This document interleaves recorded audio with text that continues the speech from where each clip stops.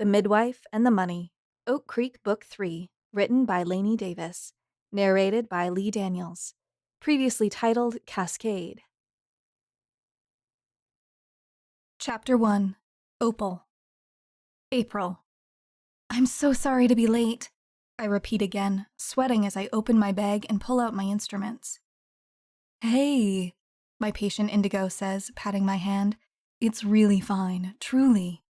And when I meet her eyes, I can see that she means it. If only I could give myself this same grace. Lateness triggers all kinds of big feelings for me.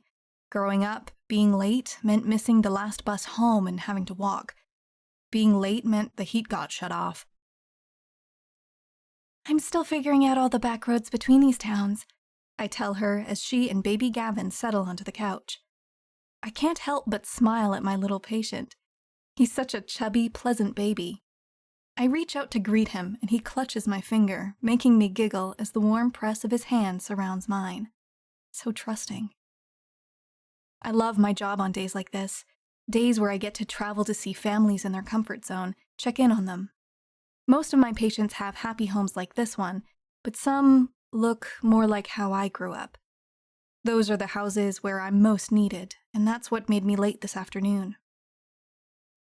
The Oak Creek Inn where Indigo lives and works is about as cute as a home can be. No sign in this house of overflowing ashtrays or hidden piles of empty alcohol containers. No evidence of hoarding or shut-off water supply. Just love and comfort and functional electricity. Should we get started? I pull out my clipboard and work my way through the standard postnatal questions. I came to the Midwife Center with a multi-year grant to visit patients in their homes and chart follow-up care for a year after birthing. I have the training and the ideas and, shockingly, the funding. All I needed were the patients. The little midwifery group near the small town of Oak Creek seemed like a great fit. They needed more hands, they had access to patients in 3 counties, and admitting privileges at a great hospital not too far away. They seem excited by my research, too. Nobody has to tell me that this method will improve outcomes, but we want to prove it with data. We want to change how health insurance funds care for families. The 3 months since I moved here have been a total whirlwind, starting with catching Indigo's baby the very first night I got keys to my new rental. Indigo talks through all the questions from my health survey, her sing-song voice a comfort as she explains how she has wrapped Gavin into her work running the inn. Especially this spring, she says, there was no shortage of little old ladies eager to hold him when they were all in town for the cherry blossoms. Accepts and asks for help, I write on the chart, smiling. Hey, she says, how come we didn't see you out at the Cherry Blossom Festival? Mary Pat, you know from the food co-op. Anyway, she tapped the maple trees early this year, so it was a combination syrup boil / blossom gazing sort of thing. I shrug. I was probably at a birth, I tell her, and it might be true. I could just as easily have been home double-checking that I'd cleaned the lint trap on the dryer. Triple-checking the directions for how to walk the route into town until my fear at getting lost with a dead cell phone battery superseded my ability to even leave the house. I try to pivot back to Indigo and Gavin. Nursing still going well? This baby's roles have roles, and I nod while I make notes about Indigo's milk supply. We talk for a while until we are interrupted by my phone. During appointments, I only have it ring if my bosses at the Midwife Center call with something urgent. I'm sorry, I say to Indigo, I have to take this. I step into the hall and listen as Caroline tells me to drop everything and meet a client at the hospital. She's got severe cramping and spotting, and at 18 weeks along, that's just not good news. I hang up and begin jamming my equipment back into my bag. Indigo, I'm so sorry, I tell her, hurrying. I have another patient in distress. Can I reschedule with you later? She plunks Gavin on his blanket on the carpet and crouches to help me load up my stuff. Don't you even worry about it, she says. Go on and help that mama, whoever she is. She squeezes my wrist, and I smile at her before rushing out the door. Chapter 2, Opal. Just drink it. I spin the glass around in circles on the bar, staring. Just slam it down and be done with it. I hunch over the bar, willing my mind to stop racing through all the possible scenarios that could ripple out from the simple act of me downing this shot of whiskey. This is a thing people do after a terrible day at work, right? Slam back a drink? It should just take the edge off, and then I'll tell the bartender all my woes and feel better, right? No. I'm paralyzed, staring at the glass. This could be the gateway to a life lost to alcoholism, just like my father. It could all start with this one whiskey, and I might not be able to stop. I'd forget to feed my cat, forget to check on my patients, get fired for showing up at work drunk. Or maybe it'll just help you relax and you'll go home, watch Outlander, and go to sleep. I'd love to forget about today if I could. My patient lost her baby today, a much-desired, very loved baby. I am glad I was able to be with her, to be the one to deliver the most unimaginable news, to hold her hand as she was wheeled into surgery. I do my best to form a connection with each pregnant patient, and while I always celebrate in their delight, that also means these devastations settle into my bones. When this happens, I feel their loss and their pain as all my own grief simmers close to the surface. The thought spirals grow worse after days like these. I already know I will struggle to leave my house tomorrow morning, that I'll check the locks dozens of times and walk back inside to make sure the gas stove isn't lit. I exhale slowly, hating the way these thoughts hold me prisoner.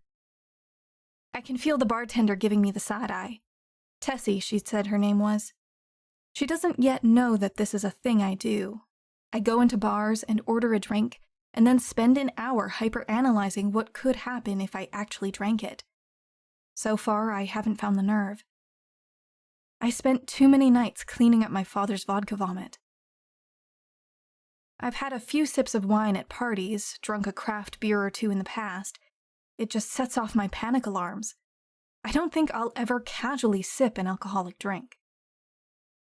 I continue to spin the glass, and I notice a man walk into the bar. I've seen him around town before, and I flush, remembering how I'd stared after him when he was jogging late last evening. I'd been checking on a postpartum patient at home at the end of the day. I stepped outside and nearly collided with this tall, lithe man, running shirtless through the streets of Oak Creek despite the spring chill. He settles into the stool nearby and orders a drink. Then, noticing me, he says, "Waiting for an invitation to drink it?" "Oh," I tell him, blushing again, but turning to meet his gaze. "I'm just trying to decide if I will. Drink it, I mean." I swallow. God, I sound like a freak. He must think I'm the worst sort of neurotic. I try to cover by holding out my hand for a shake. "I'm Opal." He grins, a beautiful, two-dimpled smile that seems so natural on his face, and returns my shake. His hand feels strong, and I let mine linger a second longer than I should before he breaks our grip. "Archer Crawford," he says, still smiling. I could melt into those brown eyes, and I realize I haven't had a thought spiral since he started talking to me. "Nice to meet you." I actually saw you yesterday," I tell him. Idiot, idiot, idiot. He grins, seemingly pleased by this revelation. "Oh yeah?" He takes a long drink of his beer, and I watch his throat move as he swallows. It's been much too long since I indulged the urge to talk to an attractive man. "Mm-hmm," I tell him, still spinning my glass. "You're out running." He squints, seeming to study my face. "Oh yeah," he says, nodding. "I think I remember you stepping out from the Martin's house." He raps his knuckles on the bar. "Yesterday was a better day." A laugh escapes my throat. "You can say that again." Archer picks up his drink and gestures toward me.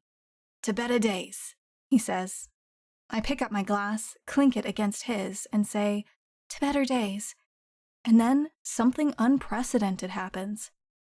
I open my mouth and down the whiskey like I've been doing this my whole life. Nothing happens.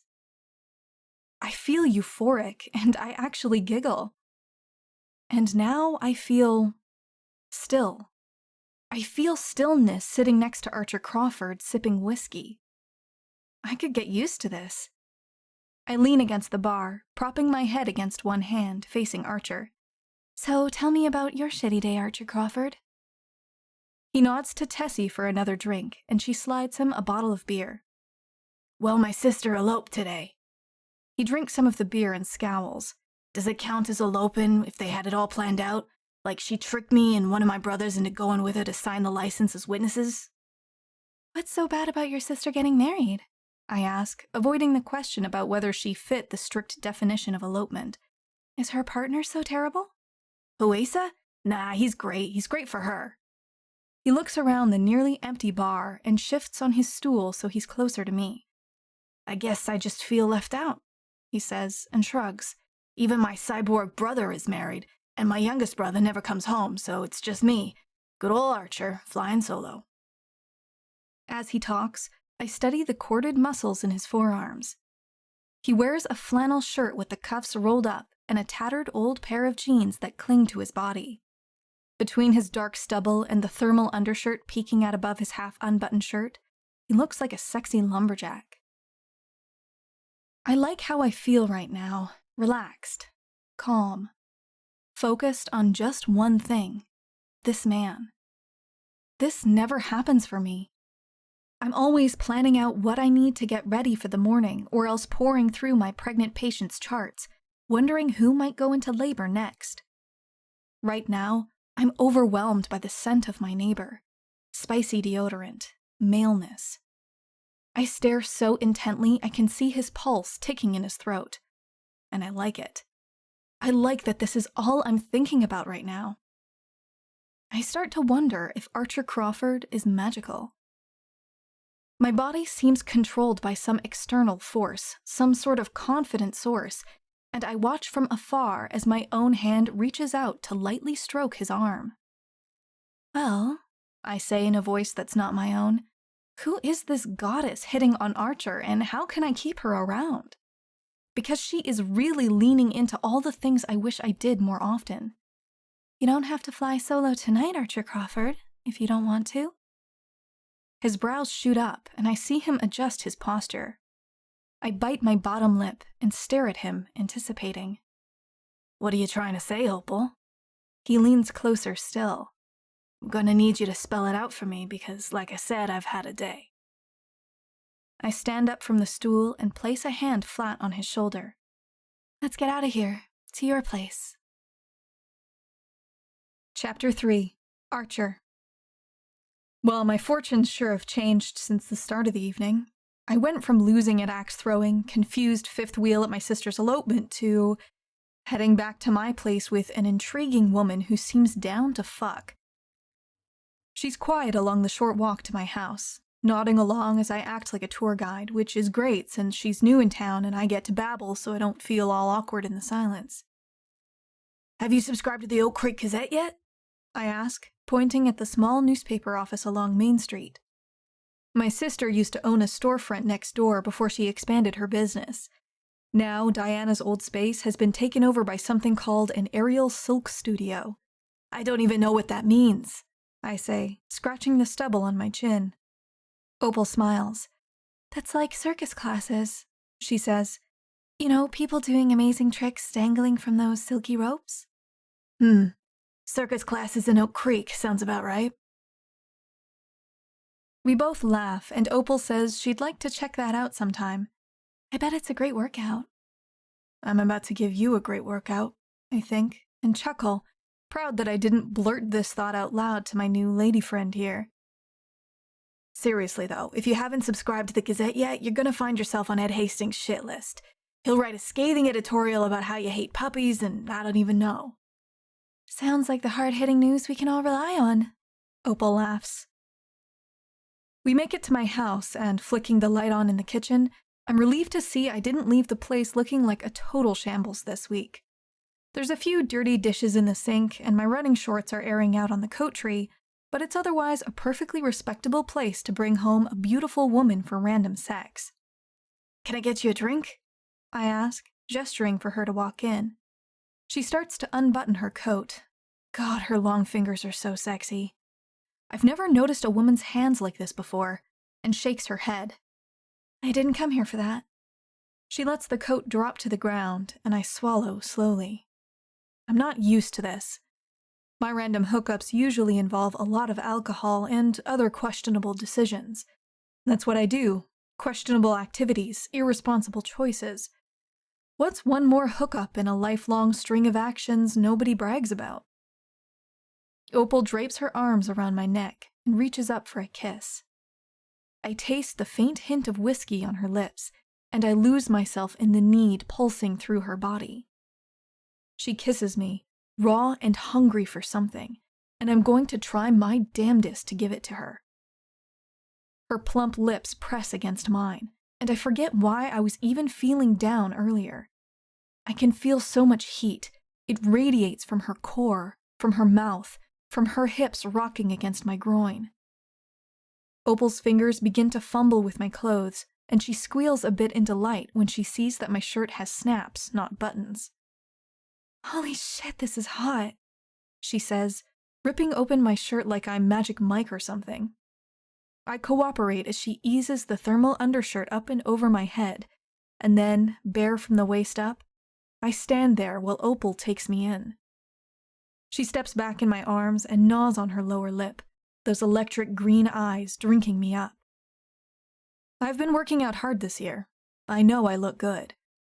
I give her one of my best grins and stroke her back gently with my thumbs, but then she leans in and damned if she doesn't bite my nipple. "What the?" I yell involuntarily. I can't decide if that felt awful or fantastic.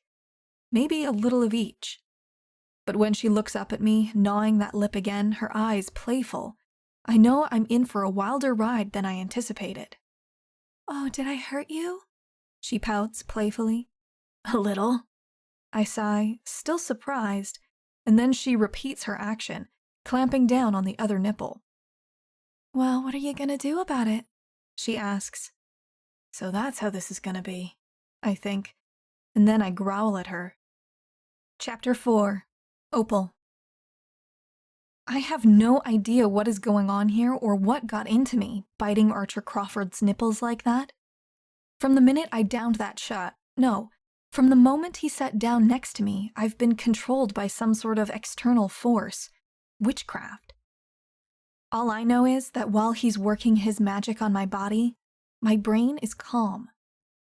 My thoughts don't race, and I'm very aware that I am not contemplating all the 1,000 things that could go wrong in this scenario.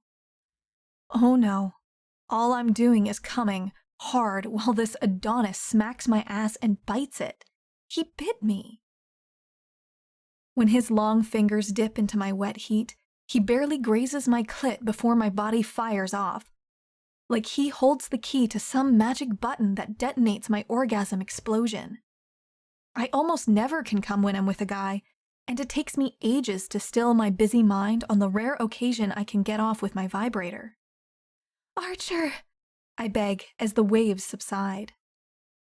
I don't know if I can bear any more of whatever he's doing, except I hear the unbelievably sexy sound of him pulling his belt from the waist of his jeans. Snick!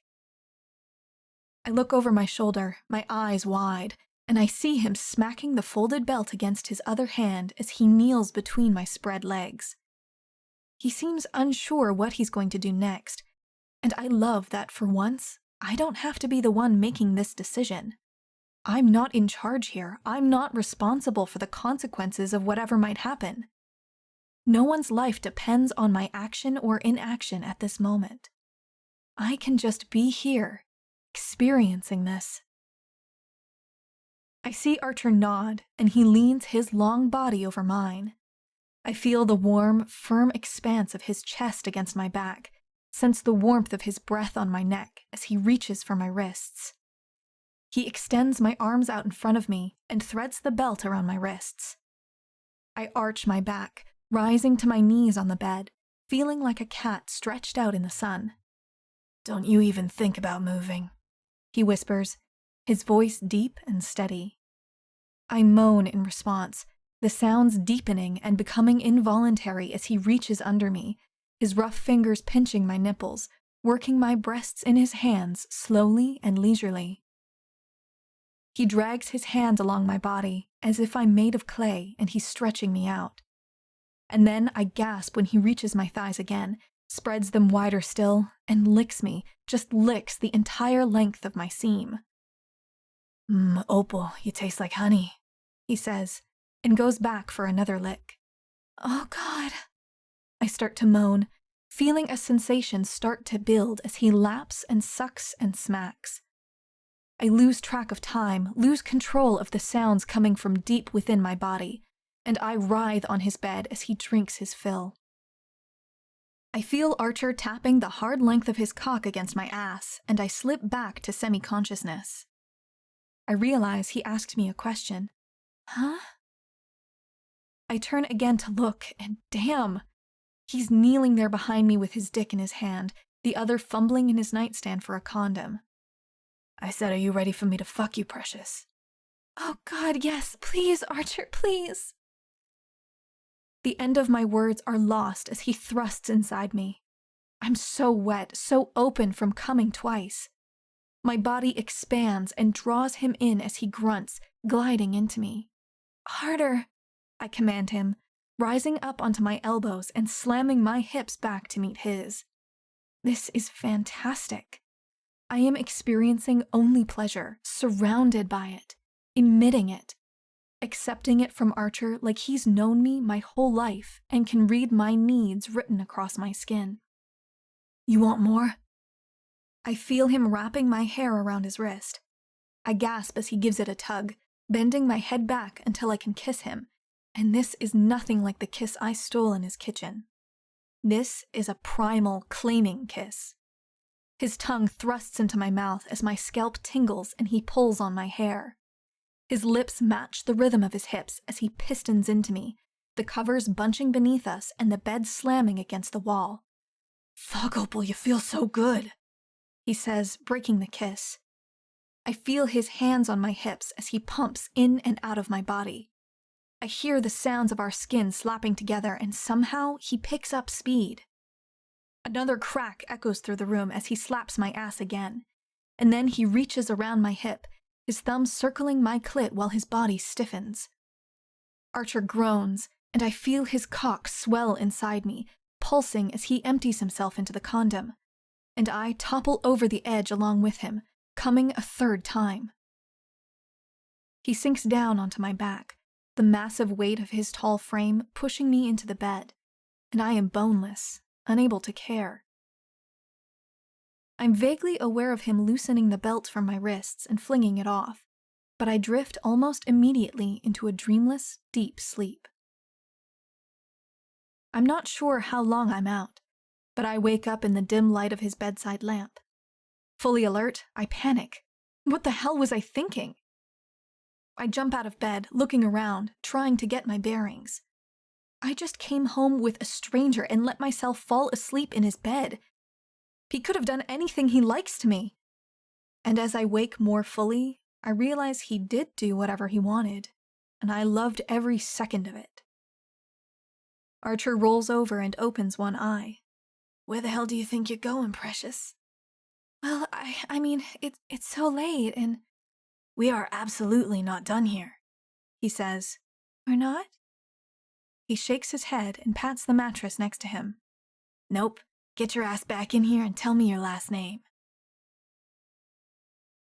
Chapter 5. Archer. It's Whittaker, Opal says after I fuck her a second time. She's tucked under my arm, curled against me like a parenthesis. My hands rub her breasts idly, exploring without intention. I don't think I could get it up again. Not after she rode me, crashing the bed against the wall until the pictures fell off their hooks. Whittaker. My last name, she says, but this is just sex. It sure as hell was, I chuckle.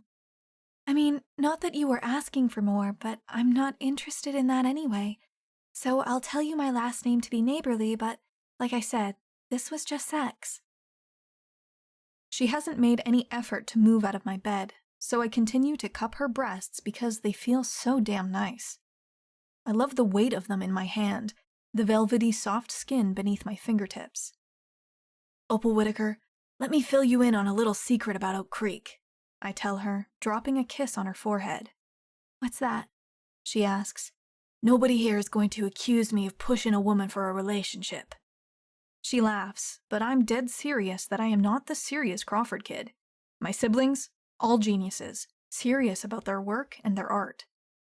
Me, I'm decent at math and I get a little bit of a hard-on when I'm deep inside a pivot table, but I'm still the guy who skis around Main Street during a blizzard and fills the library fountain with bubble bath just to watch Constable Enid turn purple with frustration.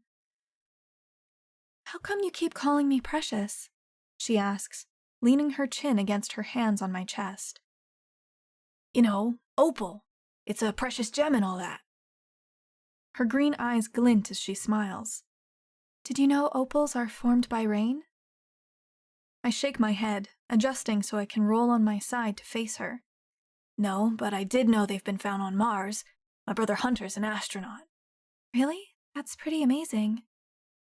"Come out for pizza with me and I'll tell you all about it," I say, reaching out to twirl her hair around my fingers.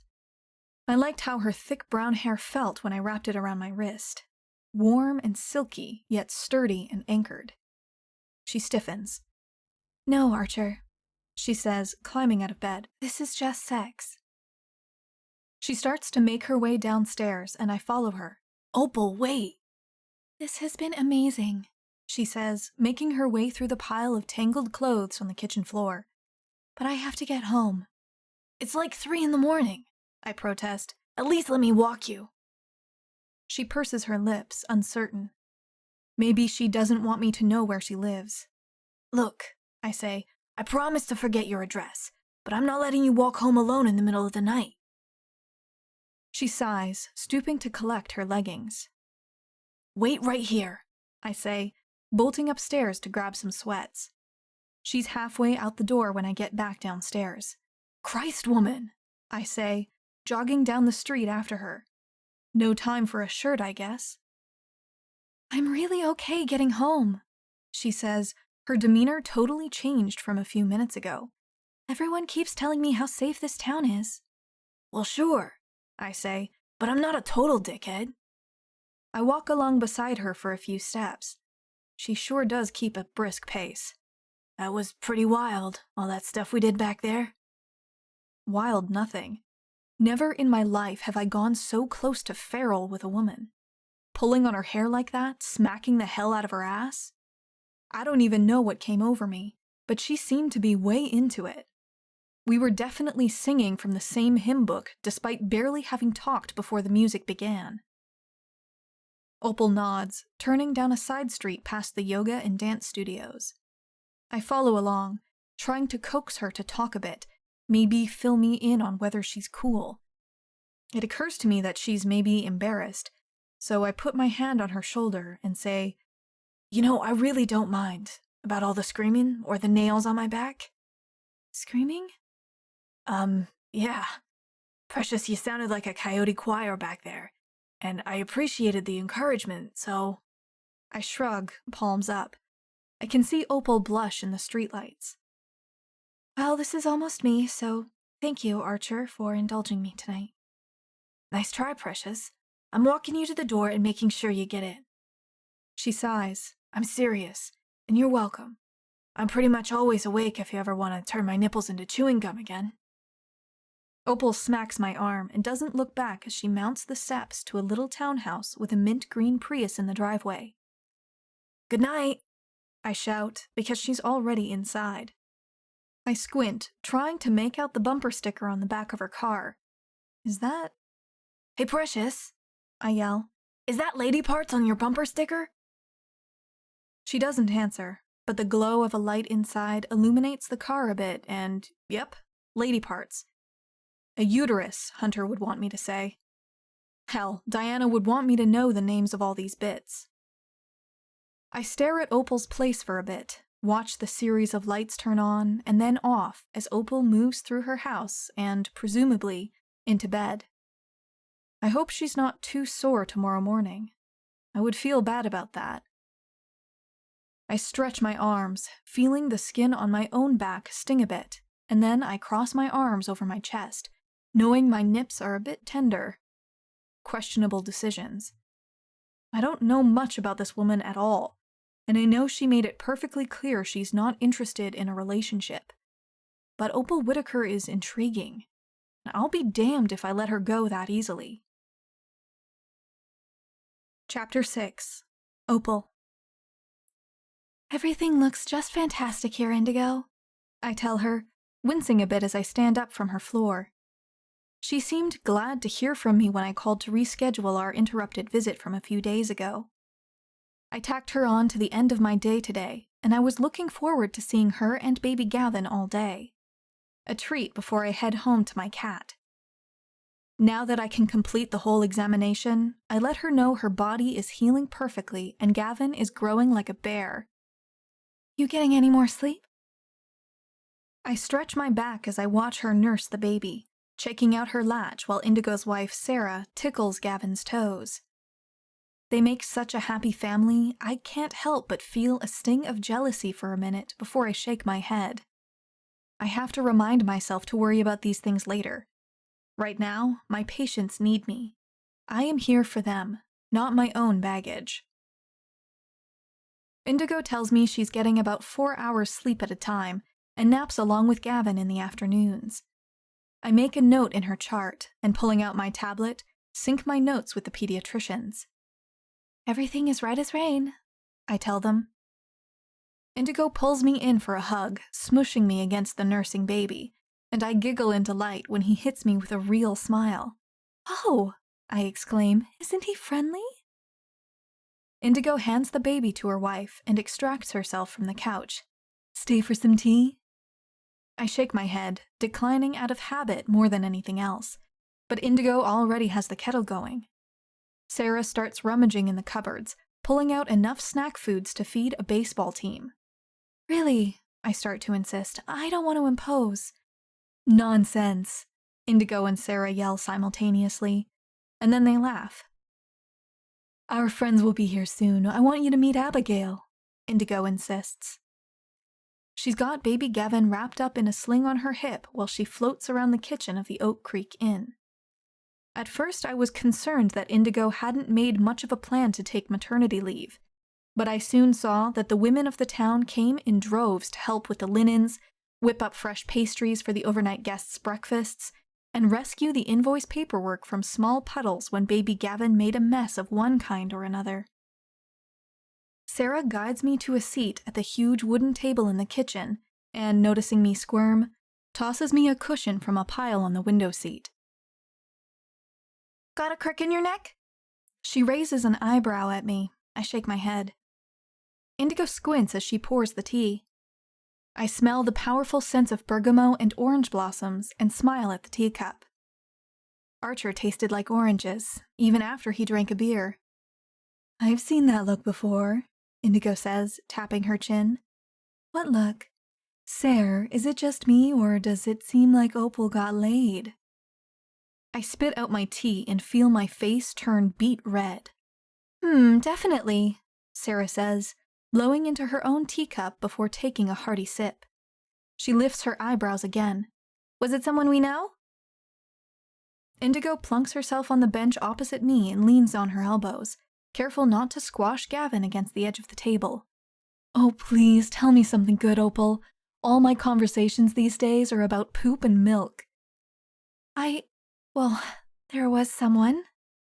Indigo and Sarah high-five and then sit, rapt, waiting for me to somehow put into words the sexcapades that left bruises on most of my body and a deep sense of stillness in my very bones. I open my mouth to paraphrase, but I'm interrupted by a woman storming into the kitchen. Get a load of this horse shit, she says, dropping a thick file onto the table. I'm going to need to hire my own goddamn CPA just to deal with all this paperwork. Sarah, you could have warned me that getting married was a pain in the ass. Shh. Indigo swats the woman's arm.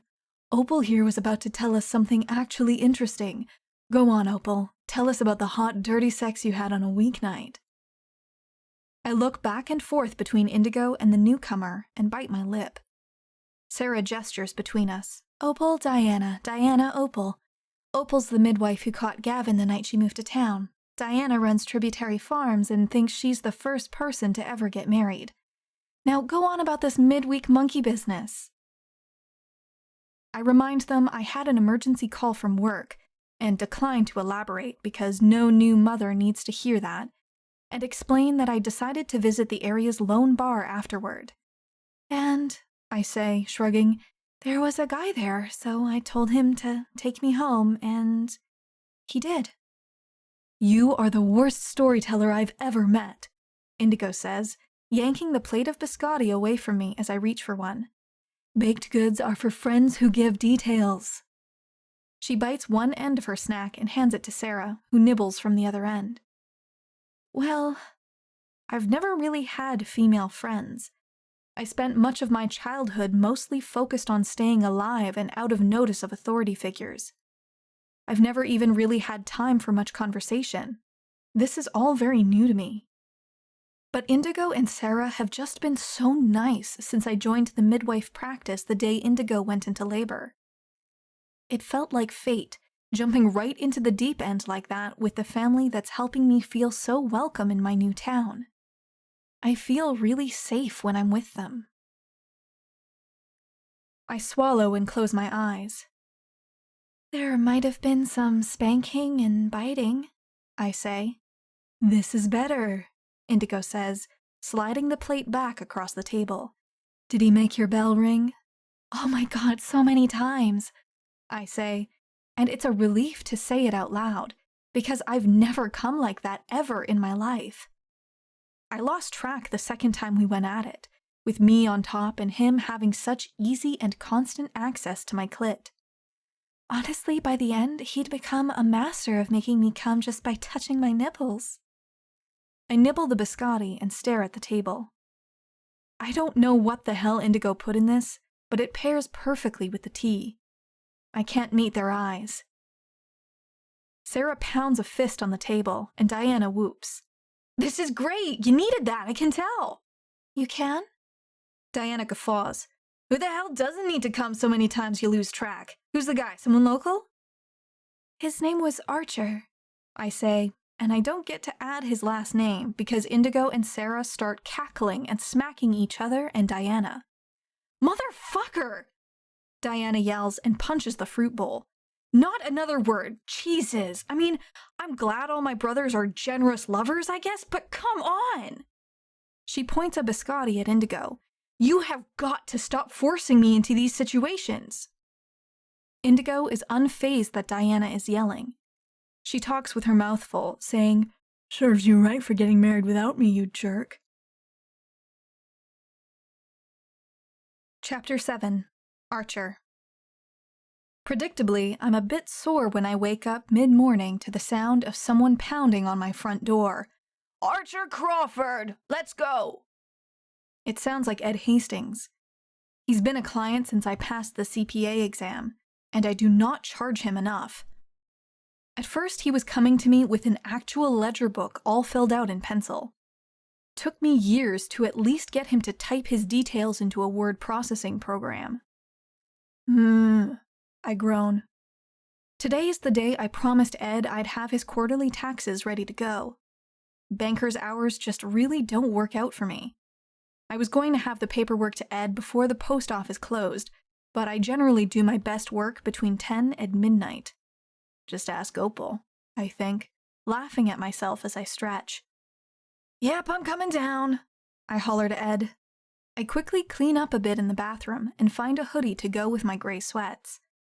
If Ed's going to wake me up, he's going to have to deal with Casual Friday. My God, son, he scoffs. You mean to say you're going into work dressed like that? And just why do I need a necktie to run your numbers through all the new tax laws? I clap him on the back and tip a chin toward town. I know he's not really appalled at my outfit. Nobody in this town expects much from me.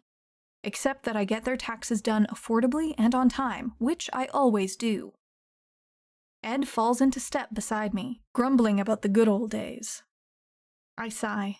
Of course, I don't usually go to work dressed quite this shabby. Ed, you didn't have to wake me up, dude. I've got your stuff almost all ready to go. Yes, and I've got a newspaper to put to bed today. He grumbles right back. We use the rest of the walk to town arguing about digital layouts versus actually cutting and pasting paper and setting type with slugs and ink. I unlock my office and gesture toward the client seat. I flip on my monitor while Ed clears a spot for his elbows among the deep forest of random paperwork piled everywhere. When I pull up Ed's file, I frown. Something isn't right here. "Are you sure you gave me all your expenses and income statements, Ed?" He nods and leans forward, breathing heavily through his nose. He points a thick finger at the monitor, at the red number he apparently owes the government this quarter. "That can't be right, Arch," he says, shaking his head. "Don't worry, we'll figure it out." I pull up all the files Ed sent and try to tune him out while I check everything over. Eventually, he mutters something about today's headlines, and I grunt as he leaves. He's probably off to write a scathing editorial about my sloppy habits. As soon as he's gone, I crank up Luke Combs and start picking through the numbers. I love a challenge like this. Finding the missing piece that links all these numbers together, makes sense of the codes and tax cuts, fines and new levies. I'm not aware of the passing hours until my brother Hunter waves a hand in front of my face, causing me to jump. "I need to insist again that you lock your door if you're going to play music so loudly," Hunter says. "Someone could come in and harm you or steal your files." I rub my palms against my eyes and sit back in my chair. "It's okay, Hunter. I've always got you looking out for me." He tosses me a sandwich and my stomach starts to rumble. "Thanks, man. What's up?" He sits down and folds his hands, and his mouth works up and down a bit like he's not sure quite what to say. "Well," he starts. Then he sighs. "Abigail would like to have a baby." When I don't say anything right away, he says, "A human baby that we create together." Yeah, I assumed that part." I take a bite of the sandwich. I don't know what to say to him. "So, that's good, right? You are married after all. It can't be totally unexpected." He says and stares at me. His eyes are unblinking. It's unnerving. "I was not expecting this, actually. Although I believe Abigail and I would create a fantastically intelligent and capable child." My brother always talks that way, whether he's describing one of his research experiments or his wife's potential baby. And my sister is equally as smart as him. They both went to Ivy League schools and all that nonsense. I think they soaked up all the genius genes from my parents, so there was just regular kid left by the time Fletcher and I came along. "Hunter," I tell him, "are you worried about being a dad? Is that it?" He nods. "I do not do well with unpredicted situations." He reminds me of how caught off guard he was to find himself attracted to Abigail to begin with, let alone when he had to figure out how to verbalize his feelings to her. "Children require emotional guidance, coaching through social situations, patience." I finish my sandwich and crumple up the paper, tossing it into the trash can next to my desk. "Hunter," I say, "Abigail can coach your kid through social stuff. She's really good at feelings, man. And you have all the patience in the world when it comes to the tissue samples you stare at." "Tissue samples do not cry, though." "Look, isn't Dad better at this sort of pep talk? I mean, he has actually been a parent. And we turned out okay, sort of. Fletcher's doing well anyway." My younger brother just got nominated for another award for the work he does broadcasting sporting events. He's the mastermind behind some of the world's most famous bike races, fancy auto races in the Middle East, tennis. He's everywhere. "Fletcher avoids coming home," Hunter says. And that's probably true, too. But that's nothing to do with us or how he was parented. I glance at my monitor and realize I'm almost done with Ed's work, but I'll need to kick my brother out if I'm going to have it in time to mail before the post office closes. Of course, Ed refuses to e-file. "Hunter, go home and bang your wife," I tell him. "Nobody is going to let you be a bad father, okay? Your kid will be surrounded by family and chickens and the coolest science toys. You'll play chess together and geek out about ectoplasm or whatever it's called. I'm studying cytoplasm, and Hunter, I've got to finish Ed Hastings' quarterly taxes or he's going to put me through the ringer, okay? I need to concentrate." He nods. He looks a little sad puppy as he heads out, so I yell, We'll play poker soon, okay? We'll grab Asa and you can bring Morley. Next week? Count me in. Now get out. Chapter 8. Opal. May. I can never sleep after a birth, even if I'm weary to my bones. An hour into my tea and biscotti chat, I got called out to catch a baby from a third-time mom. It wasn't even like her labor was particularly long or difficult. The baby practically shot out into my arms. But this entire process, coaching a parent as they bring forth life, it fills me with adrenaline. I don't ever know what to do with it all. I wish I had someone to call and debrief like a mom. How would it be to at least talk to someone until my temples stop throbbing? I think about the tea I've been drinking with Indigo and Sarah. They invited me to come over any time and to call or text whenever I wanted. I've gone once or twice this past week, but now it's late and they've got a tiny baby and jobs to juggle. As I drive home, my adrenaline turns to worry, an old habit that won't quit. I worry about my lack of friends, my lack of family. What does it mean that I don't have a single person I can call right now to talk about my day at work? A few blocks later, and I've become convinced I will someday die alone and eventually be found half-eaten by my cat.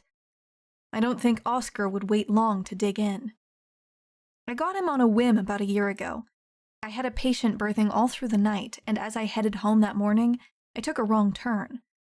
I wound up in the parking lot of the animal shelter while I checked my GPS, and for some reason I just felt compelled to go inside and check it out. And there he was, Archer Whittaker, my long-haired tabby cat. At the shelter, he looked so scrawny and his hair was so matted, but he still seemed so regal, like he had his shit together. A staff member saw me staring at him and told me his backstory. He'd been hit by a car, had broken bones. He's a fighter for sure. I know it sounds ridiculous, but at the time, I thought if I took home this cat, maybe he could help me organize my thoughts, teach me to get my own act together. As I ponder Oscar, I realized downing whiskey and screwing Archer wasn't actually my first impulsive decision. The cat turned out to be a good move in the end. I had nothing at home for him when I decided to bring him home. I laugh a bit as I drive, remembering how I stopped at the mall and bought him the only cat bed the store had at the time, one of those ridiculous white sofas that cats famously refuse to sit on. Except Oscar made himself immediately at home. As soon as he was off his antibiotics and preened up his fur a bit, he morphed into total prince mode. I often feel like he'd prefer to ring a silver bell to summon me when he needs something. He doesn't often let me pet him or cuddle him, but he sits on his couch and listens to me when I need to talk. And then he squints at me if I really start going on a what-if bender, like he's thinking, just deal with it. Whatever it is, just deal with it. And every time, I feel more centered. I need to talk to my cat to calm down. How pathetic is that? When I get to my house, I enter quietly, not wanting to wake Oscar, and then chastising myself for worrying so much about the sleep habits of a cat. I needn't have bothered anyway. I can see his eyes glowing at me from his sofa. Want to hear about today's baby? He blinks. I sigh. I don't want to be unloading onto a cat, especially one who won't even let me cuddle him. Wandering into the kitchen, I find some dried seaweed snacks Indigo suggested I grab from the co-op. Oscar makes a face at me, and I concede that these do, indeed, taste like a fart. Diana was right about that. I toss the remaining sheets of seaweed into the compost pail and think again about Diana. I cringe, remembering how I talked about my one-night stand, gushed about my many orgasms, only to learn they'd been expertly doled out by none other than her brother. Archer Crawford. I shouldn't think about him. I should just accept that night for what it was and move on. Hot sex. Pure bliss. Release from the weight of all my thoughts. But one thought nags at me a little. I'm pretty much always awake, he'd said. I look at Oscar again and fill his water dish. I check the clock, nearly 3 in the morning. Quite certain I've lost all grasp of my sanity, I grab a sweater and walk out of the house back toward Main Street. Most of the storefronts are dark. Insomnia Bakery has a light on in the back. Stu or his wife Jess Must be in early getting a head start on the baked goods. I look around a bit until I see the office for Archer Crawford, CPA. It's fully illuminated, and even from the curb outside, I hear the sounds of country music coming from inside. I take a deep breath and, without fully deciding what I want to happen here, I push the door open and walk inside. I find Archer at his desk, his back to me as he sings along off-key and types furiously in a spreadsheet with one hand, shuffling papers with the other. I stand for a while and just watch him move. He pauses now and then to scratch his stubbly chin or rub his neck, where his dark hair is in need of a trim. He has no idea I'm in here, between the loud music and his intense concentration. Moving as if in a trance, I walk over to his desk, trailing my fingers along the slightly sticky edge of the wood. I stand an inch away from him, waiting, and eventually he stills. He stops singing and looks up sideways at me standing over him. And a grin washes over his handsome face when he realizes it's me standing in his office unannounced. "Precious," he drawls, reaching out to rub my backside. "You are a sight for tired eyes." Chapter 9. Archer. 3 a.m. I look over Opal's shoulder at the wall clock and see that it's the damn middle of the night. How the hell many hours have I been crunching numbers? I use my free hand to turn off the music and rub the tired out of my eyes, but keep stroking Opal because her skin feels good and it reminds me of last week. Today just got way better. Or is it tomorrow already? I yawn. "To what do I owe the pleasure?" "Well," she says, seeming to hesitate as she looks around my messy office. I keep getting sent all these papers I have no use for. I do all my clients' work on the computer, file everything electronically. Hunter's buddy has me set up with some super special cloud backup. I should hire someone to come in here and shred all this mess. Hasn't seemed important. Opal brings her eyes back to meet mine, and I watch her face transform as her resolve sets in. "I'd like you to fuck me again." All the weariness zaps out of my body, and I'm more alert than I have ever been. My dick turns to granite, pressing up against my stomach inside my jeans. I haven't even been thinking about getting laid again, but now that Opal is here and bossy and willing, yeah, I'm into it. I lean back in my desk chair and clasp my hands behind my neck, staring at her in her scrubs. She seems disheveled and sweaty, and looks like she's been working as long a day as I have. "You a doctor, Opal Whittaker?" I run my hand along the seam of her scrub pants, snaking up to her thigh. She shakes her head. "No, but also this is just for sex." I shrug. This is uncharted territory for me, but I'm gonna roll with it. I let my thumb continue its lazy roam up her leg and mimic this action on the other round thigh. I love a woman with something to squeeze onto. Opal is all soft curves and thick thighs. I intend to wrap them around me this time. She sits sort of stiffly on the edge of my desk, breathing raggedly. "Should we lock the door?" I shake my head. "More fun if we don't." I tug her waist abruptly and pull her toward me, so she's straddling me in my desk chair. My hands roam all over her cardigan, teasing her nipples into stiff peaks beneath too many layers of fabric. As I'm circling one nipple lazily with my thumb, she sets one hand around my shoulders and bites her lip. "Something wrong?" I ask. She studies me for a minute, shuddering a bit as I continue to work on her nipple. "I'd like this to be quick." "You want quick?" She nods. "Yes, this..." She gestures to the nipple I'm stroking. "Feels great, but it's been a long day and I'm here to clear my head." Chapter 10. Opal. I wake up utterly refreshed, if a bit sore and puzzled.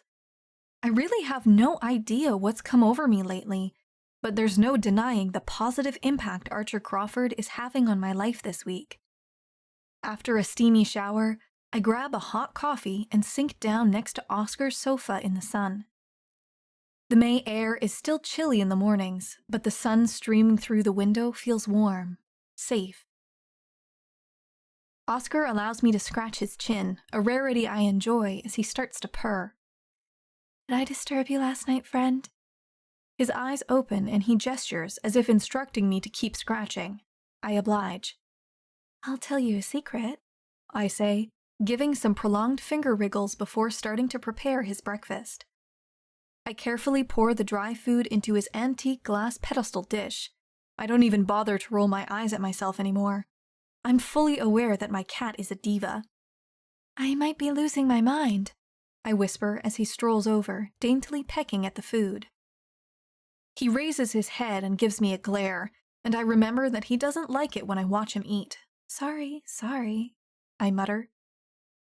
I give the cat his privacy while I pack my lunch. Today is a short day. I'm in the office for clinic appointments for a few hours, and then I'm free to, well, I should have an idea for that free time, but the truth is I do not.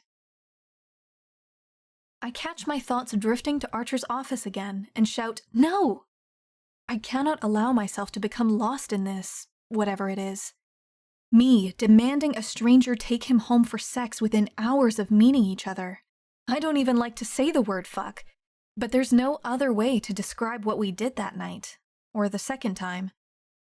I wince a bit, remembering how bossy I was, demanding that Archer use my body the way I commanded. And then I just walked right on out of there. What is wrong with me? I shake my head, and noting that Oscar has finished his food and returned to lounge on his sofa, I rinse his dish and bid him farewell. He shakes his tail at me and stares at a bird in the tree out the window. He has adapted quite nicely to our new home. When I get to the office, I feel a rush of joy when I see the name of my first patient. Abigail Crawford, Indigo's friend, is coming in for a pre-pregnancy consult. I smile, remembering how she'd confessed into her tea that she and her husband were thinking about trying. I shut off the overhead lights and open the blinds to let in the sun just as the office door swings open. "Knock, knock," Abigail says, tapping the door frame lightly. I open my mouth to greet her when a man, I'm assuming her husband, barges into the room with a clipboard. "I'd like to use this time efficiently," he says, flipping over a page. "Let's begin by discussing the optimal folic acid intake for my wife to prepare her body for conception." "Okay," I whistle. "First of all, hi, I'm Opal." The man looks up from his clipboard, scowling. "We're not doing honorific titles? I'm told you attended an Ivy League school for midwifery." Abigail squeezes his arm. "This is Hunter. You can please call me Abigail like always. Babe," she says, squeezing again. "I told you, she caught Indigo's baby." This seems to relax him slightly, and he flips another page on his clipboard. I hold up my hand. "How about if I talk for a bit, and if you still have questions, I promise to answer them all at the end. Does that feel like a good plan?" I don't give Hunter time to start up again, but I first explain to them that even though I've met Abigail socially, her privacy is held to a high standard in here. "In other words," she says, grinning, "you're not going to go blabbing to Mary Pat that we're trying?" "I won't mention it to anyone," I tell her. "That's against the rules." We talk about benchmarks for healthy pregnancy, how our practice supports birthing patients at the center, at the hospital, and in their homes, and how everyone receives follow-up care at home post-birth. "I'm so excited about this research," I coo. "I even started a new partnership with someone from the college. Morley something?" Hunter blinks at me rapidly. "What in the hell is Morley doing in partnership with the birth center? Do not tell me he will be coming here." I shake my head. "Not like that. He's building an app for us, for our pregnant patients to track health symptoms, benchmarks, that sort of thing." I usher the conversation back toward pregnancy and the importance of good nutrition in those early weeks after conception. And once we get to the conception part of the talk, it occurs to me that Hunter is Archer's brother. I flush. Abigail notices and smiles. Shaking my head, I toss my notes aside. "Okay, I know I promised you could ask some questions, but we do like to get things started with some baseline blood work, urine analysis, that sort of thing. I'm going to let you guzzle this water and visit our restroom to give a sample while I get our nurse to..." Shouldn't you perform the blood draw? Hunter interrupts me, and it throws me off guard. Aren't you the most highly skilled clinician on site? Well, I don't typically. Our nurse is very skilled. Oh, for Christ's sake. Abigail snatches the specimen cup from my hand. I don't need a drink. Show me the toilet and get me the nurse. Hunter, you're driving me crazy. She whooshes out the door, and I bite my lip, trying not to laugh. A few minutes later, in the hall while I'm getting Abigail's labels situated, the nurse hands me the urine sample with a test strip inside. 2 lines, she says, raising her eyebrows. You're gonna want to do the full prenatal panel. Chapter 11. Archer. Hunter, calm down, dude. My brother has called me 15 times, blurts out an incoherent phrase, and then hangs up. You gotta either tell me what happened or stop calling. I'm finishing at Hastings tax stuff. He sighs. He exhales a long series of phrases, and I'm pretty sure I catch him say that Abigail is somehow 6 weeks pregnant by accident. Hey, that's awesome, I tell him, continuing to type numbers into my spreadsheet. My brother is freaking out, but I can't really tell why. He's married, has a good job, and our family is right here. What's to worry about? Hey dude, did you tell Ma yet? Maybe she and Dad have some thoughts on... I am not in control here, Hunter yells. I can almost see him ripping his hair out. I sigh. Hunter, you have not been in control since you met Abigail. It's okay to live on the edge a little. This is a human child I will be responsible for shaping into a functional member of society. Listen. I glance at the clock. My day is getting away from me here. Want me to bring over a 6-pack later? He grunts. I take that as a yes. Call Ma, I tell him. She will absolutely kill you if Diana breaks the news to her first. I hang up with my brother and keep working on Ed's paperwork. I finally found the error. He had a bunch of subscribers listed twice when he couldn't figure out which order their double last names should go alphabetically. The phone rings again, and I growl at it, not even looking at the screen when I answer. Dude, I told you to go call our parents. Sorry to bother you then. It's a woman, but her voice doesn't sound immediately familiar. I look at the caller ID. Shit. Dottie! So sorry, I thought you were my brother again. Which one? She laughs. I think most of us have dated Dottie at least once growing up in Oak Creek. Last I heard, she has a desk job at some medical clinic the next town over. I haven't heard from her in years. Just Hunter and some nonsense. What's up with you? Been a while. Well, she pauses. I sigh. We're being audited at work, and I'm scared. Oh. I guess things really have changed in my life when women are calling me about tax codes instead of booty calls. Want me to come take a look? I drive to the office just outside of town and turn down the music on my truck when I see whose car is in the lot. Opal's. Her Lady Parts bumper sticker made an impression, so to speak. I glance up at the sign on the door, Oak Valley Midwifery. I drag a hand through the stubble on my chin, unsettled. We didn't use any sort of protection the other night, come to think of it. I'm feeling like an asshole for not being proactive about that. Hell, what's the point of keeping a rubber in my wallet if I'm just going to forget to use it? Not that she gave me much of a chance. I make my way inside, looking for Dottie, feeling a bit unsettled. I see her at the reception area, cracking her gum and leaning against the wall. Oh, Archer, thanks so much for coming, truly. She drags me down the hall to the business manager's office and shows me some of the paperwork she was organizing. Dottie, I tell her, you're not being audited. This is a nonprofit and auditors are coming for your audit. Right, she says, shaking the paper. It says past due.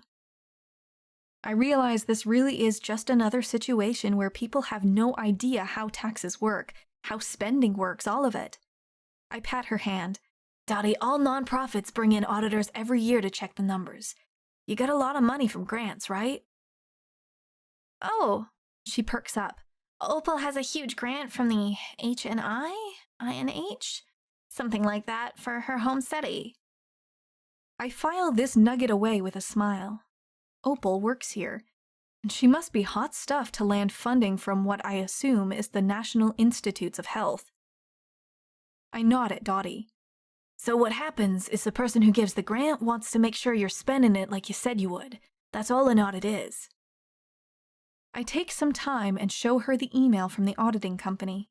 I start to wonder what sort of accounting staff they've got here at the clinic to put Dottie in charge with such obvious knowledge gaps, but she explains that half her team has been out with the flu.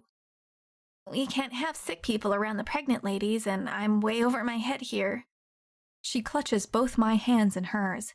Thank you so much for helping me out, Archie. She starts to lean a little closer, and I clear my throat. Well, look, Dottie, they're coming in right on schedule on Monday. You just have to give them access to the computer. I mean, it's better if you have stuff prepared for them, but... Someone runs into the hallway, talking loudly on a cell phone. Yes, this is she. Yes, I am his next of kin. Please, don't let him leave. I'm coming right now. Opal? She whips her head around to me, her eyes wide, startled. What the hell are you doing here? Dottie had some questions about the audit. Can I help with whatever has you upset? She shakes her head and resumes rushing toward the doorway. Dottie, she yells over her shoulder, I'm having a family emergency. Cancel my 3 p.m. for me? Dottie cracks her gum and rolls her eyes. Opal, they already were in, remember? She's already outside. Whoosh, Dottie says. She seems a mess. She really does.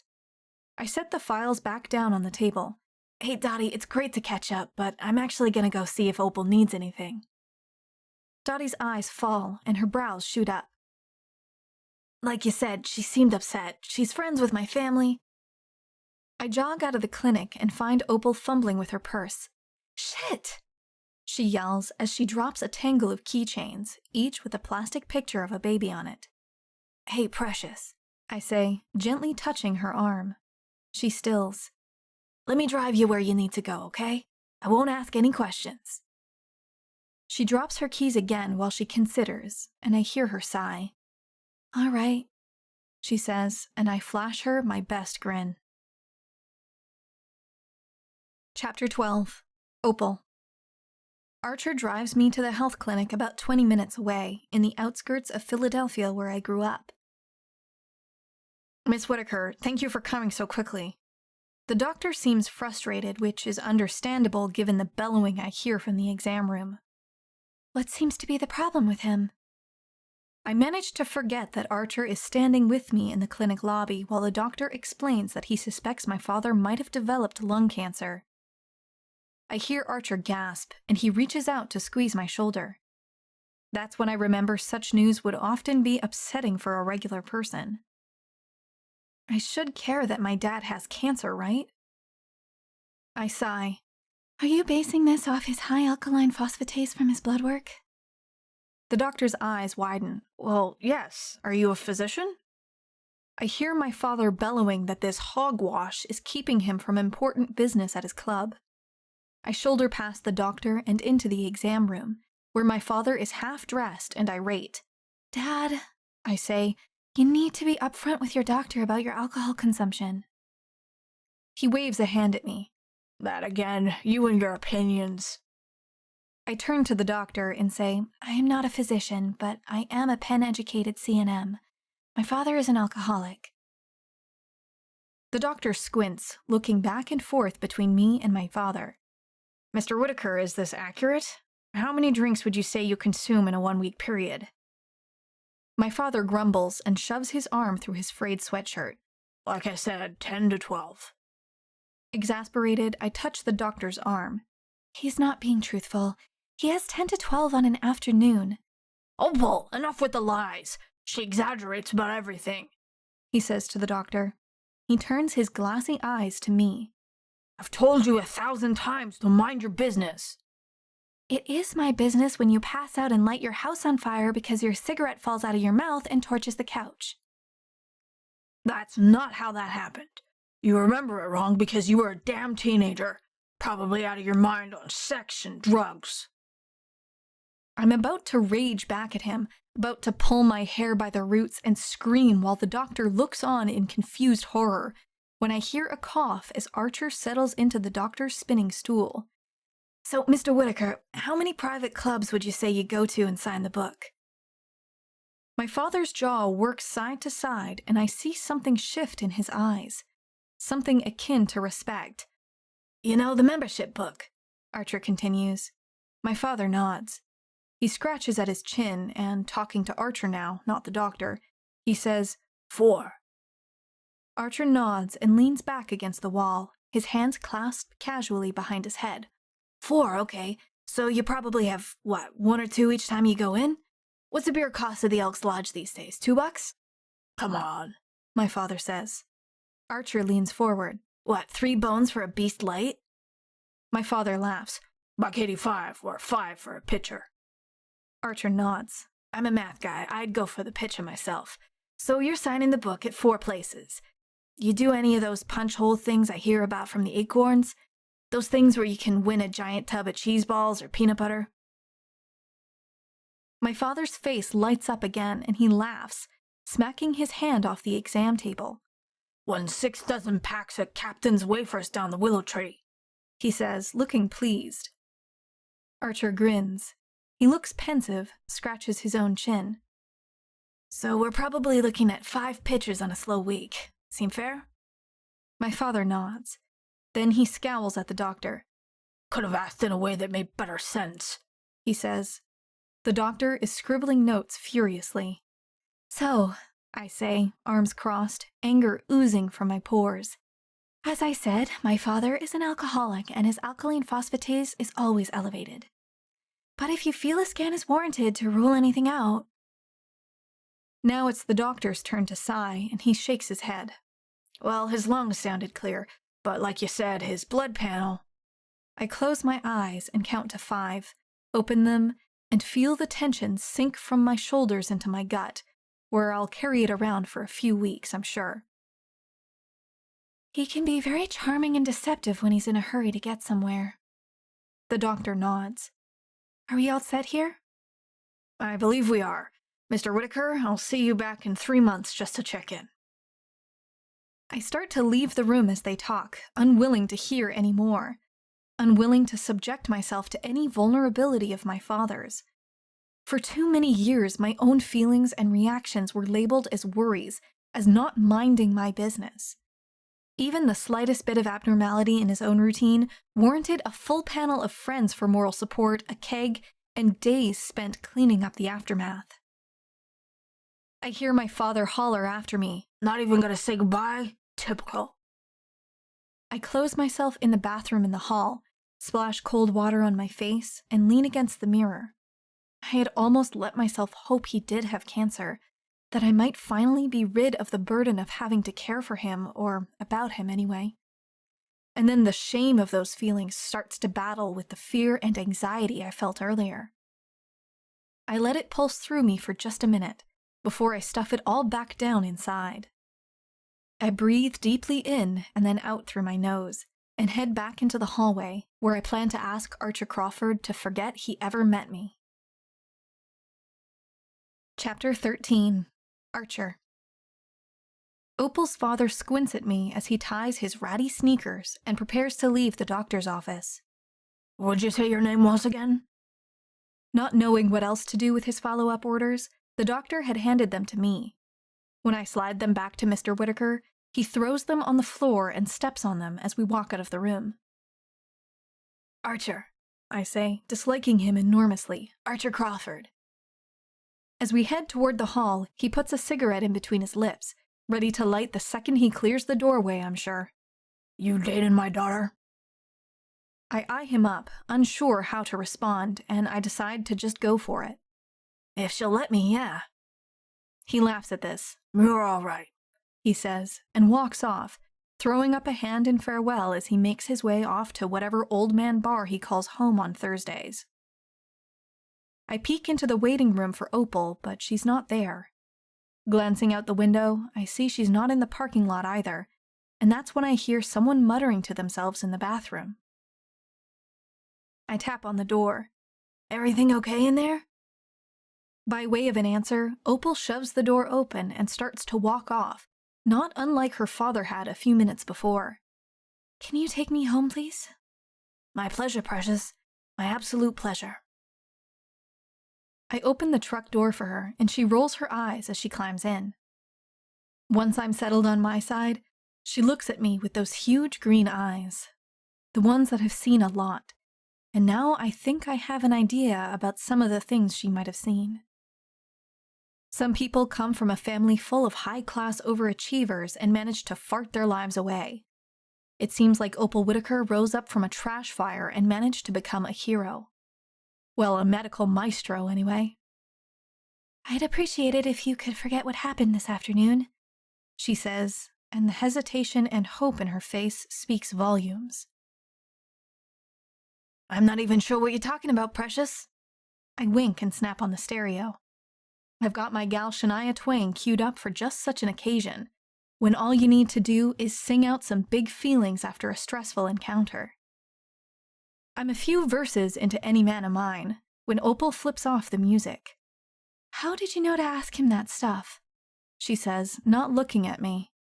Oh, well, a lot of old man club owners are clients of mine, I tell her. They work real hard to cook their books and not show a profit, but then they also brag real hard about their membership books. The one club I work with, the Willie Penn, waitress there lines up hot dogs on her forearm when they're on special, slings out chili dogs and gets to talking about the secret revenue from the video poker machines. Anyway, I took a guess that your dad visits those kinds of bars. Opal nods, and when she doesn't say anything for a few minutes, I keep singing the song without turning the music back on. And if I change my mind 1,000,000 times. You're ridiculous, you know that?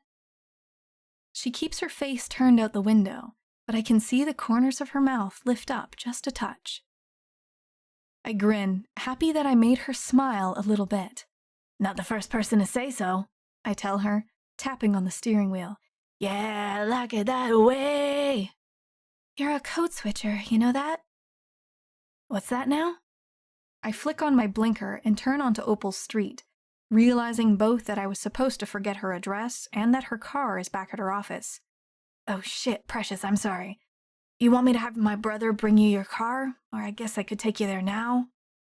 Code switcher, she repeats as I pull to a stop in front of her house. You just seem to know the right language to speak in all different environments.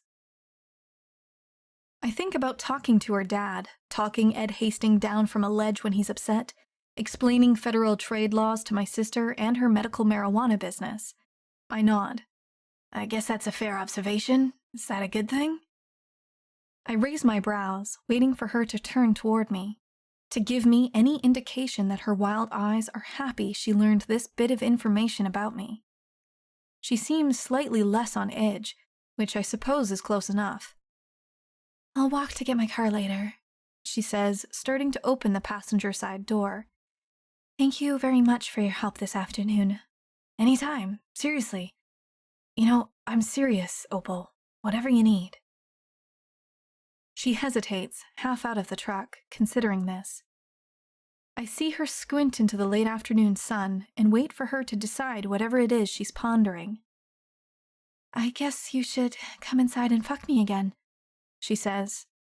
And I'll be damned if I'm going to argue with her on that one. Chapter 14. Archer. July. There's something different, my brother says, standing in my office. Once again, he has come uninvited, and once again, he complained about my music and turned it off so he could yell at me. Cleaned up the papers, I tell him, nodding toward the tables around my desk. I spent some serious time with the shredder this spring after Opal turned up for a few more late-night romps. I grin, remembering the receipts stuck to her bare ass after I worked her into a sweat. The next time she showed up, she beamed when she saw all the bare surfaces, all that wood I could bend her over without risk of paper cuts. Hunter says, tapping his fingers on the shelf. I guess that's it. Is Fletcher coming to the party? Have you heard from him?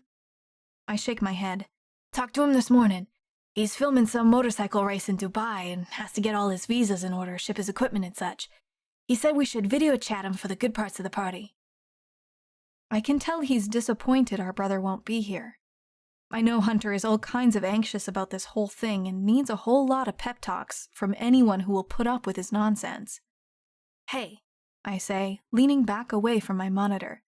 What if you talk to Asa about this stuff? It's the end of the second quarter and I've got a lot of work, man. Hunter keeps staring at me. He drives me crazy when he sits there thinking. I can practically hear the gears turning in his robot brain. Diana was quite clear that I was not meant to give Asa ideas about childbearing. Diana doesn't know her ass from a hole in the ground, I tell him, which is only partly true. What can I do for you today, Hunter? He crosses his arms over his chest. You said you'd go out and play poker with me and you never did. My brows lift. I was not expecting that, but he's absolutely right. I was supposed to drag him and Morley out to lose all our money to the Acorns, a group of old retired college professors who have taken root in Oak Creek, using their newly found free time to meddle in everyone's business and try to change centuries-old town regulations. And many of them, math and statistics professors in their prime, are sharks at cards. Seems like my brother needs to call in on my promises to take his mind off things.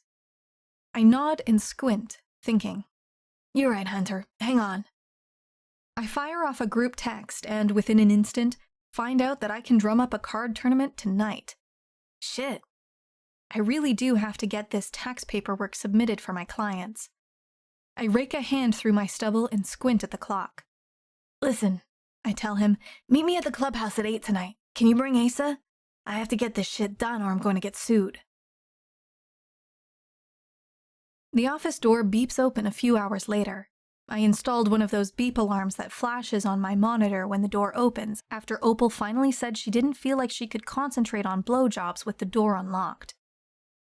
I assume it's Hunter come to collect me, and I grumble. Not quite done yet, dude. No time for a quick distraction? And there she is. I look up, startled to see her during daylight hours. But as I soak up my surroundings, I see that the sky is pale orange. Must be getting late. Usually, she shows up at my house or my office at odd hours, and I drop whatever I'm doing to service her needs, and mine. It's a system that works well for both of us. She doesn't let me talk to her, so I express all my thoughts via my hips. Sometimes my tongue on her clit. We've made no promises, had no discussions about monogamy, but I'm not interested in anything other than whatever the hell we've got going on. Which is why it's so surprising for me to find myself saying, any other time, precious, but I truly cannot right now. Her face falls. She bites her lip and looks embarrassed. Okay then, I'll just head out. Opal, hang on. I click save on the file and hop up from my chair. I follow her to the door and rub her shoulder. I'm so deep in the weeds with these files, and I promised my brother I'd take him out to distract him from the party this weekend. What do you say I swing by your place after? She arches one brow at me, studying. Normally, it's Opal who dictates the when and where of our trysts. She likes to call the shots, be the one to walk in and walk out whenever she feels like it. This is the first time I've turned her down. She winces. It feels too much like a date that way. I don't want to have to expect you. She makes like she's walking out again. Well, what will you do if I just show the hell up anyway? I hear her scoff. I'll just sick my cat on you again.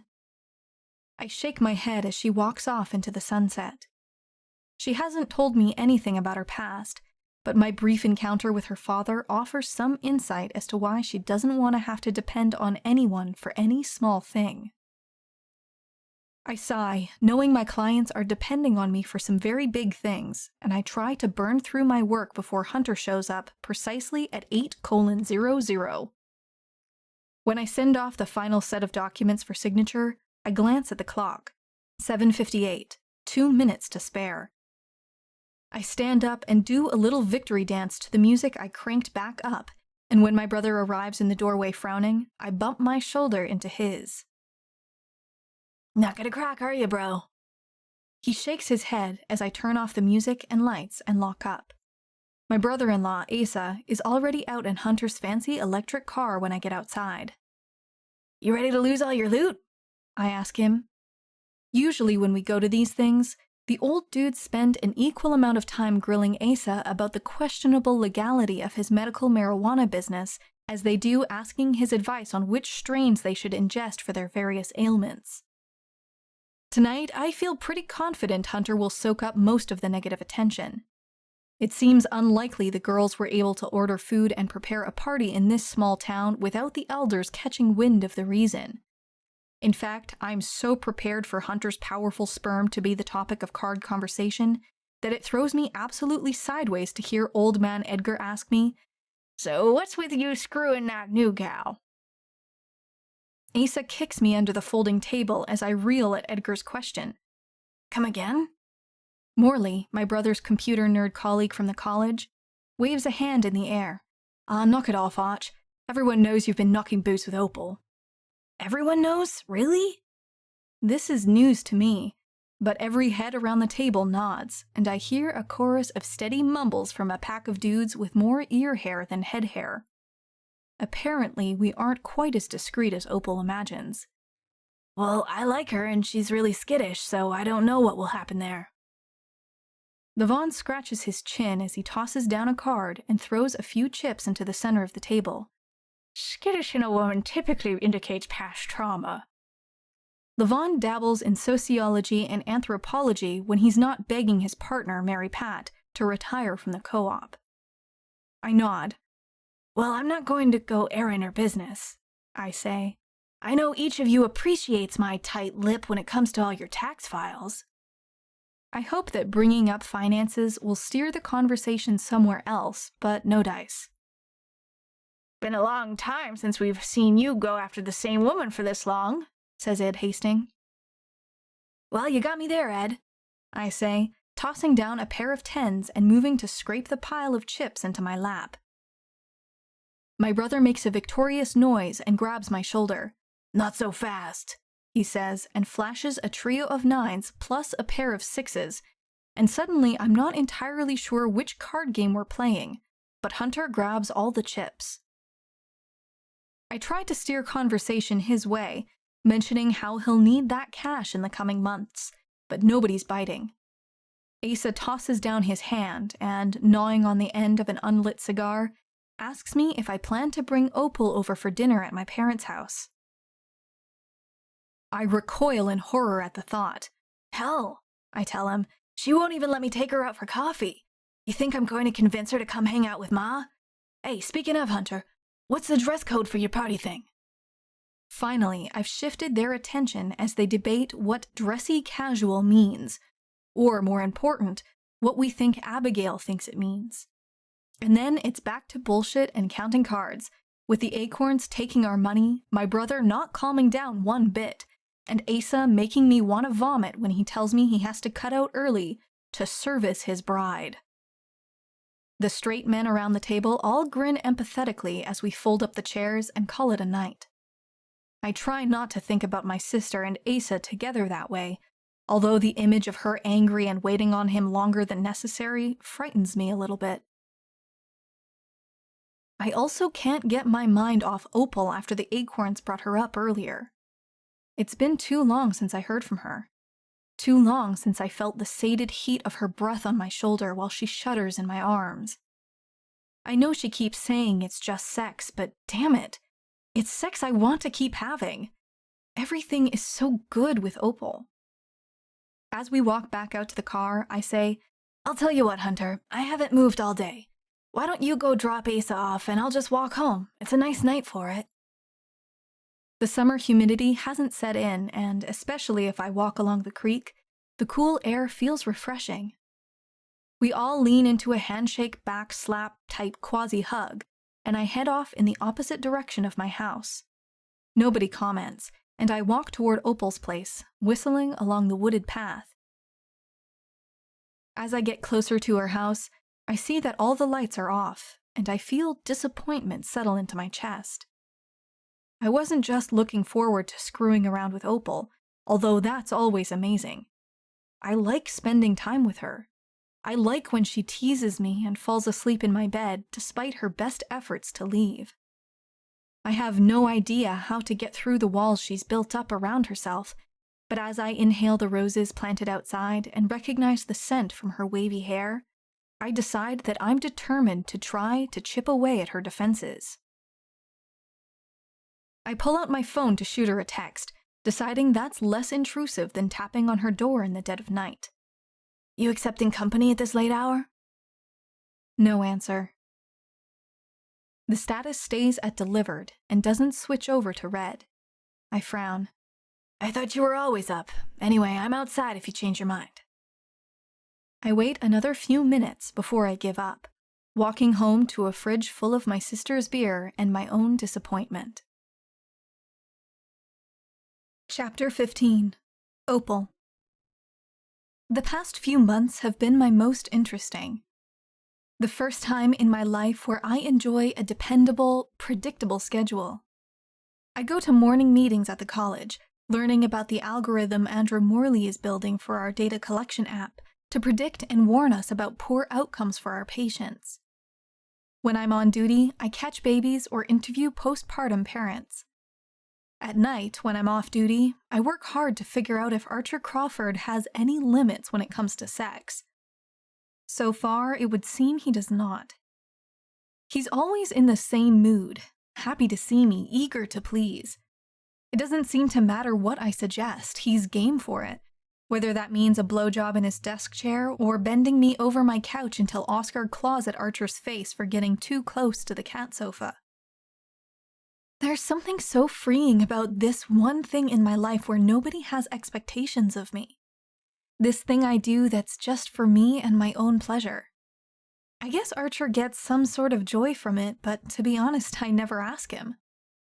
Ordinarily, an episode like that with my father would have me checking the gas lines at my house, changing the batteries in the carbon monoxide reader daily, making emergency plans and backup plans for my backup safety plans. Instead, I'm screwing my brains out, letting myself get lost in the moment. Never in my life have I found anything apart from midwifery that lets me still my mind, silence the constant stream of worried thoughts. When a client is in labor, a switch flips inside me. I'm just there, present, ready to act. I've had some close calls. I've been in the helicopter with a rural patient when we've coaxed a breech baby earthside en route to the best NICU around. And I pay for those hours of blissful focus with hard days of frantic worry, of crippling anxiety that makes my shoulders ache and my insides swirl. But lately, with Archer, I've been somehow able to channel all my adrenaline into rough, rowdy sex.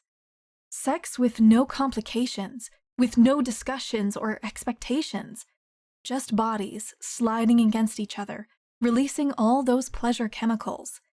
And then I fall asleep alone in my own bed. But Archer had to go and ruin it by trying to make it something more. "Come to a party with me," he whispered into my ear the last time when I made the mistake of drifting off in his bed. I usually try to haul ass out of his place, or else kick him the hell out of my bed so I can get back to my cat and my sleep. But every now and then, we do something so intense, unleash a surge of pleasure so powerful, I need a moment to calm down. "Be my date," he said, dotting kisses down my arm. And then it felt intimate, too real. A date comes with rules, with trust. I have none of that to offer, and have no idea how to go about identifying if someone else is trustworthy. I shook my head at him and walked home, and now I've been ignoring his texts and calls. One person I have not been able to push away has been Indigo. I find myself on the verge of maybe trusting her and Sarah, maybe letting myself be their friend the way they seem so openly and eagerly to be mine. Indigo dragged me along with her family to the Oak Creek May Day Festival, and it was really nice to sip warm tea, watch the kids dance around the maypole dressed in little fairy costumes. Today, it's less nice when she drags me to go outlet shopping. "What do you think of this one?"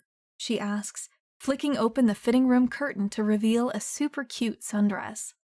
The teal color pops against her olive skin and dark hair. I study the neckline and bounce Gavin on my hip, pondering. I am not sure you'll be able to nurse him in that one, I say, but it looks so good on you. Indigo frowns. The one time I want a stretchy, slutty neckline and everything is suddenly prim and proper. She tosses a stack of dresses on the fitting room counter, all adorable but not suited for nursing a wee baby.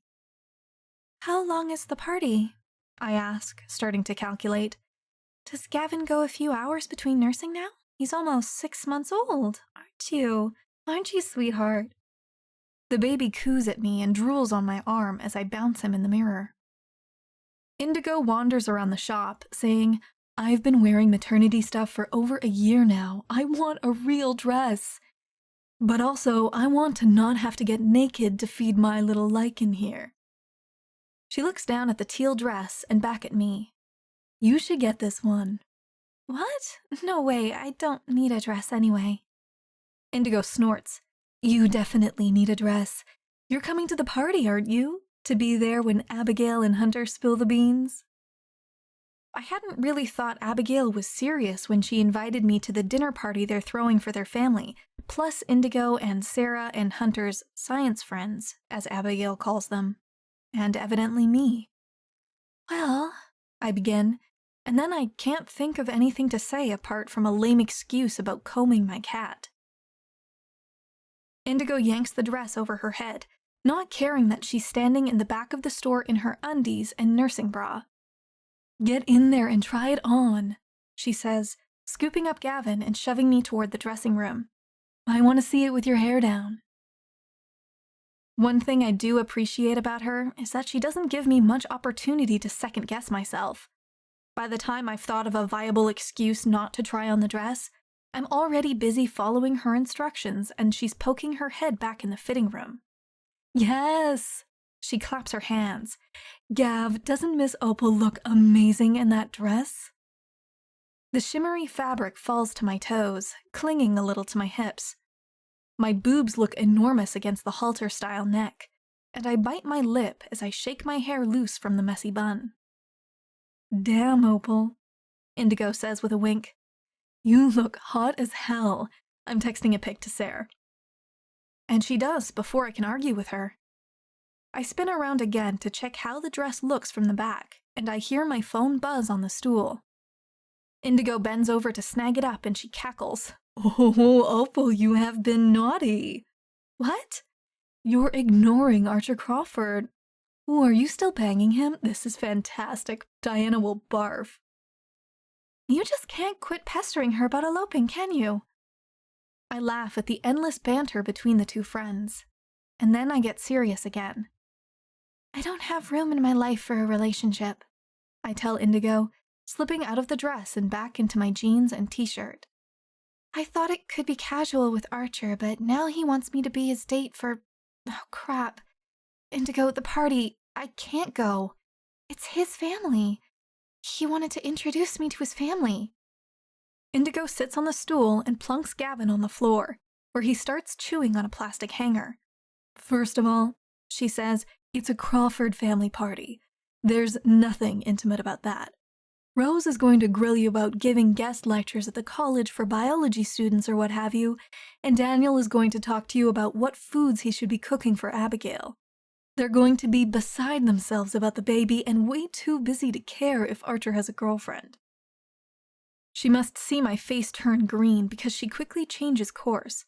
Not that you are his girlfriend, but what I'm saying is going to the party doesn't necessarily signal that you might be, you know?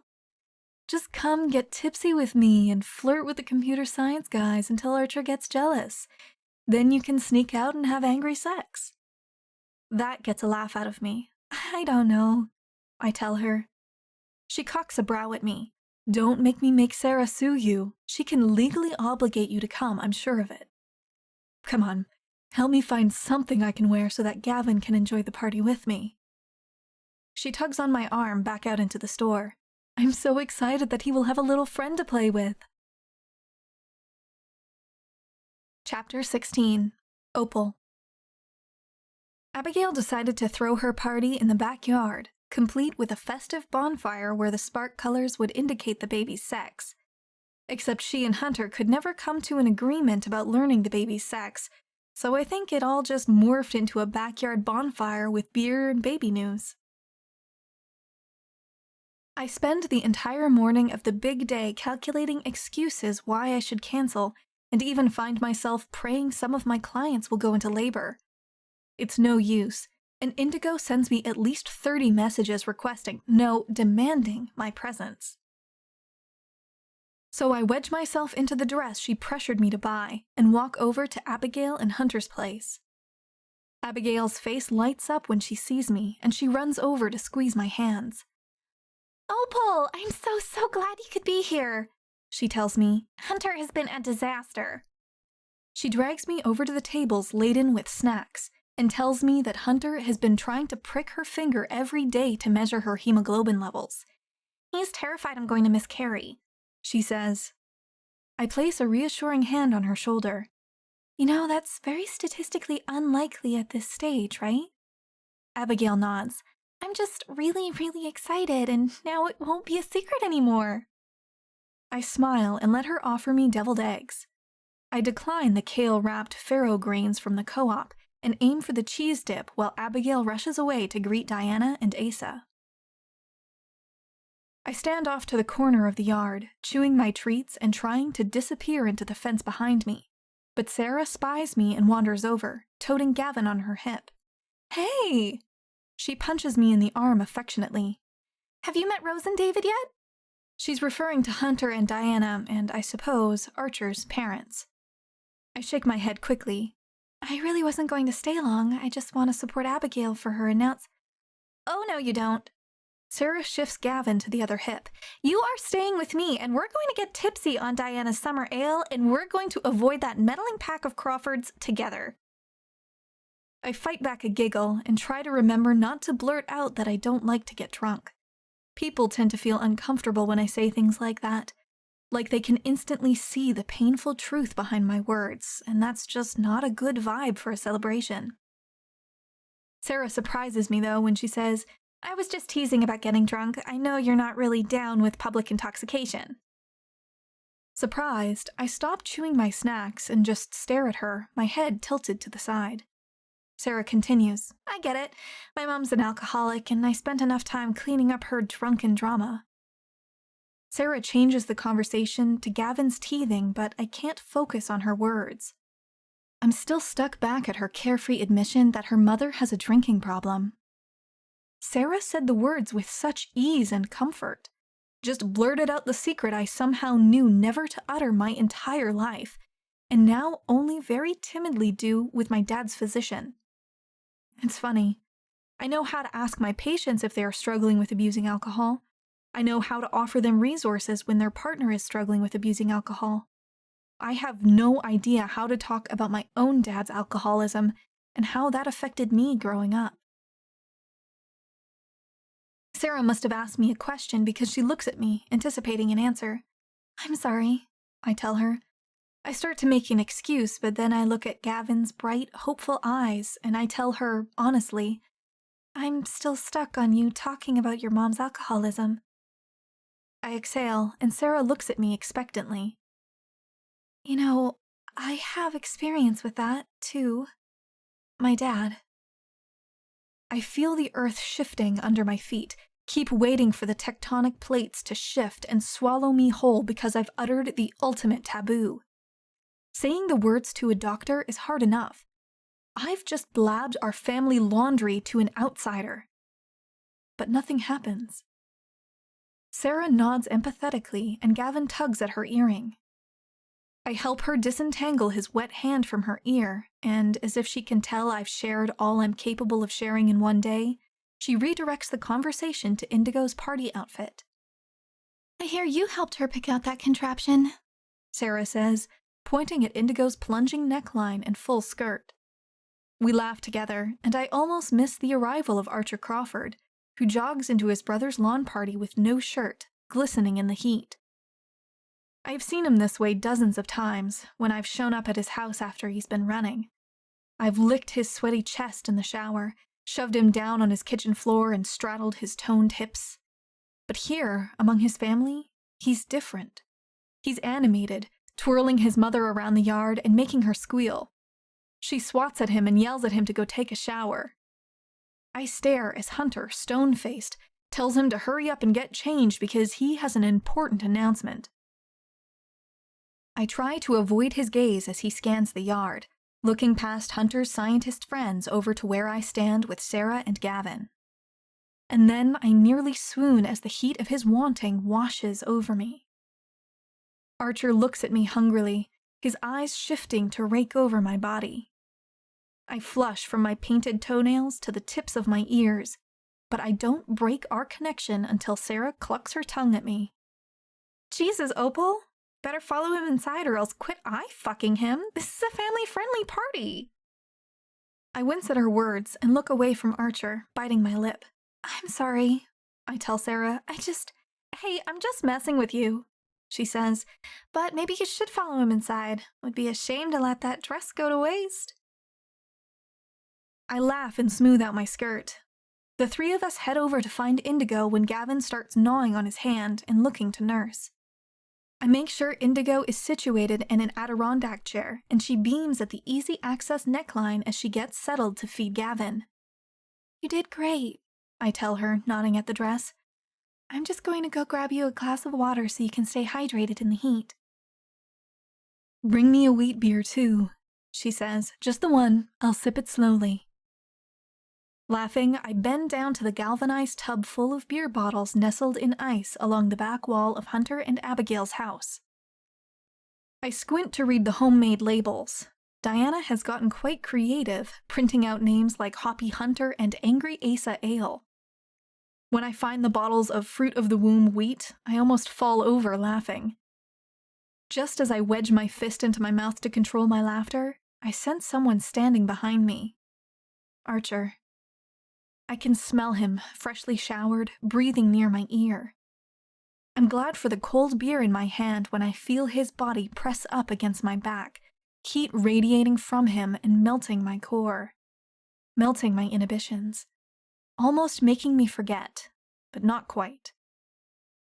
I need to get this to Indigo, I whisper, not turning around.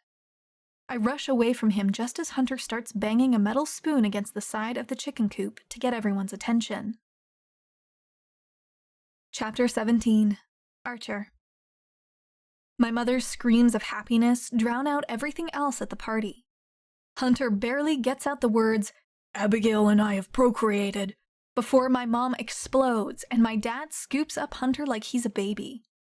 Dad carries Hunter around the yard gleefully while everyone laughs. Except me. I'm trying to get my heart-on under control while I figure out how in the hell I got so lucky that Opal would show up at my family barbecue, despite telling me she didn't want to be my date. Asa and Diana swarm over to Abigail, hugging her, and I hear Diana telling Hunter not to give Asa any ideas. Once everyone calms down, Abigail and Hunter start gushing about their baby doctor, and everything starts coming together. We're using Opal, the same midwife who caught Indigo's baby, Abigail proclaims, and everyone oohs and ahs while Opal blushes. Opal, tell Rose about your research.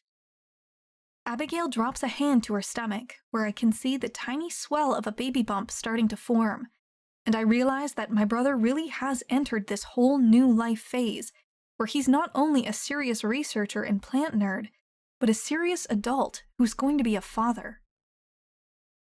I lean against the fence, eavesdropping, unable to tear my eyes away from Opal when she finally begins to talk about her work. It all clicks together, how she works in the practice where I helped out Dottie. Opal is shy at first, explaining how the midwife practice catches babies at people's houses, at their birth center, or even at the nearby hospital if that's what the patients prefer. But you're also doing that stuff with Morley, Indigo pipes in, causing Hunter to scowl and Morley to flush. I stand, rapt, as Opal talks about some sort of data collection grant she has, where she visits people at home and makes notes about their symptoms. She says, "The issue is that far too many women in America die of preventable postpartum complications.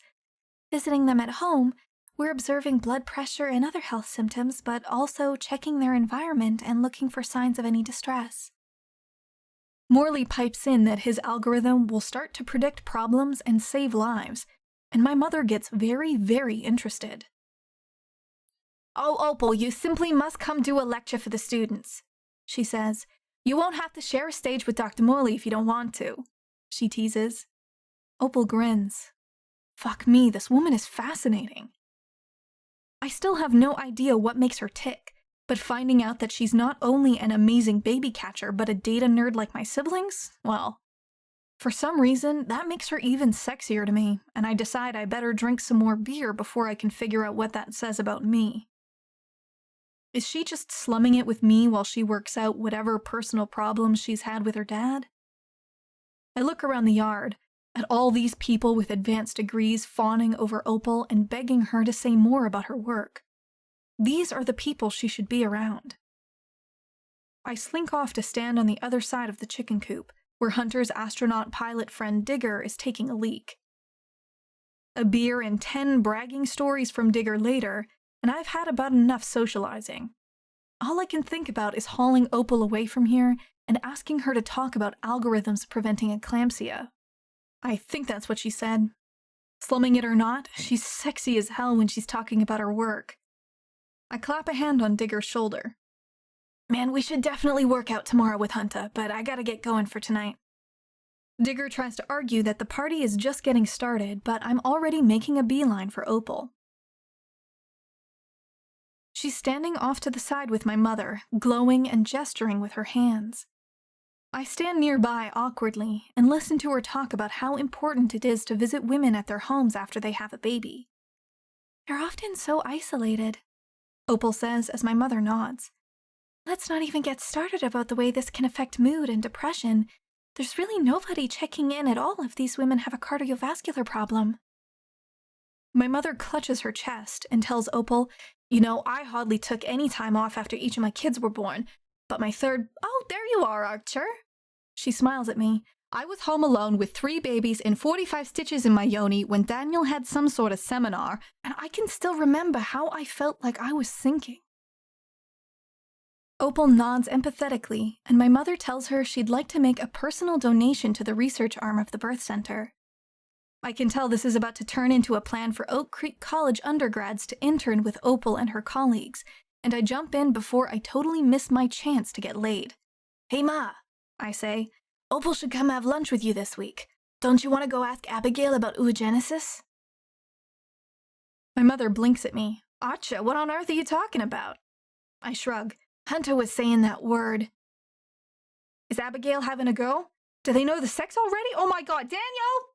My mother runs off screeching toward my father, leaving me alone with Opal in the dim light at the back of my brother's yard. "Hey," I say, leaning closer. I can see Opal's chest rise and fall above the aqua-colored fabric of that fucking dress. She looks like a vintage pinup model, curves for days and wavy hair strewn everywhere in the sticky heat. She runs a finger around the rim of her cup nervously. "Hey," she says. "I've been thinking about you," I tell her, wincing as I remember the sting of rejection when I try to reach out to her. Remembering the gasping pleasure of helping her melt in my arms when she feels like seeing me. "Thinking of me how?" she says, a slow smile turning up the corner of her mouth.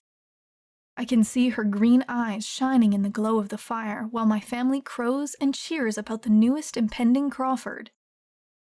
"Thinking of you buck naked and wrapped around my cock," I tell her. I toss my beer bottle into the recycling bin and reach around Opal, stroking her backside with my hand, resisting the urge to pull her against my body and feel my hardening crotch. She makes a low moaning sound, and I see her looking around, trying to make sure nobody at the party is looking at us. "Let's just get out of here," I whisper, nodding my head toward the back gate. "Nobody will notice." She bites her fingertip, and her green eyes scan the yard. It's true that nobody is looking at us. Indigo and Sarah left a while ago to get Gavin to bed. Morley and Digger are stoking the fire, and everyone else is hoisting Hunter into the air and clapping their hands after rubbing Abigail's stomach. I lean past Opal and unlatch the back gate. I tug on her hand and pull her into the alley, walking faster when she starts to giggle. I don't stop until we get to my house, and after I fuck her 10 ways to Tuesday, Opal passes out in my bed, exhausted, and I fall asleep inhaling the floral scent of her hair. Chapter 18. Opal. What exactly is Aerial Silks again? Diana seems sullen as we walk down Main Street toward the location of her former plant shop research lab.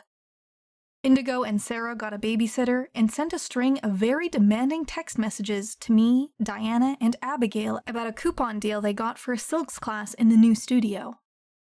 Circus shit? Sarah says, tugging open the door to the studio. Diana groans despite Sarah's reassurance that it's supposed to be good exercise. The room is brightly painted with soft lights. From the ceiling, 6 pairs of fabric strips flow down toward mats on the hardwood floor. They've made my lab into a literal circus, Diana scoffs as she looks at herself in the wall of mirrors lining the back of the room. Hello, hello, squeaks the proprietor, a compact woman with short hair and huge muscles. You must be the Indigo girls. She giggles as Indigo fluffs her hair. I gave us a name, Indigo says, tugging down her shirt and tucking it into her exercise pants. We're the only ones who will be here. Indigo skips off toward the purple set of silks, and the owner, who introduces herself as Ivy, asks us if we're ready to soar. Diana rolls her eyes, and Abigail shares her pregnancy news. She points a thumb at me and says, I brought my midwife along with me. Ivy coos and promises to suggest gentle postures for Abigail and to protect her joints. But the rest of you, Ivy points around the room, you're gonna work. Ever since Abigail's party a few weeks ago, I've been invited to hang out with this group of women on a regular basis. I'm still not used to it. I'll tell them all about the exciting elements of my research and talk about Oscar, but I haven't gotten up the nerve to open up anymore, even after Sarah blurted a few more frustrated comments about her mother. When Ivy sets us up to hang upside down with the silks wrapped around our legs, I'm the first in the group to invert and balance myself on my hands. Indigo cackles with laughter, and I look over to see her pointing. Opal, she huffs, your tits are practically in your mouth. She's not wrong. I feel suffocated by my breasts in this position as they threaten to spill out from my tank. As Abigail and Diana join in the teasing, commenting on their own small bust and asking me to take some of my extras, I realize they're laughing with me. They're not mocking me. We are experiencing something absurd together, and when I shimmy my shoulders so my breasts jostle even more, it feels so free and so light to laugh with them. By the end of the class, I realize I really am soaring, even if I never did quite manage any of the dangling poses. As Ivy locks up the studio for the night, Diana invites her to join us at the nobler experiment outside town. We all walk over together, rehashing the foibles of the past hour, and I feel overwhelmed by the intimacy of it all, of their kindness. This just isn't something I'm accustomed to. The more I become aware of it, the faster my heart beats, until I'm starting to panic a little bit at the thought of messing up and ruining the magic. My mind starts to create worst-case scenarios, and I fall back from the group, trying to find my breath. As they round the corner, the girls charge on ahead, all except for Sarah. She notices me falling behind and comes up beside me. Hey girl, she says, what's up? I shake my head, unable to form words. How am I supposed to tell her that I'm worried that my worry is going to ruin the evening? I try to figure out how I can break off and head for home, sit and pet my cat and review my case files. I have so much work, I tell her, wringing my hands and picking at my cuticles. Sarah tilts her head and stares at me in the streetlight. She thinks for a minute and sighs. Look, she says, I'm just going to say this and you can hate me later, but I see a lot of myself in you right now. I snap my eyes to hers. When I first went to college, all that shit with my mom and her drinking, it used to make me freak out. Do you have anyone you can talk to about that stuff? What stuff? I feel my heart climbing in my throat, threatening to strangle me. Has Archer been telling her about what he saw with my father? Whatever it is that has you hyperventilating after a group of women were nice to you, Sarah says, and something bursts inside me. She saw. She doesn't know the what and the why, but she can see that my worry is out of control. It's all falling apart. My ex is a therapist, Sarah says, digging around in her shoulder bag. She finds a card and pulls it out. You'd like her. She places the card in my palm and squeezes, meeting me in the eye. I know it's hard to talk about big shit, but it's like taking a big shit. You feel so much better afterwards. Sarah grabs my elbow and steers me into the bar. Our group has already commandeered a booth near the back, and Indigo is screaming at Diana that she owes her a sober ride home. I order a ginger ale and sip it while the girls rehash our snafus on the silks. Abigail, who isn't drunk because of the baby, but seems so emotional she might as well be tipsy, clutches Diana and Indigo's hands in the booth. I just can't believe this is my life, she croons. I mean, I have a book and a hunter and you guys? Indigo leans a head on her shoulder and smiles. Oh, Abigail gasps and sits up straight in the booth. Opal, I felt the baby move. I felt it. That brings on a flurry of excitement throughout the tavern. It seems like everyone knows Abigail, or at least Diana, and soon everyone from the owner to the maintenance guy is lined up to pat Abigail's stomach, even though I explain that she will feel the baby internally much sooner than any of us can detect anything from the outside. They don't seem to mind, though. I look at the crowd of townspeople so happy and eager to share in this joy of Abigail's. I think how much smaller the circle of well-wishers would be lined up to pat my belly if I got pregnant. Small, like non-existent. I slide my hand into my pocket and feel the card Sarah handed me. I don't recognize the name. She's not someone on my network of therapists specializing in postpartum depression or anxiety, or any of the conditions I typically refer my clients for therapy.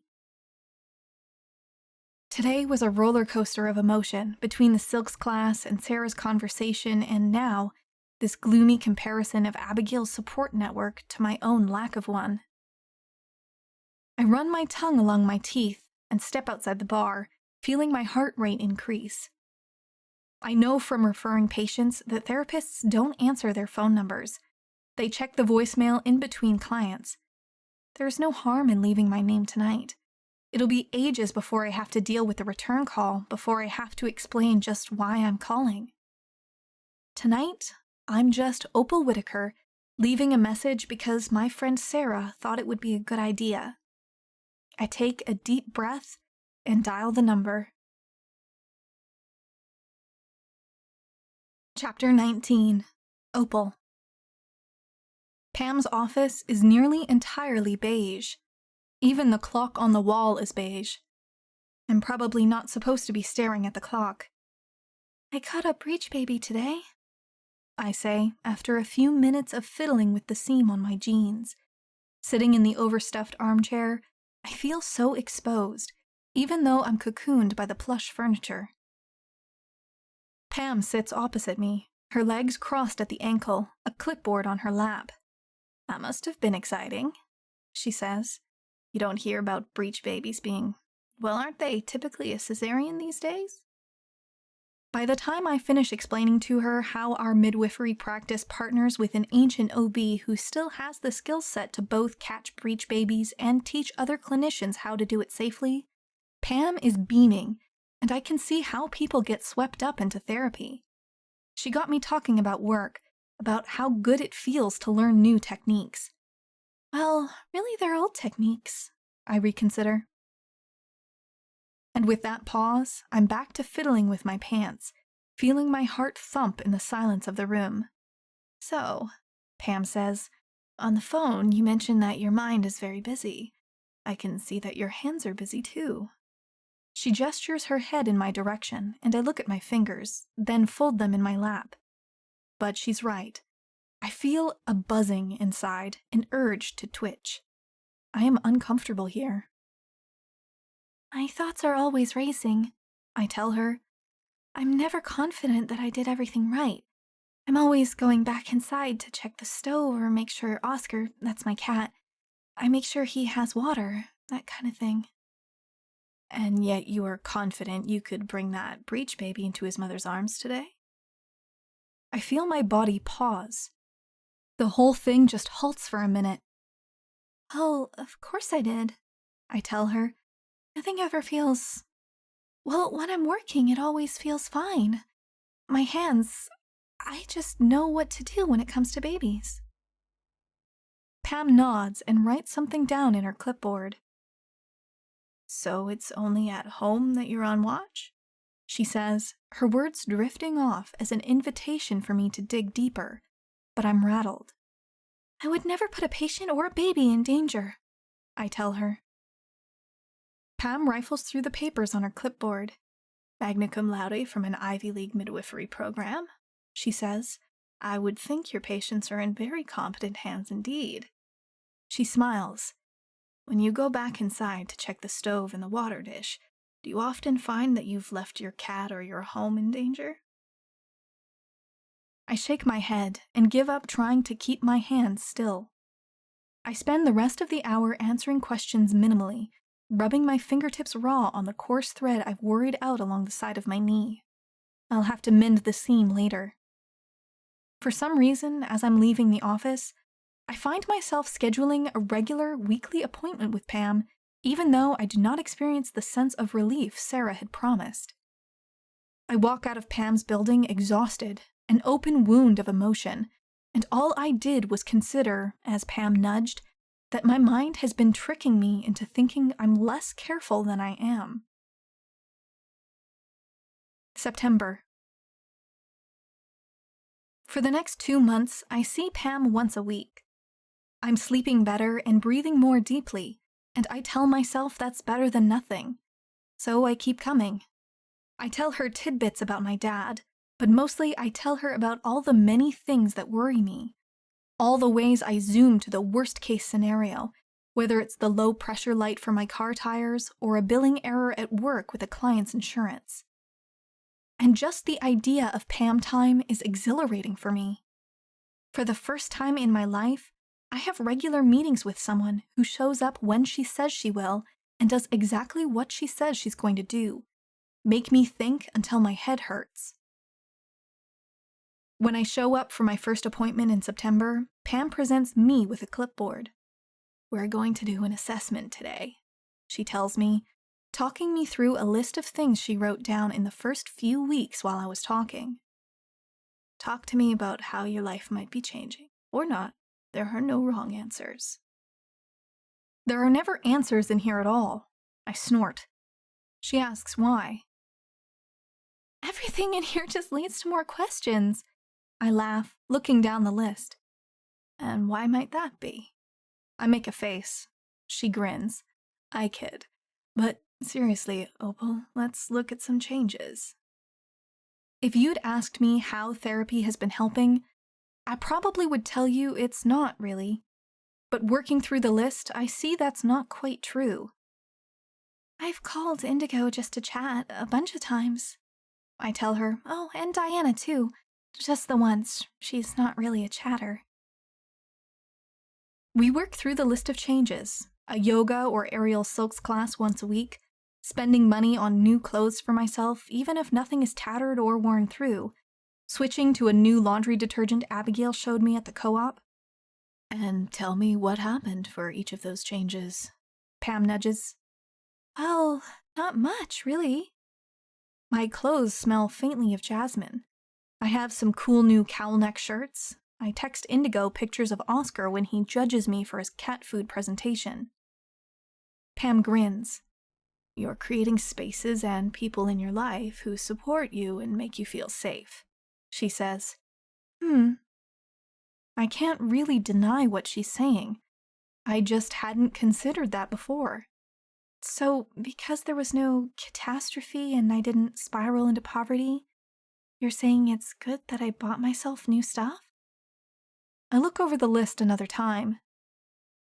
There's something not on here that's been different, I tell her. Would you like to talk about it? There's this guy I had been, well, I don't even know what I was doing with Archer. Pam relaxes into the chair, and I set the clipboard aside. Is it weird if I talk to you about sex stuff? I know you used to date Sarah. Trust me, she says, if I can figure out why it's meaningful for you to text a friend pictures of your snobby cat, that can help you sleuth out what's going on with your sex life. I laugh and proceed to tell her about meeting Archer and sleeping with him on a whim, and then continuing to sleep with him, but only on my terms, only when I feel like it, only when it occurs to me. And that's the thing that's different, I tell her. I haven't gone to him since I've been coming here. Chapter 20. Archer. This isn't my year. I toss down my cards on the table and shove all my chips toward Leonard. I haven't won so much as a hand of cards in weeks. Looks pretty good from where I'm sitting, Leonard chuckles, gnawing on the end of an unlit cigar in the Acorns clubhouse, scraping my hard-earned nickel chips together until he has dollar piles. Getting late, though. I glance up at the clock, nearly midnight. My brother and Asa left a few hours earlier. Both of them had to get home, they said. Even Morley took off, and that goofball doesn't even have a woman waiting for him at home. Just his damn algorithms, which he acts like are the same thing. What's eating at you, son? Leonard and Ed Hastings start cleaning up the clubhouse, stashing the bags of potato chips back in the cupboard and putting away the unfinished bottles of cheap whiskey. I could lie and say I feel abandoned by my siblings. I could lie and say business has been stagnant, but they all know that's not true. I scrape a hand over the stubble coming in on my jaw. Well, I have to hire someone at the office, I'm pretty sure. Levon nods. About time. You're taking forever doing the quarterlies for the Elks and the Moose. And a VFW, scoffs Justin, who's friends with the ancient proprietor of the local Post.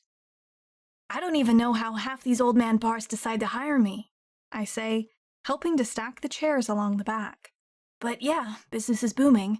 I never wanted to be anybody's boss, though.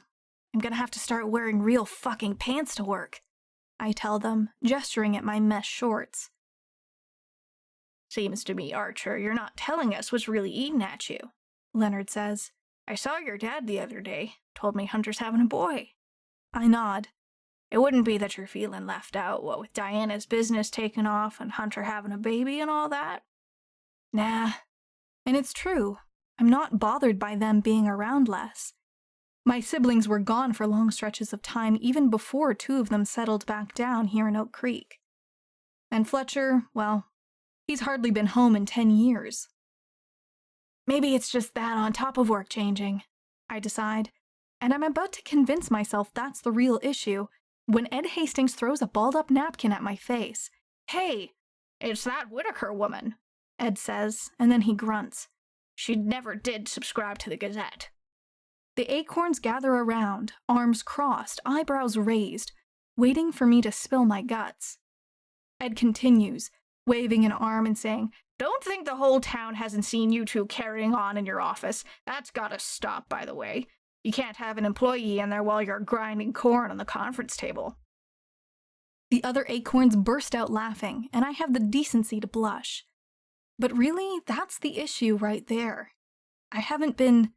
Did you say grinding corn, Ed? He nods at me slowly, wagging a gnarled finger in my face. I've ground an ear or two myself, Archie, but never at the office. Land's sake, son. Take her out for a proper date, why don't you? And that's the kicker right there. Opal Whittaker has no interest in going on a date with me. She won't take my calls. I know where she works. I know where she lives. I've seen her father in a bad spot. But I have no way of contacting her right now to ask her if she wants to go swimming with me before the water gets too cold. Shit. Now I'm thinking of her in a bikini. Opal and I never made any sort of plans or commitments. She was, in fact, quite clear that all we were doing was having sex. But God, the sex is so good with her. She's so uptight and nervous, and then she gets naked, or not, depending on her mood, and this fearless pleasure goddess emerges. I've never felt any sort of connection like this with a woman before. Never felt like my body responded so instinctively to someone else's movements or someone else's touch. She ghosted me, just as everything else in the world around me is shifting, and I hate it. Well, I haven't seen her in a while, I tell them, and they look at me sympathetically. No more words of wisdom are forthcoming. No more jabs about me getting my kink on at work. Ed's right about that part at least. I need to rein that in if I'm going to hire another accountant. Shit, I have no idea how to hire an employee. I make a mental note to go talk with Asa for advice. The acorn's sympathy about my lack of a love life is worse than their prying and gossip. I make sure Leonard gets the clubhouse locked up before I climb into my truck. But I've got nowhere to go anytime soon and nobody waiting for me to get there. I try to decide if it's desperate of me to go drive by Opal's place and see if her lights are on. I remind myself I've never once thought she was desperate when she's turned up to find me for a booty call. Why shouldn't I pursue her for the same purpose just this once? Jesus, we've missed an entire summer of lazy lovemaking. I could have had her along the creek bank, the smooth water rolling off her skin in the moonlight. Before I can finish that delicious thought, I'm at her place. Hot damn. I see lights on in the living room, the blue dance of the television reflecting on her wall. I practically run to the door and am about to pound when I remember that it's the middle of the night, and Opal's a woman home alone. At least, I hope she's alone. Fuck, I hadn't even stopped to consider the reason I might not have seen her in a while is that she's found someone else. Surely Diana or Abigail would have mentioned that to me, right? They're all friends. They might not discuss my relationship. Can I call it a relationship with Opal? Whatever it is, they might not discuss it with me, but I feel certain they'd bring it up somehow if she found someone new. I exhale long and slow, my cheeks puffing out, and I decide to peek in her curtains like a medium-level stalker. And there she is, sprawled out on her sofa with that finicky cat sitting next to her on his sofa. Her arm trails off the side of the couch, not quite touching Oscar, and I know she longs to pet him. Overcome by need, feeling like a starving man after being apart from her for so long, I tap on the glass. She starts, eyes wide as she looks over. I wave, and when she sees it's me, she rolls her eyes. Great. Chapter 21. Opal. I'm not ready to face Archer right now. I'm not sure what to make of him showing up here like this, but the sight of him simultaneously makes me nervous and sends a pulse of longing through my core. I wasn't expecting to see you, I tell him, opening the door just a crack. But he leans against it and slides inside, that irresistible grin proving it still holds sway over me. Been a long time, precious, he says, reaching for my face. Too long. I swallow. It's like he read my mind, peeked in on my conversation with Pam from earlier. When I told her how I'd been doing selfish things with Archer, and having repeated, dirty, filthy sex with him whenever I felt like it, I expected her to react somehow. To chide me, maybe? Disapprove? Instead, she just asked how I feel about sex with Archer. I opened my mouth to tell her it felt just fine, but what came out was unexpected.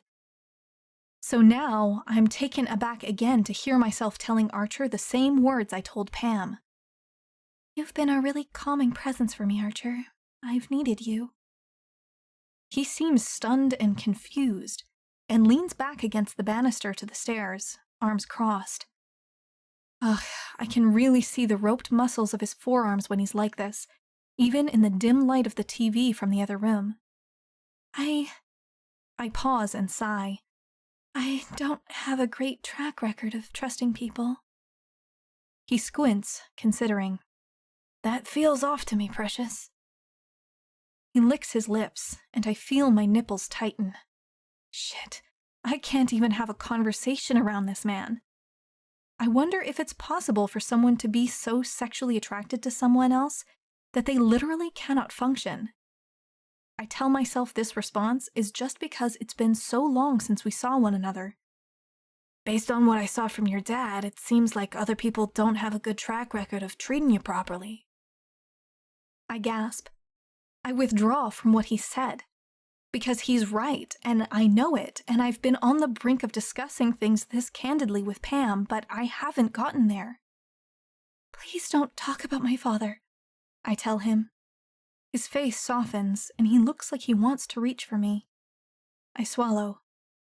I shouldn't have disappeared like that, I tell him. I just don't really like how it feels to need someone, but I haven't been fair to you. Well, he says, sliding his hands into the pockets of his shorts. He looks up at me and grins again. I haven't exactly been complaining. Ordinarily, this is the part of our conversation where I'd yank his clothes off and demand that he lick me until I come. The things I say to him. I've never in my entire life spoken to anyone the way I yell at Archer to please me. And God Almighty, the way he responds. But I can't. Not tonight.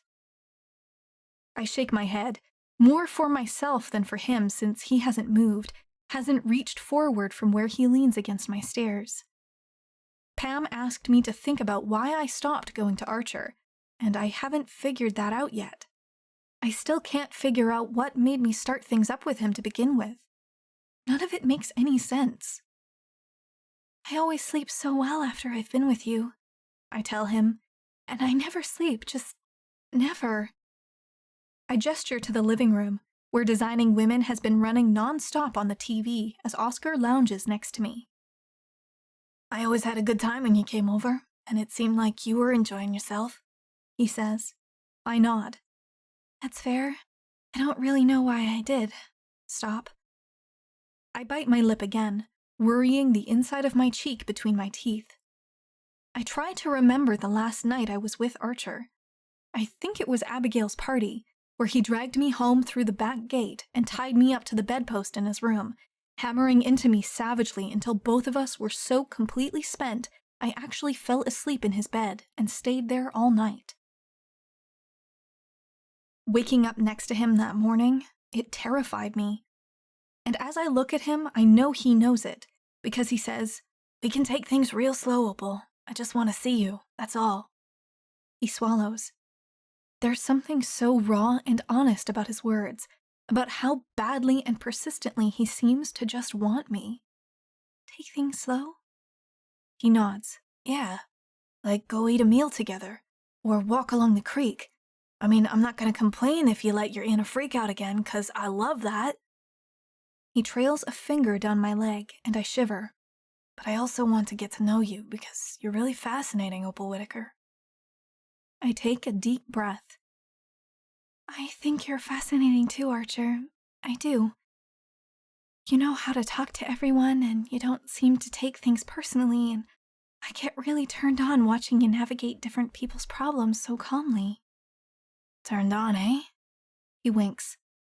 I mean, obviously you turn me on. I force a laugh, and then I stiffen as he reaches for me. I'm not really ready for romantic walks and dinner dates, I say. He just keeps gazing at me with those huge eyes of his. They seem to melt in the low light of my entryway. I swallow again and trail a finger on his shoulder. But I have been missing the things we do together, Archer. I see his muscles tense. I'm okay doing things together, he whispers. I'm very okay with that. He leans forward like he's going to kiss me, and I place a palm on his chest. The thing is, this is my fertile time, and we can't sleep together for the next few days. And as I say the words and see his face contort, I realize that I've neglected to have a very important set of sexual safety conversations with Archer. I remember all the times I had reminded myself to bring it up with him and forgotten. We never actually discuss anything in depth, and usually I stick a finger in his mouth when he tries to talk to me. It's so foolish of me not to discuss contraception with him. It's just that the first time he slid inside me raw and bare, it felt so decadent, so perfect. His silken cock always glides against my skin like heated marble, and I don't want to ever go back to having him with a condom. Fertile time? What the fuck is fertile time? Archer lowers himself to sit on my bottom step and pats the carpet next to him. I think we maybe need to have a chat. I decide that I won't incinerate with need just sitting next to him and lower myself to the step. So, I say, clearing my throat, you know how we haven't been using any protection? His pupils contract as he squints, leaning back away from me. I just assumed you were on the pill when you never said anything, he says. Well, you never asked, I tell him, feeling a bit defensive all of a sudden. Well, you never asked either. Archer is clearly starting to panic a bit, so I wrap my hand around his arm to try to reassure him. I'm not trying to trap you with a pregnancy, Archer, far from it. I breathe through the electric pulses when our skin connects, wondering if he feels it too, or if it's all just something that's up in my head. Archer, I'm a midwife, I tell him. Yeah, we've established that, but I'm no baby daddy, he says, shaking his head. That's not what I mean. Look, I don't do hormonal birth control, okay? It messes with my head. What's that supposed to mean? We've just been raw-dogging it, hoping and praying there's no consequences? Raw-dogging? Come on, Opal. You're right, I tell him. We should have had a safety conversation. I should have asked you about your sexual health and other partners and been clear with you that I've been monogamous with you, but you have? Just been with me, I mean, all this time? My heart swells a bit at the hopeful look in Archer's eye when I tell him there hasn't been anybody but him for a long time, since before I moved to Oak Creek. So the way it works, I continue, is that I check my cervix every day, and that, plus my temperature chart, gives me a really accurate picture of my fertility. I can feel Archer already starting to misunderstand. What I mean is that it accurately lets me avoid pregnancy. I don't come sleep with you when I'm fertile, like now. He swallows. Like now? I nod. You can tell. Shit, precious. I do not know what a cervix is. I just do not, and that is embarrassing. But it tells you if you're fertile? I nod. It does, every time. Well, how in the hell do people get pregnant by accident if it's as easy as just checking your cervix? This makes me laugh. Well, first of all, not everyone knows how to check it or wants to, and then, of course, people get intoxicated and forget to care about their cervix. There's really just a wide world of... My words are cut off by Archer's lips on mine, leaning into me with a groan, his hot tongue gently nudging its way inside my mouth. He wraps one arm around my neck, his thumb stroking the skin above my t-shirt, and I feel myself melting. I feel my biology kicking in because, oh my God, do I want Archer Crawford right here and right now. I pull back. Archer, we can't. I am gone. Finished. I collapse next to her, heaving. The intensity of what we've done exhausts me, and I know the gentlemanly thing to do is to go get her a warm washcloth. But fuck if I can manage that. Opal's eyes flutter, like she's as spent as I am. Ugh, I groan. One of us has to get up and wipe up my mess so I can tuck her under my arm and fall asleep in here. I make my way to Opal's bathroom and grab a paper towel. It'll have to do, and I run it quickly under the tap. I feel the cat circling my ankles as I start to walk back, but I can't drum up the energy to shoo him away, so he follows me into the bedroom. Here, baby, I say, mopping at her chest with the towel. She's half asleep, blissed out. One eye cracks open and she notices the cat, who mews from the foot of the bed. I toss the paper towel into the trash and the cat stretches, spinning around a few times before settling directly in the spot where I intended to spoon Opal. Is that Oscar? She asks, sitting halfway up, propped on one elbow so her breasts move while she talks. Her skin is lightly pink now from the rigorous rubbing and cleanup. If I keep staring at her, I'm going to get hard again, and I'm not sure I have another round in me. Yeah, precious, I'm sorry. You followed me in here. I crawl into the bed, delicately placing myself between Opal and the edge, nudging her closer to the cat, who yowls and crawls around up to where I'm resting my head. "But he never comes in here with me," she says, looking around, confused. I tuck her against my chest, trying to ignore the cattail flicking my face as I wedge into the bed. "I don't know, babe," I mumble. Opal is totally nude, and I savor the soft weight of her as I pull her tight against my body. I wrap both arms around her and drift off, but as I'm falling asleep, I hear her say, "My cat actually likes you. Oscar doesn't like anyone." She considers for a bit, and the last thing I remember is her mumbling, "Now I can't get rid of you or I'll lose Oscar entirely." Chapter 23. Opal. I wake in a panic, tangled with sheets and Oscar and Archer. This was not supposed to happen. This was not what Pam and I discussed when we made a plan. She got me to admit that I am interested in Archer Crawford. I mean, obviously I'm interested in him for sex. My cheeks heat a little bit thinking of what we did last night, the way he wanted me so badly. He was raw and almost brutal, and it turned me on so much. I told Pam I've never experienced attraction or chemistry like this, but I also told her how very little I allow myself to trust anyone. I have exactly one example of a living being coming through for me, and that is Oscar. And to be frank, I don't expect a whole lot from him. "I don't want to live this way anymore," I told Pam. Archer murmurs in his sleep and rolls onto his stomach, tossing one arm over my stomach as he does so. The sheet falls away, and I stare at the taut swell of his butt. I reach out and give it a pat, enjoying the firm feel of him, his warmth. Pam and I discussed small steps I could take toward building trust, testing the waters one toe at a time.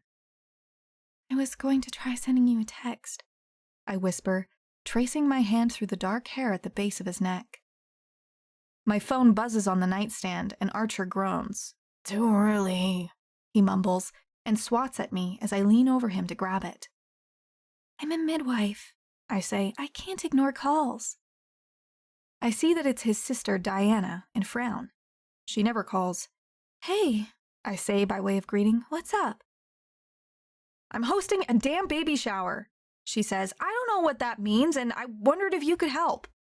"Oh," I say, pausing to collect myself after this surprising request. "I guess so. What do you need?" "That's the thing," Diana sputters. "Indigo has the food and venue and stuff all on lock. It's my mother who has me all confused. She suggested something called a blessing way. It all sounds like unbearable woo to me, and I grow pot for a living." This makes me laugh, which makes Archer smile, and he starts to move his hands along my naked body while I talk. I squirm, distracted. "Well, I do know about blessing way ceremonies." I start to tell her how she will need to reach out to the women attending the shower, gather some of their birth stories, see if Abigail wants people to bring meaningful beads to make a bracelet to wear during labor.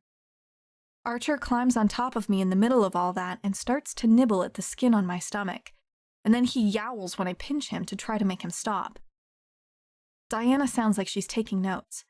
"Okay, I'll ask her about the beads. Maybe you can write the email for me to send to the women? Ew, is that my brother there with you?" I pinch Archer again and gesture for him to be quiet, but hearing Diana through the phone, he decides to blow a raspberry on my stomach and says, "Hey sis." Gross, Opal. God. Also, ask my brother if he's on board again to be the claws. I arch a brow in confusion and look at him. He nods and I relay the cryptic message. "Good," Diana says. "Mary Pat has been asking. She said the spreadsheet is already getting full. Anyway, I'm gonna go pour bleach in my ears and try to forget I heard my brother's pillow talk sounds." She hangs up before I can try to pivot back to Abigail's shower. "That was really rude," I tell Archer, shoving him off me. "Who, Diana? She's always like that." He grins and closes his eyes again, hands clutched behind his head as he sprawls on my bed. "No, you!" He cracks open one eye and looks at me skeptically. "You're so brazen." Archer laughs, and I try not to notice the flutters I feel in my tummy as I observe the way his abs tighten while he chuckles. "Precious, I hate to break it to you, but this is a small town, And I know everyone's business because I do their taxes. Well, I'm not ready to be everyone's business, I snap, pulling the sheet up to my neck. You don't have to be, he says, as long as you're my business. Noticing my stiff demeanor, he turns instead to Oscar, who's been watching us, judging, and Archer starts petting my cat. The traitor begins to purr. Oscar never enjoys being petted, I whine. How are you doing this? What? He asks, massaging the skin under Oscar's chin as my cat nudges up against I don't even know what to call Archer.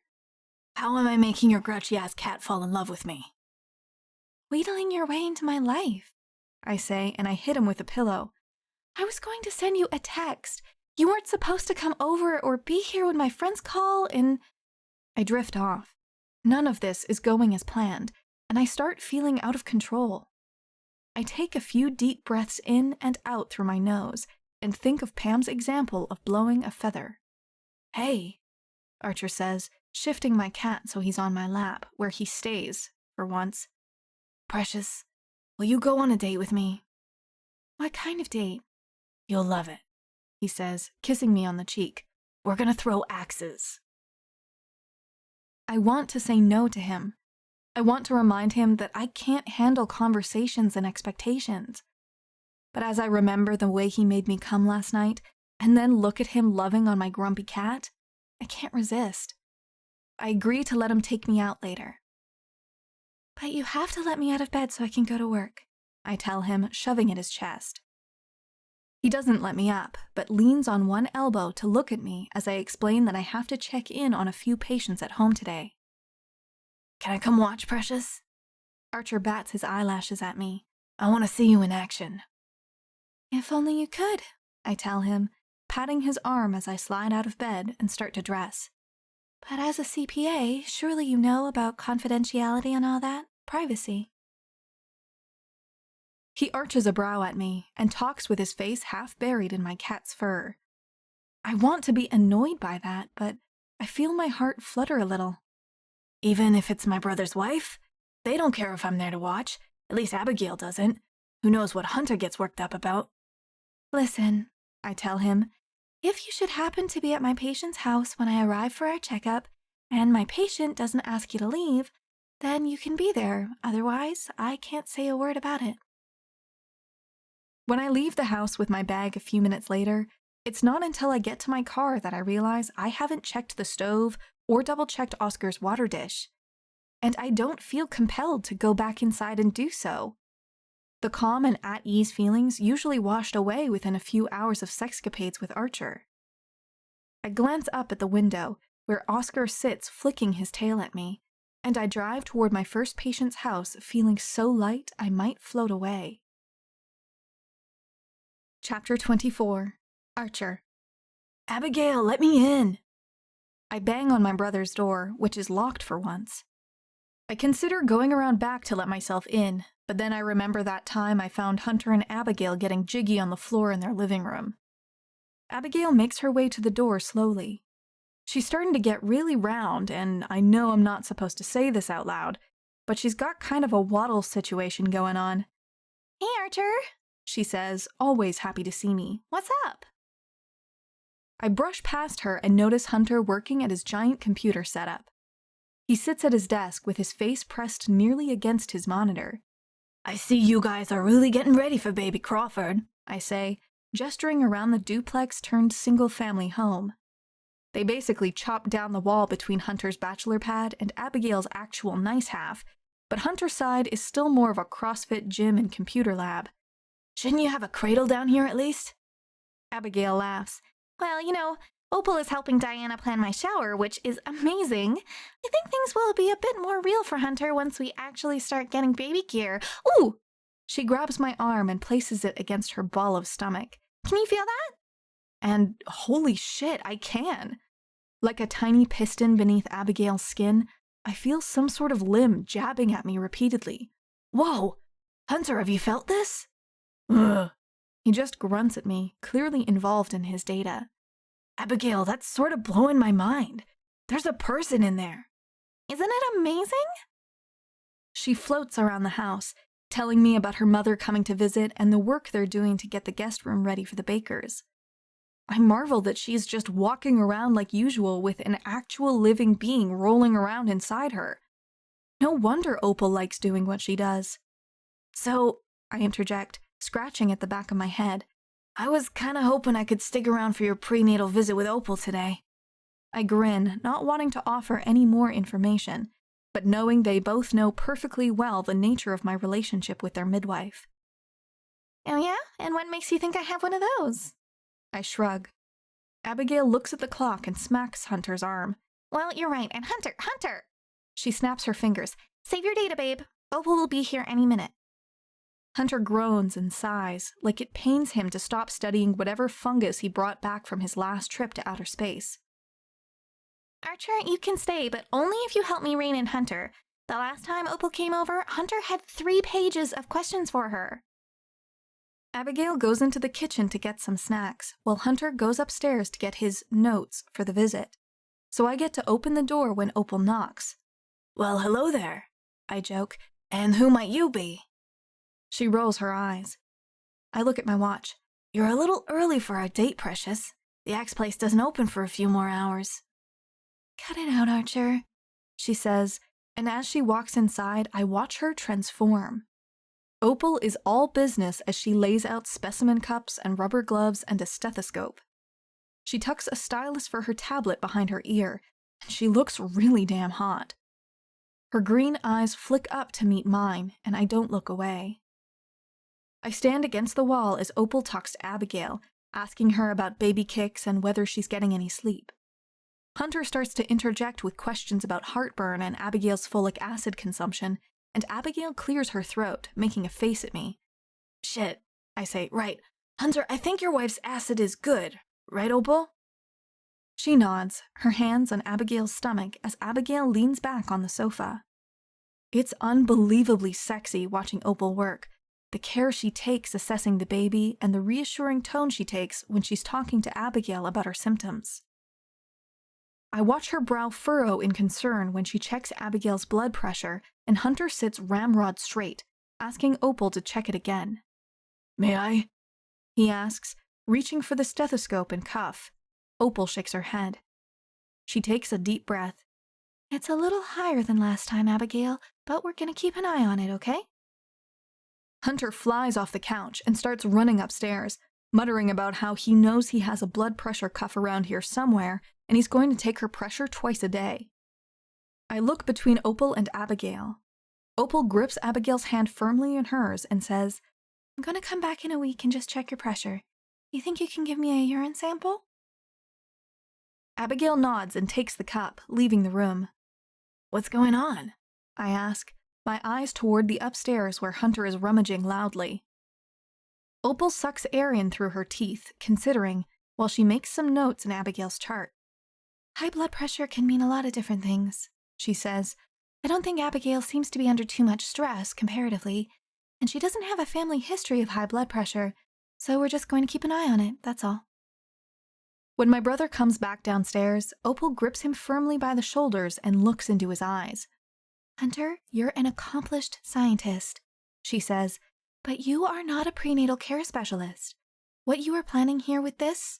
She gestures at the device Hunter has draped over one arm as he takes heaving breaths. You're just going to upset yourself and, more importantly, you're going to cause stress for Abigail. I'd like you to agree to wait for me to check her numbers. Like a man in a trance, he nods, keeping his eyes locked on Opal's searing green orbs. I've never seen anyone handle my brother like this apart from my father. She is just so confident and utterly capable. It makes me feel proud. It turns me the fuck on. When Abigail comes back, Opal shakes out some test strips and tells them what signs and symptoms to watch for about Abigail's blood pressure. Hunter takes notes furiously, and then stares at the urine sample as Opal studies it. They both seem to relax at the readings, and Opal says, "Just perfect." While Opal is packing up, I assure Hunter that I'll call him later to check on him, go for a run with him to help him focus.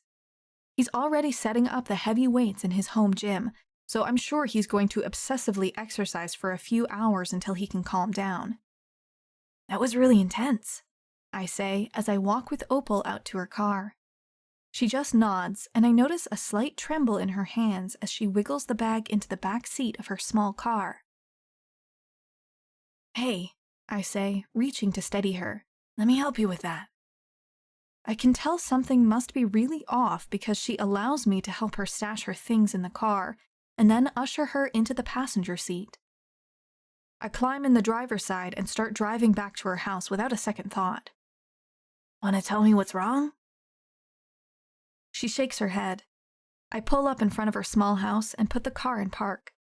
I lean back in the driver's seat and look over at her. Well, I say, best I can tell, we have two options. You can either go in there alone and sit with a cat who thinks you're beneath him, or you can come with me and hurl axes at a wall until you feel better. I watch her body loosen a little, the tiniest hint of a smile tease the corner of her mouth. I pop the car back into drive and head toward the axe-throwing place where my sister eloped this spring. Chapter 25. Opal. Archer is absolutely correct about the therapeutic effect of throwing axes into huge blocks of wood. Within minutes of getting there, I feel my tension melt away. The painful memories that were creeping up to the surface have slithered back down inside, and I'm actually able to enjoy myself with Archer. It's even funnier watching Archer respond to the coach the venue has sent to make sure we are throwing the axes safely. Watch it now, Archer says as the coach tries again to put his hands around my waist. I feel a strange mix of emotions as he voices his jealousy.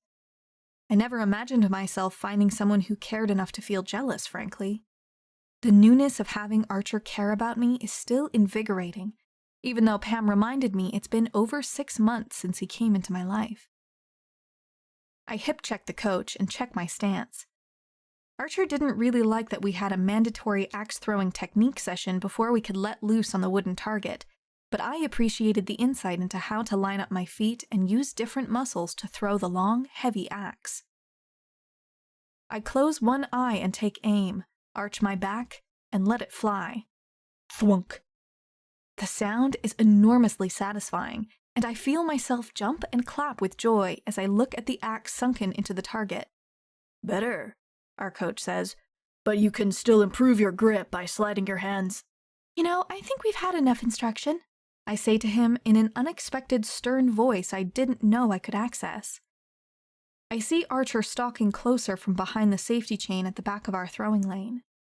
His face lights up as he watches me send our coach off to another group, with a few mutters about us not maximizing our experience.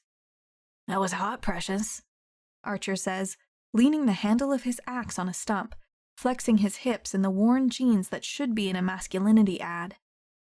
I open my mouth to thank him, to say something flirty, but he flips his handle and says, Now you want to grab your axe and get out of the way so I can take my turn? You! I shout, It's on now, Archer Crawford. Oh, honey, it was never off. He swats at my behind as I walk to get my axe, and then he lines up, takes aim, and of course, sinks a bullseye without seeming to try very hard.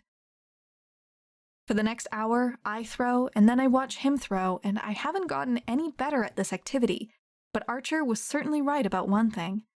I feel much better than I did when I left Hunter and Abigail's house. I also really like spending time with him in a non-sexual way, although I definitely feel the promise of physical intimacy sparking between us basically non-stop. Later, once we've returned our axes and are walking out to my car, Archer drapes an arm around my shoulder and then leans us both against the passenger side. You feel like talking about it yet? I shake my head. He reaches up and gently brushes his thumb down my cheek, sending an involuntary shiver through my body. What made you become a midwife, Opal Whittaker? I lick my lips and try to decide if I'll give him the rote answers. There is always a need for skilled prenatal care providers. I wanted job stability. I get a thrill from greeting new life. But as I stand there melting into his palm against my cheek, I decide to follow Pam's advice and risk sharing a bit of truth with Archer Crawford. I swallow. My mother, I whisper. She died a few days after I was born. Shit, Opal, I'm so sorry, He says, bringing his other hand up to stroke my arm. I can feel real empathy from him, not pity, so I decide to offer a bit more. She was a smoker, I say, and from what I've gathered, she had high blood pressure her whole pregnancy. I don't think she made it to many appointments. My breath catches as I fight back tears. He holds my gaze, studying my face intently, listening with his whole body while I share the most dreadful things that ever happened in my world. They sent her home from the hospital with me and with my dad with high blood pressure. Do you know what eclampsia is? He shakes his head. She had poor nutrition, was probably retaining fluid. She was home alone with a newborn, and my dad, he was still holding down a job then, didn't get paid time off. He came home from work and, well, he found her. I close my eyes, imagining what that must have been like for my father. To find his wife dead and swollen on the floor, and his newborn baby screaming in panic and dehydration and a dirty diaper. I explain what I've been able to piece together from my mother's medical records. She didn't have health insurance, and the clinic doctors had such a heavy caseload, nobody was keeping very detailed records of the working poor. Somewhere in the middle of my story, Archer pulls me into his body into a tight embrace. He doesn't talk, doesn't tell me it's all going to be okay or any other false platitudes. He's just here with me, standing next to me. For the first time in a long time, I weep for my mother and for the care she wasn't able to receive. I weep for my father, for the way his life was ruined by the trauma, a grief he never felt like he could seek help for. I weep until I'm exhausted, and Archer holds me and strokes my hair and kisses my cheek. Eventually, he pulls his head back and cups my face in two hands. "I see what you do for your patients, precious," he says. His eyes glint in the moonlight, focusing on my face. "You're making sure families are safe and whole." I don't know where my body finds the liquid to continue crying, but somehow another wave of grief comes pouring out. Archer murmurs into my hair about how he sees why I'd be spooked when Abigail had a high blood pressure reading. "Hunter must know all about this kind of stuff then." I shake my head, finally able to talk again. "Thinks he does," I say, "but he hasn't studied pregnancy, he's just anxious." I take a deep breath. "I'm going to get them through this." "I know you will, precious. I have faith in you." "Nobody has ever said that to me before," I tell him, before I can guard my words or even contemplate what I'll say to him. If I'm not careful, I'm going to open up a crack in the walls I've had to build around myself since I was a small girl, alone with the chaos of my father's depression and alcoholism. If I don't work harder, I'm going to let down this barrier I've had to put up to survive. As Pam says, all I know is how to be on guard and on watch. I'm afraid to trust anyone else, but as I stand in Archer's arms, I feel not better, but slightly less terrible than I've felt for a really long time. "Well, I'm going to tell you every day," he says. "I have faith in you. Now come on, I'm going to buy you ice cream." Chapter 26. Archer. October. "She's gone skittish again," I tell my brother Fletcher. It's been 2 weeks since Opal poured her guts out to me about her mother, and she's been mostly avoiding me. My texts go unanswered except for the occasional emoji response, and my calls go right to voicemail. "I know she's been talking to Diana at least, helping plan Abigail's shower. Hey, are you coming home for that? Is that a thing men come to?" Fletcher is currently on some beach somewhere relaxing after organizing a massive bike race throughout Colorado. From the sound of things in the background, a baby shower would feel boring in comparison. "I mean, I wasn't gonna come home until Christmas." "Dude, you haven't been here since, like, Christmas last year, and I barely saw you because I was out being the claws." He snorts. "You're starting to sound like Ma." "Speaking of," I tell him, choosing to ignore that he meant it as a dig. Ma told me Mrs. McMurray had a stroke. Fletcher is silent for a full minute, and then I hear him draw in a breath. First of all, that sucks, dude. Second, why would you tell me that information? Fletcher doesn't like to talk about his ex-girlfriend, Thistle, or her family, or the reason he left Oak Creek after high school and didn't really come back. So anyway, she can still walk and everything, but I guess she can't talk anymore, I tell him. Hunter was explaining it to me, but it was all above my head. She can type and think still. Anyway, Thistle moved home. I'm gonna hire her. I hear a clatter as if my brother stood up abruptly and kicked over his chair. You're what? The idea occurred to me last night when I was once again working until 4 a.m. to prepare the Q3 tax information for my last client ahead of the deadline. The Acorns have been telling me I need to hire someone. My dad has been telling me I need to hire someone. Thistle is in town for the foreseeable future. She's a CPA too. I shrug as if he can see me. It makes sense. I'm not comfortable with this, he grunts out. Well, man, if I hadn't told you, you wouldn't even know 'cause you never come home, so. There's silence on the line. You gonna offer me any advice about Opal? He scoffs. I sigh. All right, bro. Well, I'll let you know if the shower's for men too. Maybe we're supposed to take Hunter on another bachelor party or something. I don't know how this shit works. Whatever, I gotta go. Fletcher hangs up, and I know he's pissed, but it's been 10 years since he skipped town. Whatever happened between him and his high school girlfriend is yesterday's news. It's not like Oak Creek is dripping with tax professionals I can hire instead of Thistle. I scrub a hand through my stubble and squint to the street outside my office. It's practically dark already, and it's still well inside business hours. I grab my coat, lock up, and walk off toward my mother's office at the college. I can hear her long before I see her when I reach the administration building on campus. My mother is president of Oak Creek College, a role she took on about 20 years ago. While she took over the world around Oak Creek, the four of us drove our dad insane at home. He stepped down from his job as a professor after Hunter was born. She often says he's the only human patient enough to deal with all our different quirks, and she's better off bossing people around until they donate money to the school. She's not wrong, but she's also a tough person to work for. Her voice echoes off the high ceilings and shiny hardwood floors. Tina, she yells, or is it Nina? We got trustees coming in 2 days, and I have no slides for my presentation. I duck past her staff and lean against my mother's open office doorway. She can't seem to keep a communications director on her staff since my sister-in-law Abigail left the position to be a full-time novelist. You're going to lose another one if you're not nice, I say, startling my mother and making her jump. She pouts and looks at her watch. Were we supposed to be meeting today? You look like a homeless man, by the way. She squints at her screen, staring at a spreadsheet full of numbers. I reach around and click the mouse to enlarge the data, and she claps her hands, delighted. Thank you, my sweet boy. Now why are you in my office? Can't I stop by to visit my mother because I miss her? Rose Mitchell suffers no fools. She raises an eyebrow at me and leans back in her chair. I grin. I was thinking ever since you told me about Mrs. McMurray, Dad and some of the Acorns have been nagging at me to hire someone else to handle the overflow of work. Thistle is a CPA. Go on, she says, a slight smile turning up the corner of her mouth.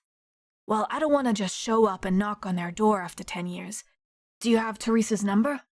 Archer, dear, you can't just call her. She can't speak. Oh, I hadn't thought of that. Well, what do you recommend? Come on, she says, standing up and closing her laptop.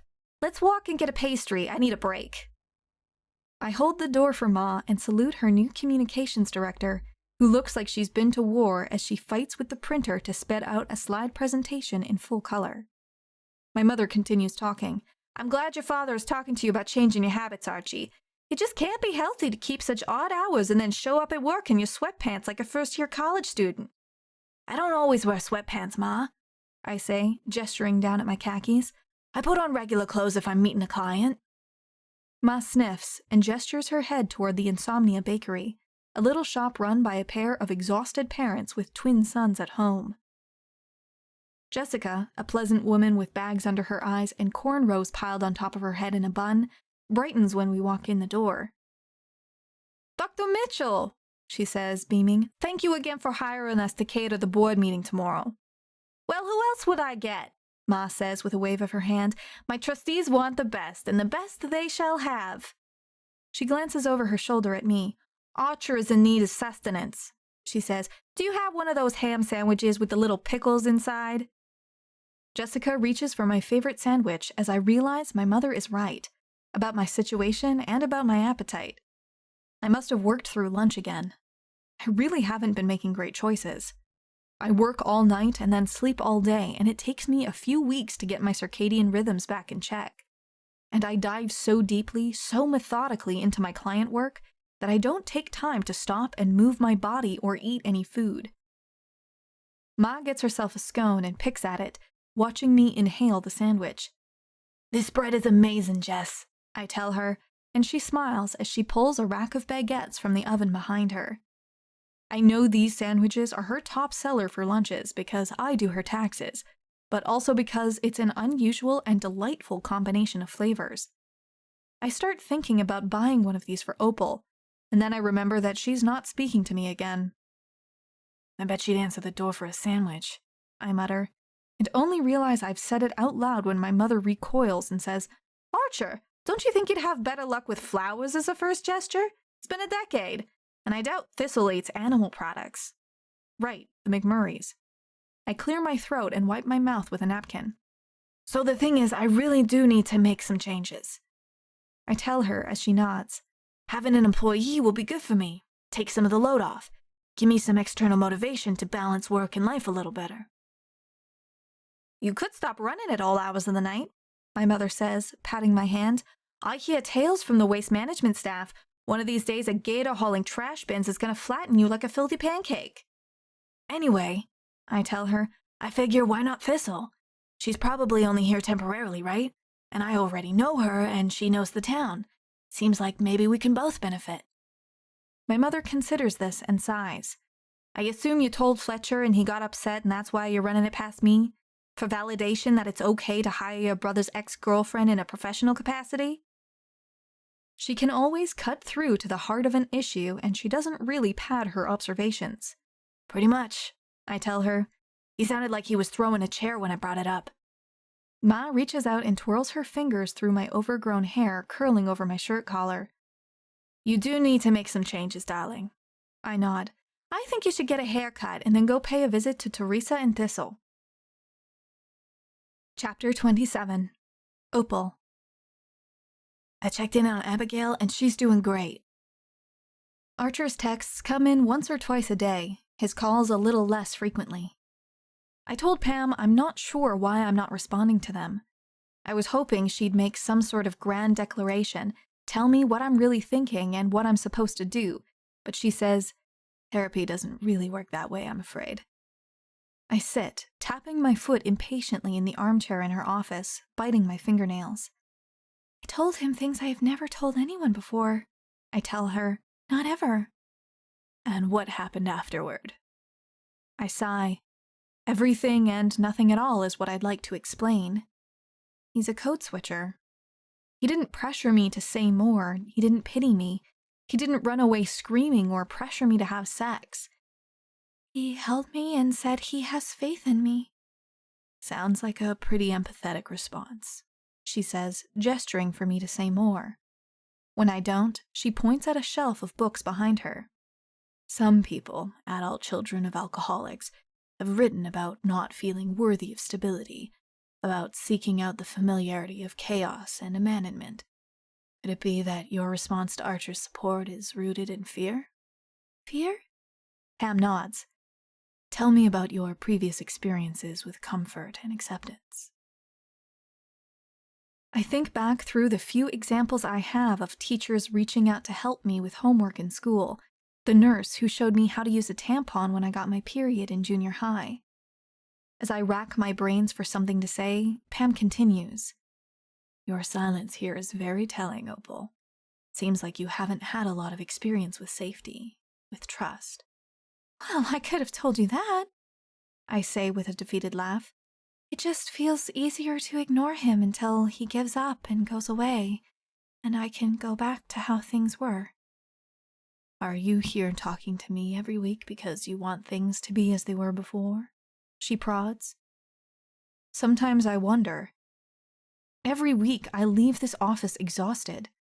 My understanding of my entire life, all my decision-making processes, all the things I do, my perspective on all of that is changing. My hypersensitive awareness of safety is really a defense mechanism. My pathological need to be on time is my desperation for order among the chaos. I feel like I don't understand anything anymore. I don't know what it means, what people do and say. What do you think it means when Archer says he has faith in you? It's on the tip of my tongue to admit that he knows just how to talk to me, just how he knows how to talk to everyone. And that maybe someone thinks my research is as important as I think it can be. To admit that someone else believes I can help women. I haven't even begun to tell Pam how I feel like an imposter every time I step into my scrubs, despite my degree from Penn and my track record of healthy patients and positive outcomes. The data doesn't lie. That doesn't mean I don't question the margin of error. I spend the rest of the session dancing around admitting that maybe Archer thinks I'm a halfway decent midwife and health researcher, possibly even an okay person he wants to date. I clam up and I can tell that Pam knows, and that bugs me too.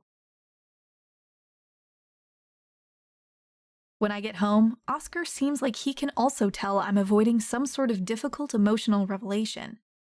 He doesn't even come into the kitchen right away when I serve him his dinner in his fancy crystal pedestal bowl. I'm about to yell at him about it when I hear a sound. I know I'm not hearing things because Oscar arches his spine, clearly on edge. His hair stands up, and the longer I listen to the wailing and grunting sounds, the more mine rises as well. Okay, I tell Oscar, reaching for him and clutching him against my chest. I want to enjoy this moment where he seems to actually need me, but the noises grow louder and more alarming. What should we do? I start to pace as the sounds grow desperate. Is it a person? An animal? I look toward the front window and I scream when I see a man outside. Archer. I sigh and open the door. You scared the shit out of me, I say by way of greeting. He tilts his head to the side and scratches at the back of his neck. You weren't taking my calls, he says, his voice drifting off as he sags against the doorframe. I was thinking of you today, precious, that's all. Oscar climbs out of my arms and walks over to his sofa, staring at Archer, like he's waiting for the man to sit down next to him. So, of course, Archer walks inside and squats next to the cat, scratching his chin. I hate that my cat only lets me hold him when he's afraid, but he's Mr. Cuddly with Archer. Well, come on in, I say, swinging the door closed. And then I hear the noise again and Oscar yowls. There's a long scraping sound like my patio furniture is being dragged around. And then I hear a scream, a human child screaming, I'm sure of it. I flick on the lights on my back porch, but I see nothing. The sound continues. What in the hell is that? Archer says, craning his neck to look out the back window as he keeps a calming hand on Oscar. There's another scream out back, and Archer says, You got kids out there fighting over the last cupcake or something? I shrink back against the curtains. I thought when I saw you out front that you were the noise. I have no idea. My words are cut off by another chorus of wails outside. Archer, please, I beg him. I don't know what's going on. All right, he says, standing up. He sets a hand on my shoulder, trying to reassure me. I hate that I need him right now because whatever is making those sounds is scaring the crap out of me. Oscar jumps back up into my arms and I hold him tight. Archer steps toward the back door, scowling. I think I might know what that is, he says. Is it a child? It sounds like a child, Archer. There's another dragging sound, maybe the grill being shoved along the pavement, and a series of whimpers. My lip starts trembling and I feel myself withdrawing. I want to curl into a ball and hide. I really think it's critters back there, sweetheart, he says, stroking my arm with one hand and ruffling Oscar's head with the other. Can I turn your porch light on?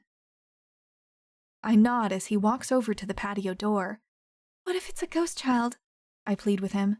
Surely nothing else could make those sorts of supernatural noises. He squints into the darkness out back and flicks the lights on and off a few times. The noises don't let up, and Archer sighs. Okay, Opal, I'll go out there and just check. I nod, clinging to Oscar, huddled against the fridge door as far from the back door as I can be still in the kitchen. Archer opens the door and shouts, "Hey!" into the cold night. The noises stop. And then I smell the foul stench of sulfur just as Archer starts cursing. Son of a bitch! Skunks, I whisper into Oscar's fur. He jumps out of my arms and runs upstairs as Archer staggers back into the kitchen. Chapter 28. Archer. When I said I wanted to get back into Opal's life, I sure as hell didn't mean like this. But even as I gag at my own stench from the pair of skunks who sprayed me in her backyard, I feel warm all over when I see her hiding a laugh and a smile. I helped put that look on her face, so I'll take it. We very quickly determined that Opal and Oscar cannot stay in her house. I got sprayed with her back door open, and the stench permeates her small space. You gather Oscar's things together, I tell her as she gags and coughs. You can stay with me. She nods, reaching for cans of cat food. I send a flurry of panicked texts to my dad, who calls but can't talk because he's laughing. Ooh, son, he says, you thought you were going over there to get laid, and instead you got sprayed. Very funny, Dad. I have washed my hands 1,000 times in Opal's sink, and it hasn't made a lick of difference. Am I fucked forever, or is there a cure for this? Do you have any peroxide at your house? Of course I don't have peroxide, I snarl, but Opal shouts from the bedroom that she'll toss some in her bag. Of course the midwife has that. Why in the hell would you go out there if you knew it was skunks fighting? He asks, still laughing. Opal thought it was a kid crying or a ghost or some shit. I give up on washing my hands and try not to touch my face. You about ready, Opal? My dad is still laughing hysterically, but I manage to take note that he wants me to mix the peroxide and baking soda with dish soap and take a bath in it, so I hang up on him. I need to start walking home, babe. I'm here, she says, clicking a leash in place around the cat's neck. I raise a brow at her, expecting her to have some sort of carrying box for the cat, but Oscar starts walking regally down the sidewalk and I just roll with it. I expect her to walk behind me or on the opposite side of the street from my reek, but she surprises me by squeezing my hand. At least she appreciates that I burned off all the hairs in my nose shooing away some fighting rodents. Tomorrow my dad says you should boil vinegar and open the windows and run some fans, I tell her. She pulls her shirt collar up over her nose. Hey, I say, catching her eye in the streetlight. I'm glad you called me. I can't help but grin at her because it's true. Even covered in skunk spray, I'm happy to be with her, happy that she looked to me when she was distraught. Thank you for trusting me, I tell her, squeezing her hand. Oscar looks over his shoulder and seems to approve. When we get to my house, I start to think the smell has subsided a bit until we get inside the door. It's just more concentrated in the confined space. Oscar and Opal both wrinkle their noses at me, and I sigh. Can you get going with the mixture my dad suggested? I'm going to throw away everything on my body. You're going to be naked outside? Opal's eyes widen. I shrug. It won't be the worst thing the neighbors have seen, and I won't be out there long. Beats having any of this stuff inside my house, I tell her, shedding clothes as I head toward my trash cans at the top of the driveway. Once I shove everything in the trash, I rush back inside, past Oscar and into the bathroom, where Opal sits on the edge of the tub, swirling the concoction with one arm. Her long hair is a mess, sticking up from all angles from a slouchy bun, and I'm distracted from my own situation by the sight of her there. You are so beautiful, I whisper, and she smiles at me over her shoulder. You better start scrubbing yourself, mister. Opal stands up as I sink into the solution in the tub, splashing it up and over my head, rubbing it into my arms. Do you have a washcloth? Opal starts rummaging through my linen closet. Just give me the first thing you grab, I say, dragging my nails through my scalp, trying to get the stench out of my hair. I yelp when I feel Opal behind me, scrubbing my back. Are you in the tub with me? I look over my shoulder and find her there, naked and perched behind me in the bath, sitting with me in the skunk cleaner. This is insane, I breathe, but she just smiles. It's not really that much weirder than catching a baby in someone's bathtub when they can't get out in time, she says, dripping more of the cleaner on my shoulders. I sit with her in the tub, feeling my cock harden despite the cold air and the foul smell. Somehow, getting scrubbed clean by this woman feels sexy to me. Or maybe it's just the high of having her trust me. I was getting worried after she opened up to me on our date, then ghosted me. I thought maybe you were done with me, I admit, leaning my head back against her chest as she reaches over my shoulders, washing my arms. You need a haircut, she murmurs, and I nod, closing my eyes. I can do that for you, if you want. I open my eyes and lock into her gaze. That sounds amazing, I tell her. I bet you're really good at that. Though I'm not sure why. Cutting hair just seems like the careful, precise sort of activity Opal excels at, along with intuitively asking her patients the right questions and tracking the right health data to find the right things that might be lurking beneath the surface of their answers. She smiles, a slight upturn of her pink lips. I'm okay, she says. She tosses the washcloth aside. I think we might have gotten you stench-free. I shrug, settling back against her, even though I'm getting cold and we're both sitting in an inch of stench liquid. Should you maybe shower now? I reach for her hand. That depends on whether you plan to join me, I tell her, flicking the drain open with my foot. The sudsy solution drains out of the tub, and I stand up, tugging Opal with me. I flick the shower curtain closed and crank the shower on full blast. I hear Oscar meow outside the bathroom door, and Opal giggles as she steps into my arms in the steaming hot water. I want to shove her against the shower wall and thrust into her like a caveman, like we've done before, but something seems different between us.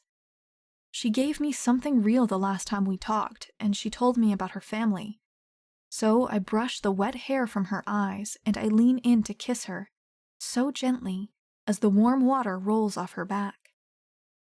Her lips mold to mine, hesitantly at first, and then hungrily as she threads her arms around my neck. I feel her nipples harden against my chest, and a groan escapes my throat. The soft weight of her breasts presses against my skin, her belly against my own. I knead the globes of her ass and then moan as she reaches for the soap, running her slick hands along my chest, my arms, my back. Slowly, never taking her eyes off me, Opal washes me, and I have to brace myself against the wall and the shower curtain rod when she gets to my cock. The feel of her soap-covered hands sliding up and down my shaft is about to send me over the edge. I want to touch you, I tell her as she bites her bottom lip, sinking to her knees and running her hands up and down my thighs. She shakes her head. Not yet. I draw in a ragged breath as she reaches around and washes my ass. Opal stands, dragging her nipples up the front of my body, causing my cock to twitch, but I don't reach out for her. This is the hottest you've ever been to me, she says. Really? Covered in skunk funk? We both laugh, and Opal reaches up and rubs a hand against my stubble, nodding. You came when I needed you, she says. She gestures for me to duck down a bit, and Opal squirts some shampoo on her hand and begins to wash my hair. I rest my head on her shoulder while she massages my scalp. First, I ignored you for a few weeks, and you kept calling. Then you knew it was animals out there, but you didn't tell me I was overreacting, even though I was. Opal takes a deep breath. That means so much to me, Archer. You have no idea.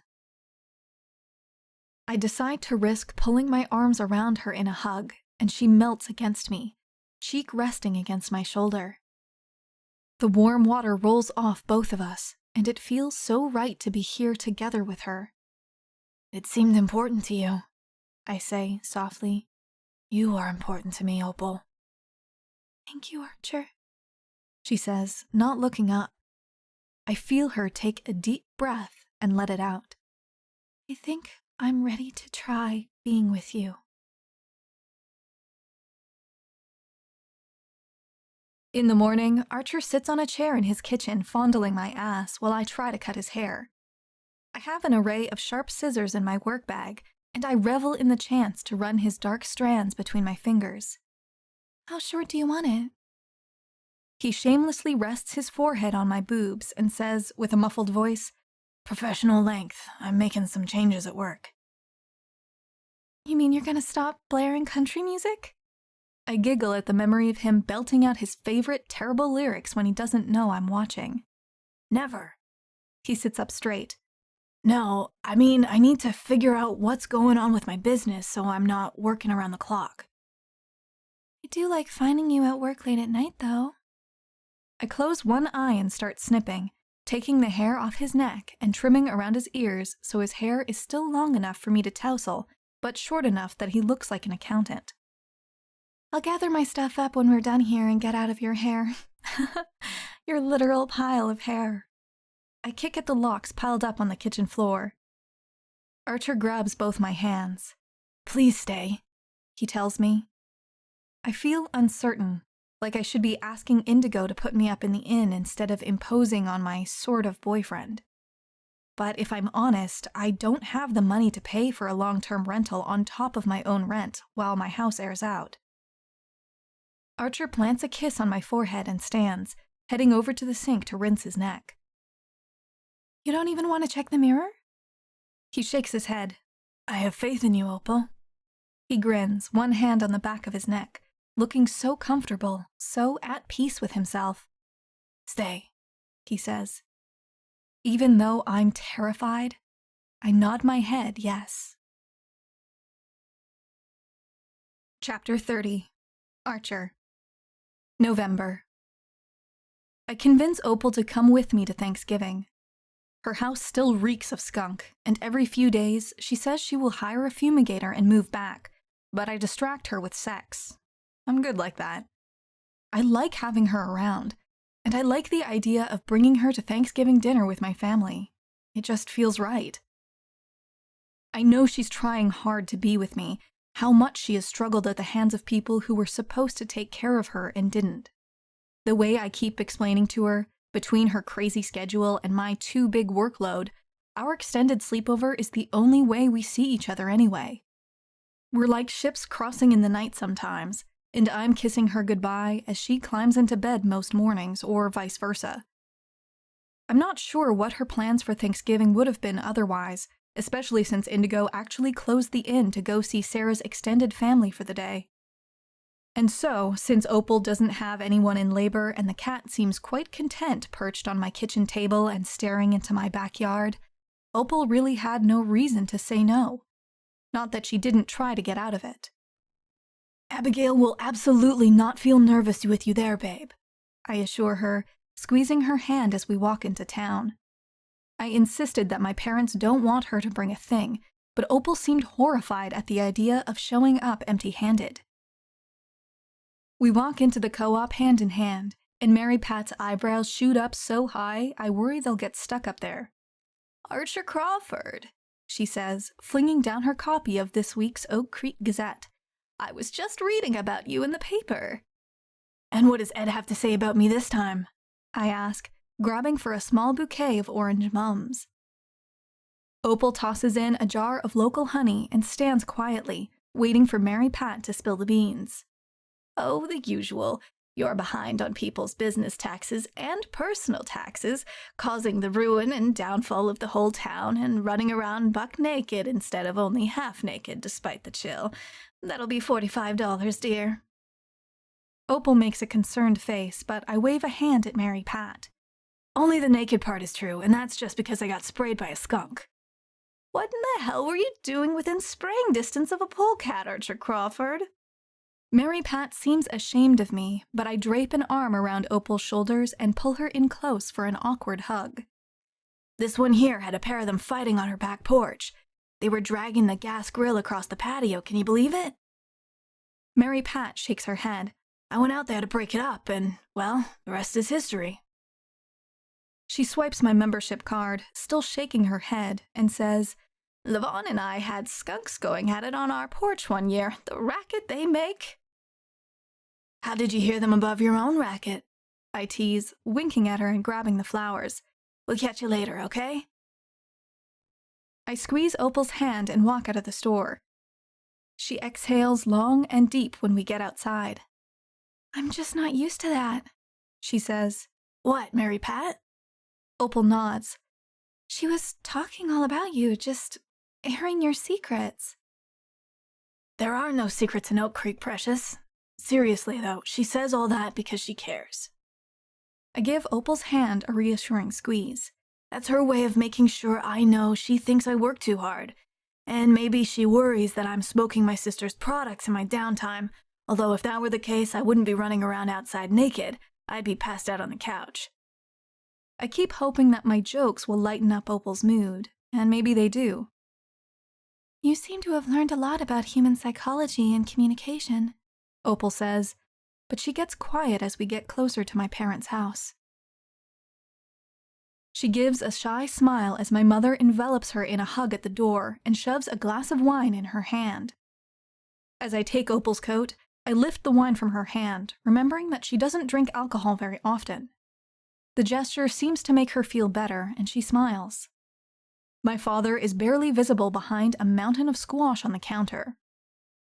Brought in the rest of the butternut today, he says above the roar of his immersion blender. I'm working on freezing it all. He's nesting, Ma says, rolling her eyes. Pre-making all sorts of baby food for Abigail and Hunter. He shredded zucchini yesterday. Hunter escorts Abigail through the back door, massaging her lower back even as she swats him away. Jesus, Hunter, enough! Opal grins. So he read the pain relief links I sent him. Abigail sinks into a chair and puts her feet up on Opal's lap. I think it's possible he has massaged my back too much, she sighs. Oh, Abigail. My father peeks around the squash. I made you that tea. Hunter leans in and whispers that the raspberry leaf tea is supposed to tone Abigail's uterus, but evidently she thinks it tastes like feet. Every single thing about this is fascinating, I say, kissing Abigail on the cheek and cracking open one of Diana's autumn IPAs. Where's Asa and Dee? My mother points down the hall toward the bedrooms, which she and my dad redid with various nature themes so they can host visiting international students and investors Ma wants to woo at the college. I hear a growl and a crash, and then my brother-in-law jogs into the kitchen, skidding across the floor in his socks. Hey, he says, seeing Opal, you wouldn't want to go in there and offer any advice, would you? Diana is trying to make a scrapbook or something for the shower, and she's yelling. Opal seems relieved at the excuse to get away from the noise in the kitchen as my dad keeps running the immersion blender and Ma and Hunter start shouting above the noise, arguing about which brand of diapers is best for baby Crawford's unborn, delicate skin. I break out the cheese from the fridge and rock back in my chair, settling into the buzz around me. I like the chaos. Growing up as one of 4 kids, I got used to constant noise. Someone is always moving, yelling, ducking when Diana throws shit. I start to think about how this chaos differs so drastically from what Opal described about her life growing up. I mean, this is distracting and loud, but even when my sister is beating her husband over the head with a breadstick, it's still safe. Opal has never known anything like this, but she works so hard to make sure all the babies and families she works with can launch into family life more secure than she ever could. I start to understand a little more why she feels so out of place and nervous about me bringing her here too. I feel something strange and unfamiliar throbbing in my chest. Inspiration. Awe. But also an overwhelming urge to protect her and share this sense of security. I slip out of the kitchen and head down the hall, in search of the woman I suddenly need to be near. Chapter 31. Opal. I'm so eager to get away from the pressure cooker of family and normalcy that I react more strongly than intended to Diana's scrapbook. It's just beautiful, I assure her, looking at the spread of messages she is trying to piece together into a book of affirmations for Abigail's shower.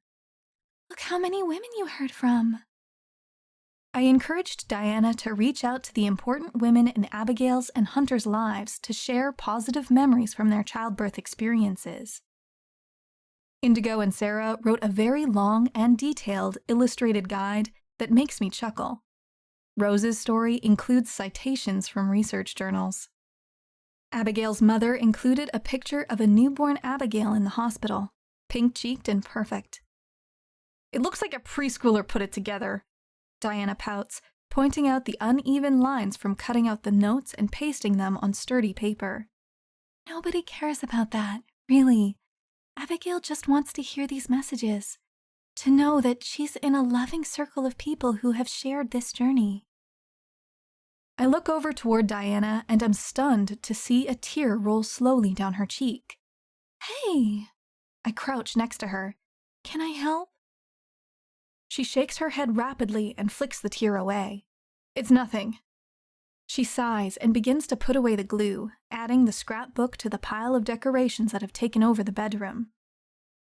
I recognize what Diana is doing, dismissing something that's making her upset because, I assume, she's telling herself she's making a big deal out of nothing.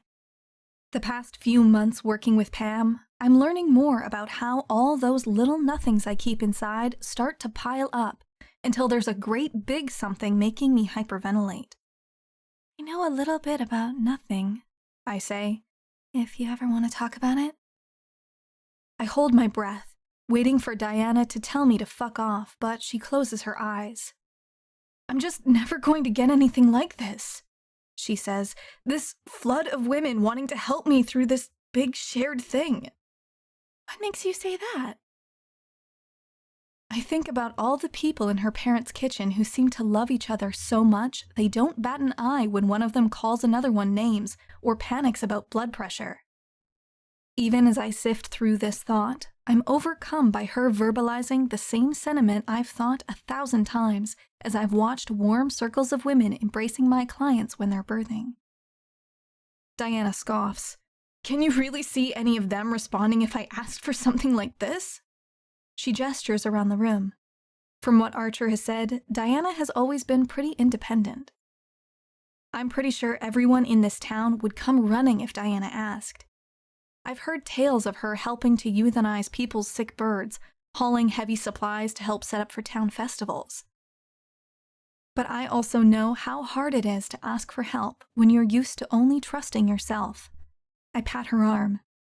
If you and Asa decide to have a baby, I promise to write you an affirmation. I meet her eye and am a little overwhelmed by the trust I see in her smile back at me. Are you, I ask, thinking about having a baby? Diana shrugs. Asa would be hot as fuck wearing a baby in one of those carrier things like Indigo has. I nod. She grins and says, I might have demanded that he impregnate me before I kicked him out of this room a bit ago. I won't tell you that I think you'd be wonderful parents if you don't want to hear that, I say. I hesitate, but decide that she opened up to me, and it's only fair if I'm fully honest with her. I'm really glad you told me what was upsetting you. It makes me feel less like a freak for feeling like I was suffocating out there. I gesture vaguely toward the kitchen and all the noise. What, my family suffocating? Diana laughs and wipes at her eyes. Honestly, it's better if you are a bit of a freak. You'll fit in better here. I'm serious, though, I tell her. I don't even know how to be around families who love each other. I never had anything like that. Diana looks like she's going to punch me in the arm, but pats my shoulder instead and says, You'll get used to it really quickly. The Crawfords are kind of like a fungus, and we're absorbing you into our colony, flaws and all. Now it's my turn to cry, and my tears set off hers again. We stand there laughing and crying a little bit until I hear a cough from the doorway. I look over to see Archer leaning against the wall. "Hey," he says with a small smile. "You guys ready? Dad's slicing the bird." Diana straightens out her ponytail and says, "We're not guys, Archibald." She shoulders past him toward the kitchen, and he wraps his arms around me, planting a gentle kiss on my temple. "What's that for?" He shrugs. "I just missed you," he says. Archer keeps one arm around the back of my chair throughout dinner, and I can't help but notice his family noticing how physical he's being. Affectionate. I keep waiting to feel more nervous about it, but I'm on such a high from my conversation with Diana, from the warmth and love in this kitchen, that I just let myself settle into the smell of his deodorant and enjoy my meal. Dr. Mitchell regales everyone with tales of her pregnancy with Hunter, of her epically swollen ankles that prevented her from pushing the pedals to drive her car anywhere. Her face changes suddenly, and she asks, "Speaking of temporary disability, Archer, did you ever go visit Teresa McMurray?" He reaches for his water glass and nods as he takes a sip. "Yeah," he says. "It's like you said. She seems fine, just can't talk. Thistle moved back home and leased her place in the city. Gonna start at the office next week." "I really ought to go visit Teresa. Daniel, it's just shameful that I haven't gone to visit her." Rose fiddles with the buttons on her cardigan and stares at her plate. "She'll still need visitors next week, Rose," he says, patting her leg. "I know it's hard to think about." Seeing my confused expression, Abigail offers, "An old family friend had a stroke. She's really young, only 55. Daniel shakes his head. "Never had a health concern in her life," he says. "The McMurrays are all vegetarian, for crying out loud." Archer squeezes my thigh. "You know about strokes and things like that, don't you, Precious?" "Can you not call your girlfriend pet names at dinner?" Diana kicks him under the table. I push my mashed potatoes on my plate with my fork.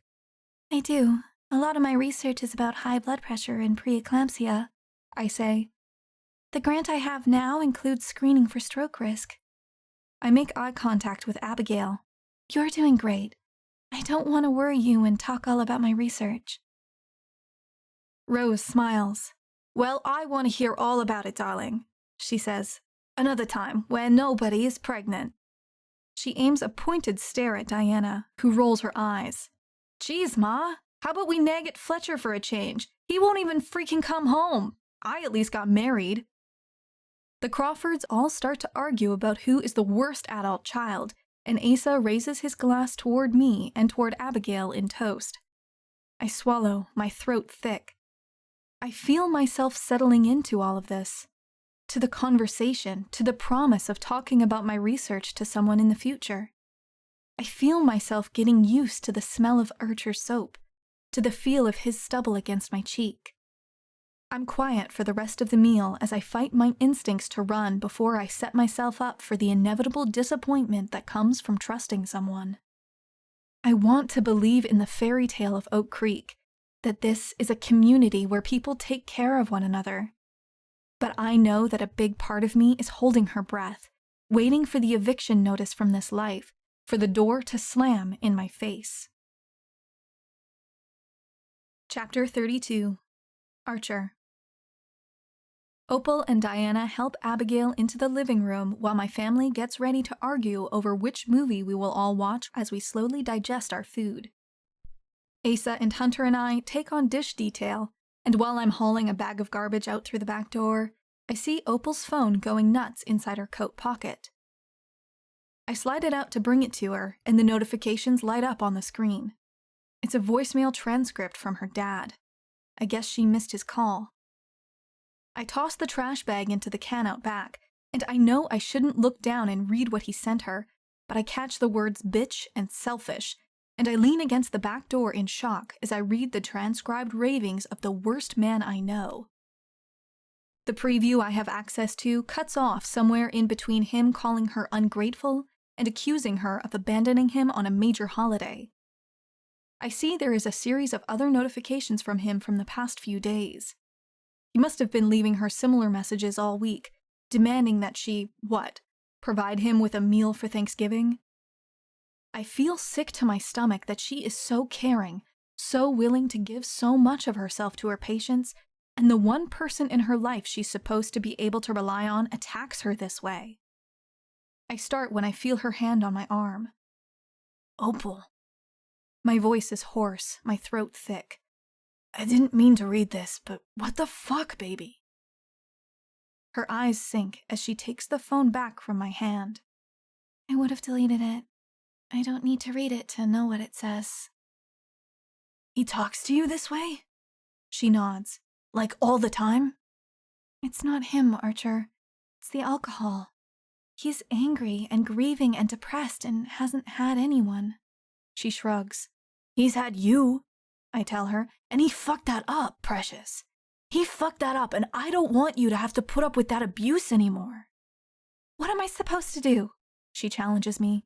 If I block his number, how are the police going to reach me when he gets arrested? How am I going to claim his body when he dies in a frozen alley someday and gets picked up by the garbage men? I'm really not sure that's how next of kin contact information works, but I see your point.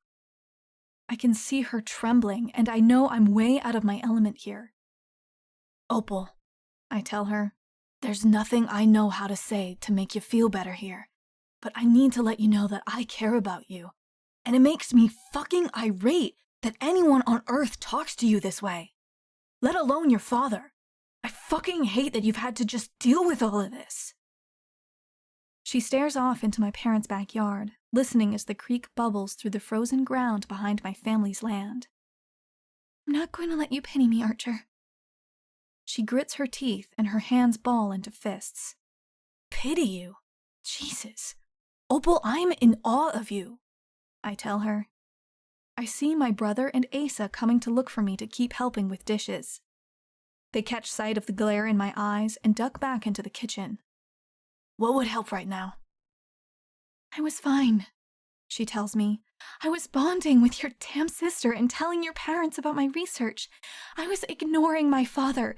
You are the one who is upset here by my trashy father's alcoholic ravings. I nod. That's fair, but now you're upset with me. Well, yeah, she yells, and then I realize something. But you haven't stormed off yet or started ignoring me. And then I grin, because that's some major progress for Opal and me. She rolls her eyes. If I weren't so full, I probably would leave, she says, and she goes back inside, leaving me to scour the pans while Asa tries to explain football to Hunter. Chapter 33. Opal. I stopped by my apartment after dinner with Archer's family. I told him I wanted to go alone and grab my laundry and supplies for Oscar. I need time to just think after our argument out back. I feel so many layers of emotion from today, it's like I have whiplash.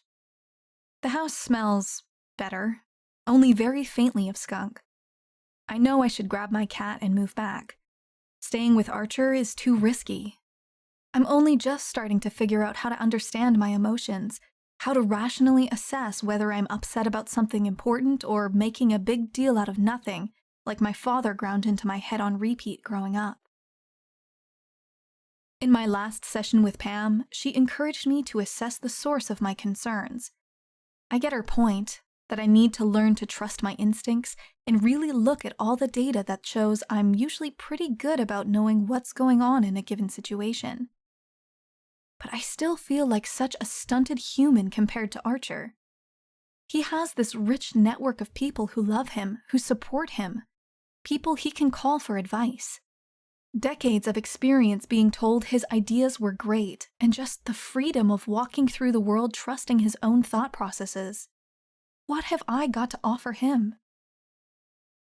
I chew on my cheek because Archer seems to want me at his place, staying with him. And it's like a fantasy being there, to wake up beside him every day, or sometimes jolted from sleep by his face between my legs. Whenever I try to bring up moving back to my place, he gets overcome with lust, and I forget to bring it up again by the time he's had his way with me. I blush and grab a week's worth of clothing from my dresser. I move all my birth supplies to my car just in case any of my patients go into labor while I'm playing house. When I get back to his place, Archer is asleep in bed with my cat on his bare chest. I think about how visceral his anger was for me, not at me, but for me, because someone had done something to hurt me, and that very idea shook Archer Crawford to his noble core. My phone rings again, and when I see that it's my father, I decide for once to answer it. Snow starts to fall the next morning as I make my way to Ivy's aerial silk studio for Abigail's baby shower. The inside has been transformed, the long silks tucked up into dips and colorful waves. Diana has brought in tables and chairs, and Ivy has placed beanbags and giant cushions around the room for people to lounge, gather, and talk.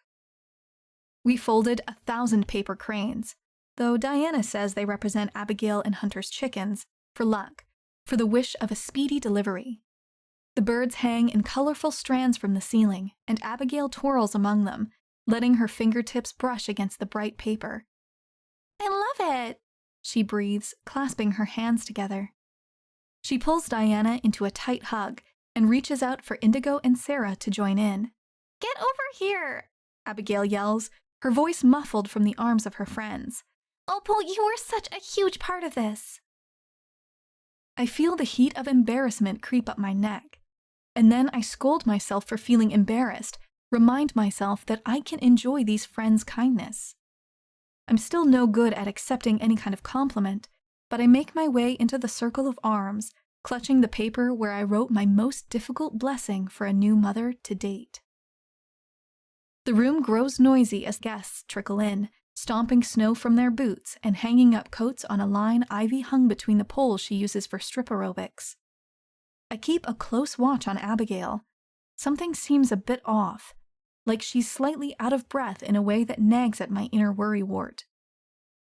Jessica comes in with the platters of baked treats from Insomnia, and everyone snacks, watches Abigail open her presents, applauds at the hand-carved wooden high chair that Daniel Crawford made in his backyard wood shop.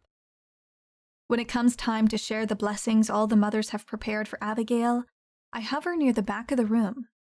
Rose is the last to speak, and once Diana finishes wiping away her tears, she moves to close the book. I take a deep breath and then speak up. Actually, I say, I've got something to add, if that's okay. Oh my gosh, please, yes. Abigail dabs at her eyes.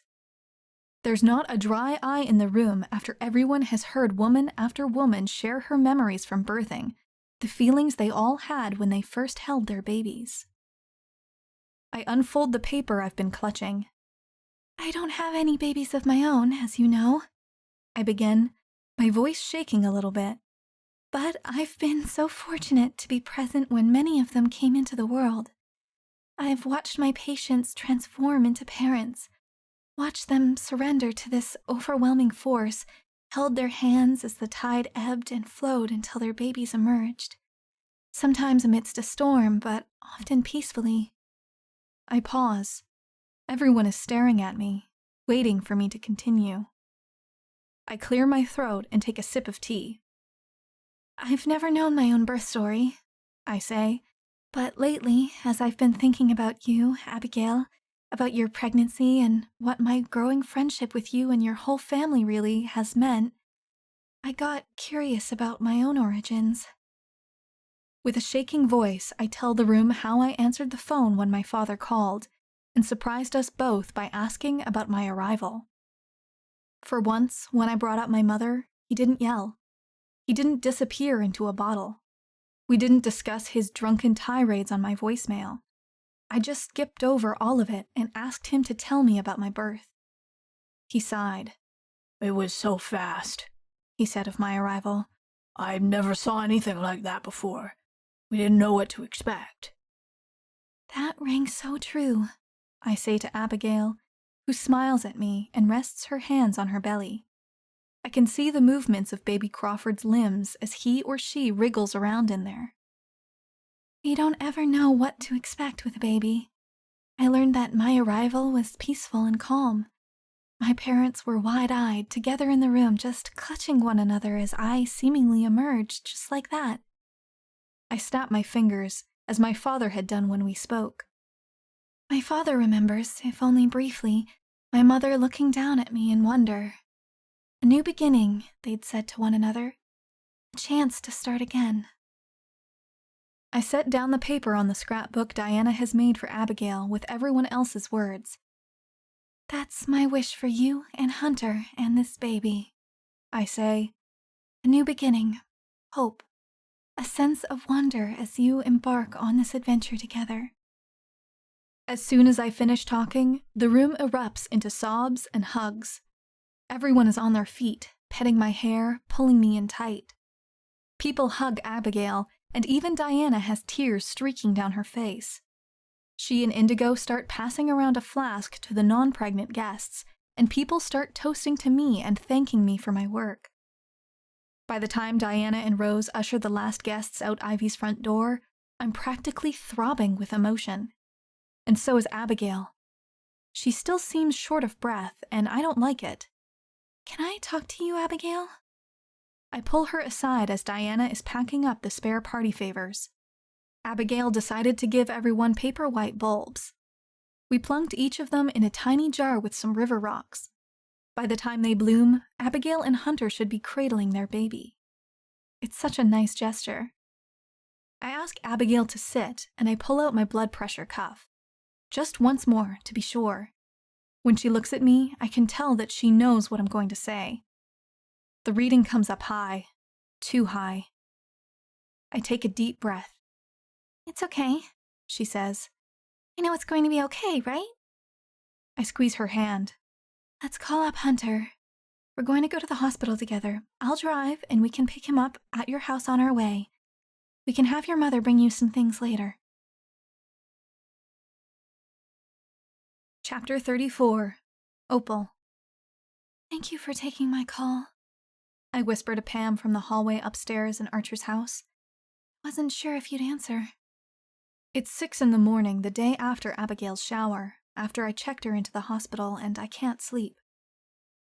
I lay in bed beside Archer for a while, trying to convince myself I was still off my circadian rhythm from the string of overnight shifts, and then my big emotional powwow with him. I tried everything I could think of to get to sleep, including waking Archer up for sex, but somehow he wasn't in the mood while his brother and sister-in-law are in the hospital. I cried for a while, and then decided to call Pam. I told you to call any time, and I meant it, Pam says. What's up? Where to start? I haven't had a session since before Thanksgiving. I haven't told her about how overwhelmed I feel by Archer's constant patience, but how visible his desire is for me, by how hard he is working to get me to trust him. But none of that drove me to call my therapist in the wee hours. Abigail's blood pressure is too high, I tell her. She says. Tell me more about that. The past few visits I've had with her, it has been creeping up, and it's not going down or being managed by the suggestions I've had for her at home. Yesterday, I drove her to the hospital. It sounds like you made a difficult but important decision for her care, but I wasn't clear in my question. Pam interjects. I meant to ask you to tell me why you think this might be troubling you so much. Well, because I care about her, I say. She's my boyfriend's sister, and this is a very serious thing. I realize as I finish the sentence that I referred to Archer as my boyfriend, and doing so brought on no sense of panic. All my worried energy is reserved for Abigail. It's what killed my mother, I blurt out, and then I feel the lump in my throat dislodge. I start weeping. I'm scared for her. Pam says. I hear you saying how much you value Abigail as a friend, how concerned you are for her health. Have you had this strong emotional reaction when other patients have presented with symptoms similar to these? I pause for a moment and consider. I never really let myself have emotional reactions, I finally blurt out. When I'm with my patients, I have to shove all my emotions aside to deal with later. And what did later look like for you? when someone had the same presentations as your mother. Well, I think about the babies born sleeping, the patients I've had to transfer to specialist hospitals in Philadelphia, all the parents I've comforted in the NICU when their babies were born woefully sick. Mater just never seemed to arrive. That's what I was thinking too, Pam says. She reminds me of the night I met Archer, how I'd taken a step toward feeling some of my feelings at that bar and wound up behaving fully out of character. She says taking Archer home could have been my way of coping with stress. Bleeding the radiator a bit, she says, referring to me going home with a stranger and then seeking him out a few days later for another tryst. Do you need to refer your patient to another provider, Opal? What comes next regarding her care? I bite at a hangnail as Oscar circles my ankles in the hallways, like he too is experimenting with trusting me. It's like both of us have stepped out onto a rickety drawbridge and found, to our surprise, that it holds our weight. I'd like to remain in consult with the high-risk OB, I whisper. I'd very much like to be there when her baby comes. Pam and I talk about logistics for a few minutes, assessing whether I'm able to separate my concern for Abigail from my grief about my mother. I know the women in Abigail's family are on the road as we speak, driving in from Ohio to check on her. The Bakers have rented out Indigo's entire inn, and Daniel Crawford has been prepping comfort food to feed an army. I've been trying to work out how I fit into all of it, how I can share something reassuring to my friend. I set my hand on the hall floor, palm up, and curl my fingers a few times until Oscar approaches. I hold my breath as he sniffs my hand, starts to lick at my palm with his scratchy tongue. When he shoves his head up against my hip, I melt with relief and drape my arm around him. December. I work a series of 12-hour shifts the next few days. House visits, rounds at the postnatal unit in the local hospital.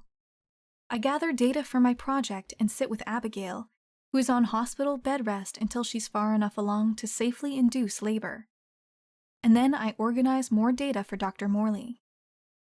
I've barely seen Archer. When he's not at work, his family is doing rotating shifts at Abigail's bedside.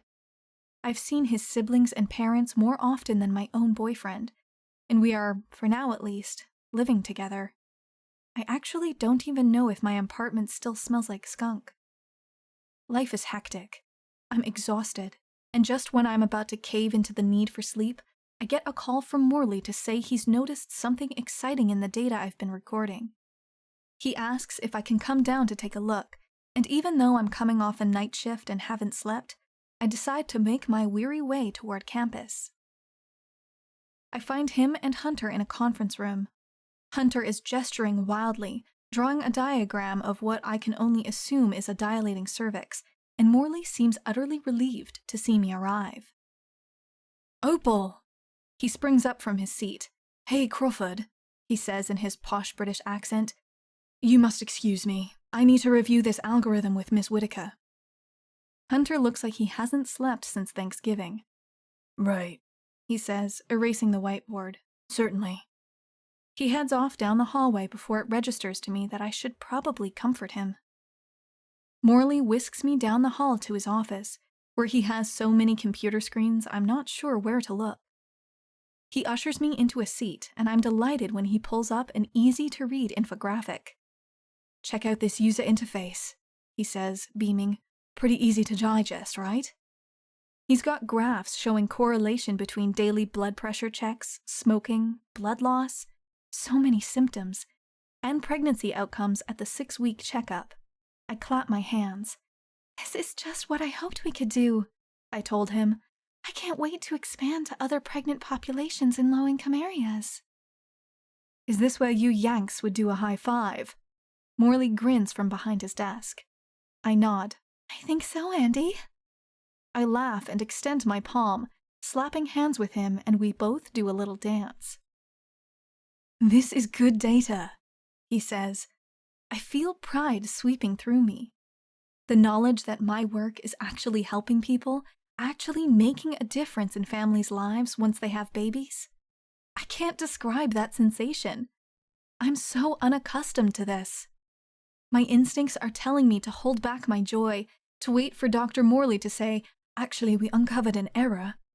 But this geeky scientist is dancing his way around his office, and I know this isn't the norm for him.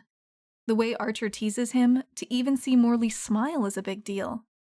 Hey, Andy, you're sure about these numbers? I hesitate, fingers clutching the edge of his desk. Opal Whittaker. He takes a deep breath. We've got correlation. We've got no margin of error. We've stripped the data of external factors, designed the algorithm for your charting app intentionally to avoid bias. This is a masterpiece. He walks around the desk and ushers me out the door. This is the kind of news where you run to a bar and celebrate after. He grabs for his coat. That's my intention anyway. Fancy a pint at the nobler experiment? I shake my head. I need to go somewhere, process this information. I haven't slept, I tell him. I've been catching babies all night. And it's true, but the energy is buzzing inside me all the same. I walk beside Andy as we leave campus, shivering a bit in the chilly winter air. As we cross the creek toward town, I see flecks of frost on the brown leaves clustered at the banks. The dingy gray day reminds me of another day long ago, when I came home from school to find we'd been evicted from our townhouse. My father was nowhere in sight, but the clean-out crew was already there, hurling our things into a dumpster outside. I remember looking at the brown leaves matted in the front yard we were supposed to rake and mow as part of our lease. Often, I tried my hardest to keep up with the work. Certainly my father was incapable. If he was working, he was too worn out from warehouse jobs. And if he wasn't working... I shake my head and realize that Andy must have been talking to me. I'm sorry, I tell him. I was distracted. What was that? Don't you worry, my friend. He pounds me on the back and turns toward the bar. I'll catch up with you later. As he walks off, I feel the dread sneaking in, an aftershock of that memory. It's such a stark contrast to the day I've had. It doesn't seem possible that my life can contain such different experiences. Can I really be a person who saves lives after I started out as someone periodically homeless? I consider following Andy to the bar just to see if my father's there, even though I know he'd have no way of traveling the 20 miles to the outskirts of Oak Creek to visit Tessie and my neighbors. I swallow, trying to find the joy again when Andy reviewed the data with me. Your research is amazing, I tell myself out loud as I walk through town. You are helping families. You are saving lives. You are saving lives. It becomes a refrain as I walk along the streets, already decorated for Christmas. The tiny twinkling lights create a warm glow, but also disorient me in the gray light outside. In my haze, I realize I haven't walked toward my house or Archer's. I find myself outside his office on Main Street. I decide to take it as a sign that I should share my news with him in person, test what it feels like to tell someone something exciting, something positive. I push open the door, expecting to be hit with blaring country music and a mess as usual. But instead, I find a peaceful office. The desks have been rearranged, and Archer sits beside a breathtaking woman, both of them facing toward the entryway, heads bowed over a binder. I'm stunned at the sight of them, at the familiar way he nudges her with his shoulder and flips the page of the binder with gusto. When he looks up, I'm standing stock still in the entryway, frozen, unsure what to do or say or think. Chapter 35. Archer. Opal, hey! I stand up and rush around the tables to greet her. What do you think about the new layout? She seems upset, disoriented. Hey, precious, have you slept? Didn't you get off night shift?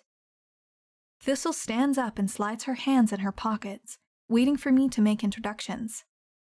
Gosh, I'm no good at manners these days. Let me start again. Thistle McMurray, meet Opal Whittaker. Can I call you my lady friend? I know we're not supposed to say girlfriend yet. I wink. Opal frowns. Opal, this is Thistle. She started here at the office on Monday, and it's already made a world of difference. I twirl around. I'm wearing real pants on a weekday. Thistle laughs, and I slap the edge of the desk. She said we should face the tables forward so people see our faces when they walk in and not our computer screens. I see that Opal is a little shaken up, and I don't want her to spiral into a state where she doesn't talk to me for 3 weeks. Did something happen with Abigail? She shakes her head, and I drape an arm around her and reach for my fleece on the pegs Thistle drilled into the wall this morning. Hey, I say, trying to give her arms a reassuring rub. Let's go grab a scone and you can tell me what's up. Outside, she doesn't walk with me toward the bakery. She drops onto the bench outside the food co-op and sort of stares into the distance. I backtrack and sit beside her, quietly at first, waiting to see if she will make a move and start the conversation. When she doesn't, I squeeze her thigh and ask, "Wanna tell me what's going on, precious?" She breathes heavily through her nose a few times, still staring off into space. Finally, she says, "You know, I sort of freeze up when something unexpected happens to me. Pam says it's fight or flight." Pam is the therapist Opal's been seeing. She told me a few weeks ago. Every now and then she leaks out some tidbit about herself, almost like an accident. It's like when I pet her or tickle her back, instead of purring like a cat, she lets me see inside her head. She continues, still not looking at me. "On the walk here, I was thinking about the day I came home from school to find out we'd been evicted. Again. My dad wasn't anywhere around. I just froze on the sidewalk across the street, watching the cleanup crew dump my books and corduroys into the trash." Jesus, Opal. I'm so sorry. She slumps down a bit more on the bench. "Eventually, I snapped out of it and walked to the closest dive bar I could find. I'm not sure how I knew he'd be in there. Maybe it's because there aren't too many places that are loud and boisterous at 4 p.m. on a weekday. Anyway, I remember pushing the door open and seeing him at the bar, swaying along to some song on the radio, his arm around the shoulders of a man seated beside him. Everyone was laughing, but they didn't look happy. Not really happy, not like your family." I'm not sure what to say in response to that. It all just makes me hate her father that much more. I pull her tighter against me, breathe slowly. Just sit with her until she talks again. "Is that woman in your office, Archer?" Thistle? Did I not mention that I was hiring someone? I'm certain that I must have. Yes, I remember discussing it at Thanksgiving. She must be deeply exhausted and have forgotten. So much has happened since then. Thistle was Fletcher's girlfriend in high school. Well, really, since forever. Her mom and my mom used to be really tight. Do you remember us talking about her mom at my parents' house? Teresa had a stroke? I see a glimmer of recognition flit across her face, only to be replaced a moment later by sadness. "You probably think I'm overreacting, making a big deal out of nothing again." "Hey," I say, pulling her up onto my lap, not giving a shit that we're on a bench along Main Street and Ed Hastings is probably taking notes for next week's front page. "I would never think that." I tip her chin up so she meets my eye. "But I do think you're exhausted. I know you haven't slept since your shift, and I know how worried you've been about Abigail." She nods, her eyes welling up with tears. "Do work hard. I'm tired." And then she's crying in my lap, just staring at me while tears roll down her cheeks.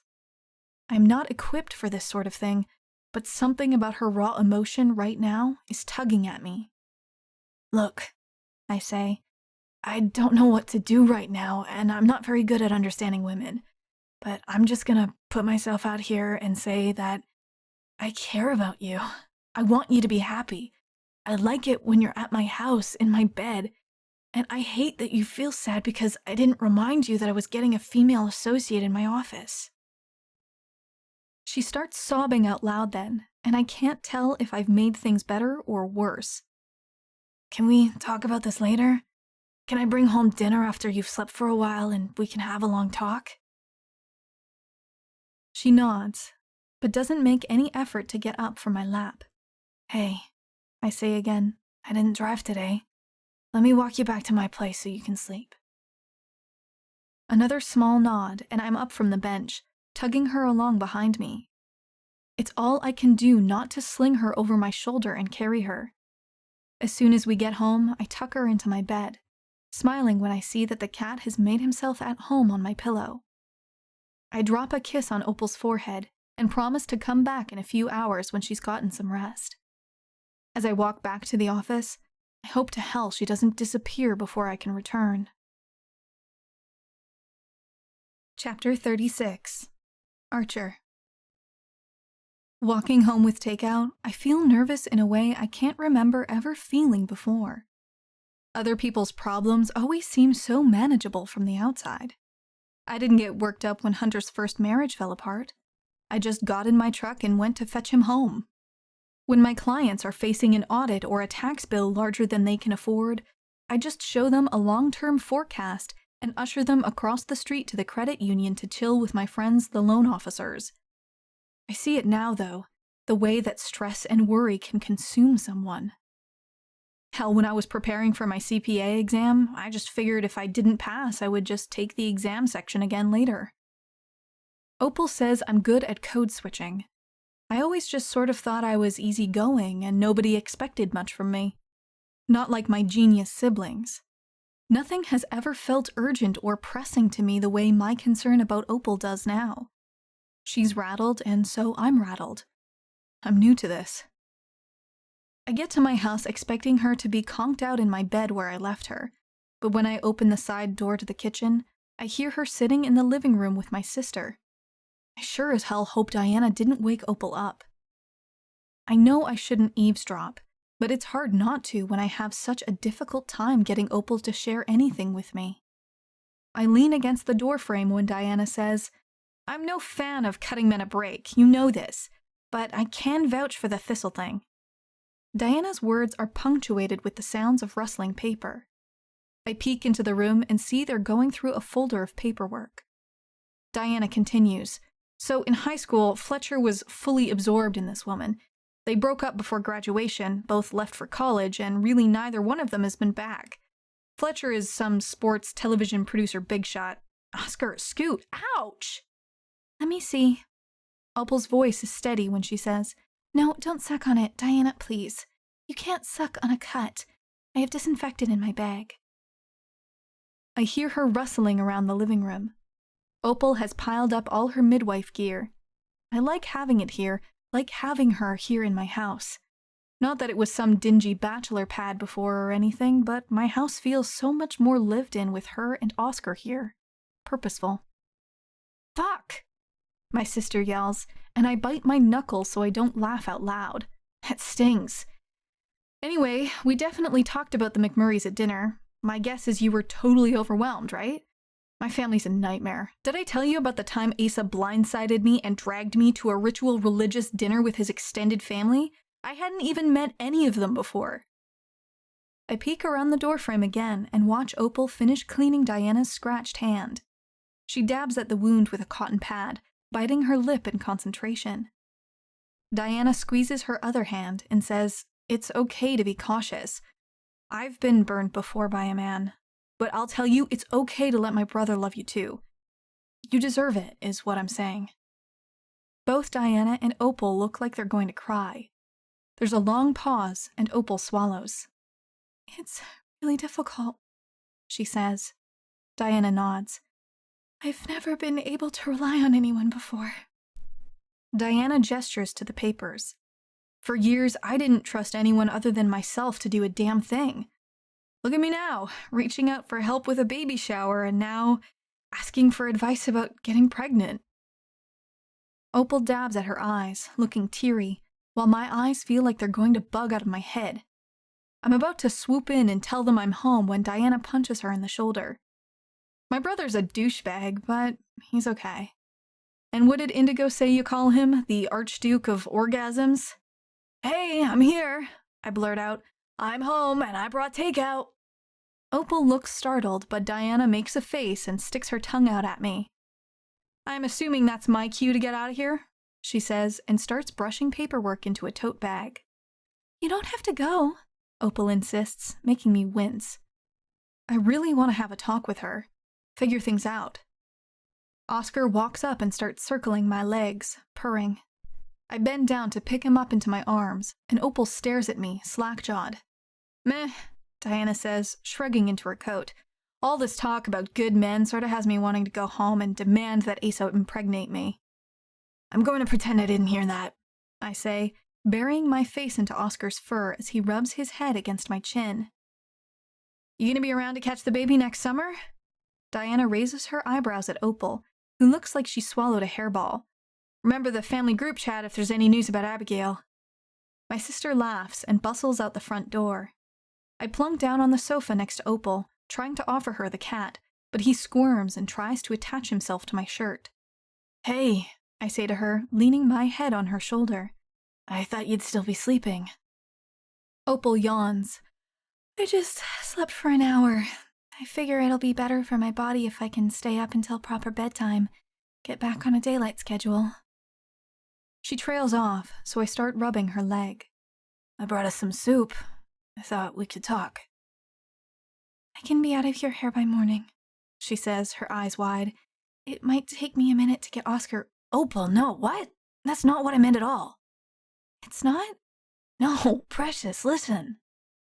I shoo the cat away and wrap my arms around her, turning her to face me so we can talk eye to eye. I like having you at my house. I like having you in my life.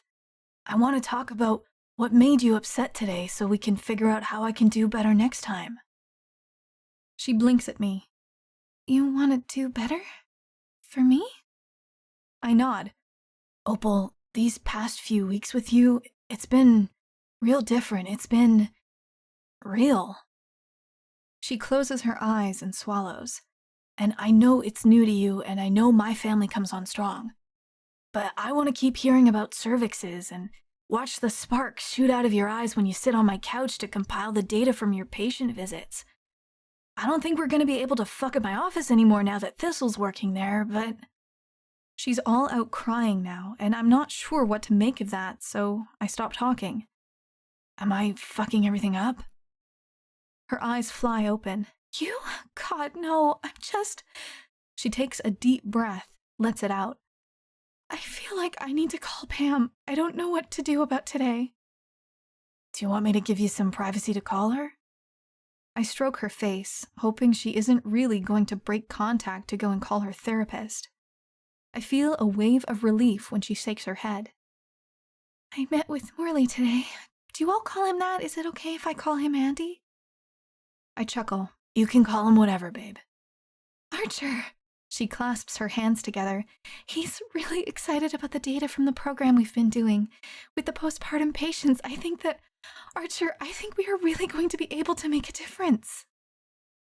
I feel a smile build from my whole body. Of course you're making a difference. I've seen you in action. She shakes her head, smiling now even though she still has tears on the brink of rolling down. No, I mean like a statistical, quantifiable difference. A difference to take to healthcare providers and insurance companies and make changes in how we as a country provide care for people after they deliver babies. I don't know if I've ever heard Opal string that many words together at once. It's hard to stop grinning at her because she's so passionate right now. She wants so desperately for her work to benefit other people. She doesn't even realize how sexy that is. She blows out a deep breath. It took me to a dark place when that happiness started to creep up on me this afternoon. It's like I am so trained to distrust everything, Archer. Anything good was always temporary or an illusion, always. So when Andy told me he was confident in his data, I felt this real sense of accomplishment and it terrified me. Precious, I say, reaching for her and then changing my mind. I drape an arm along the back of the couch, snaking as close to her as I think she will accept. She breathes in and out from her nose again. When I got to your office, I had been thinking so much about my dad, about how shitty he was as a caregiver. It got in the way of me being happy about my work. And then I didn't expect to see you different at work. I'm sorry that I wasn't more direct telling you about the changes at work, Precious. I place a hand on her back. She seems open to me rubbing her shoulder, so I do. We sit like that for a while, quietly, and then she yelps as Oscar jumps up onto the couch. He puts his head in Opal's lap.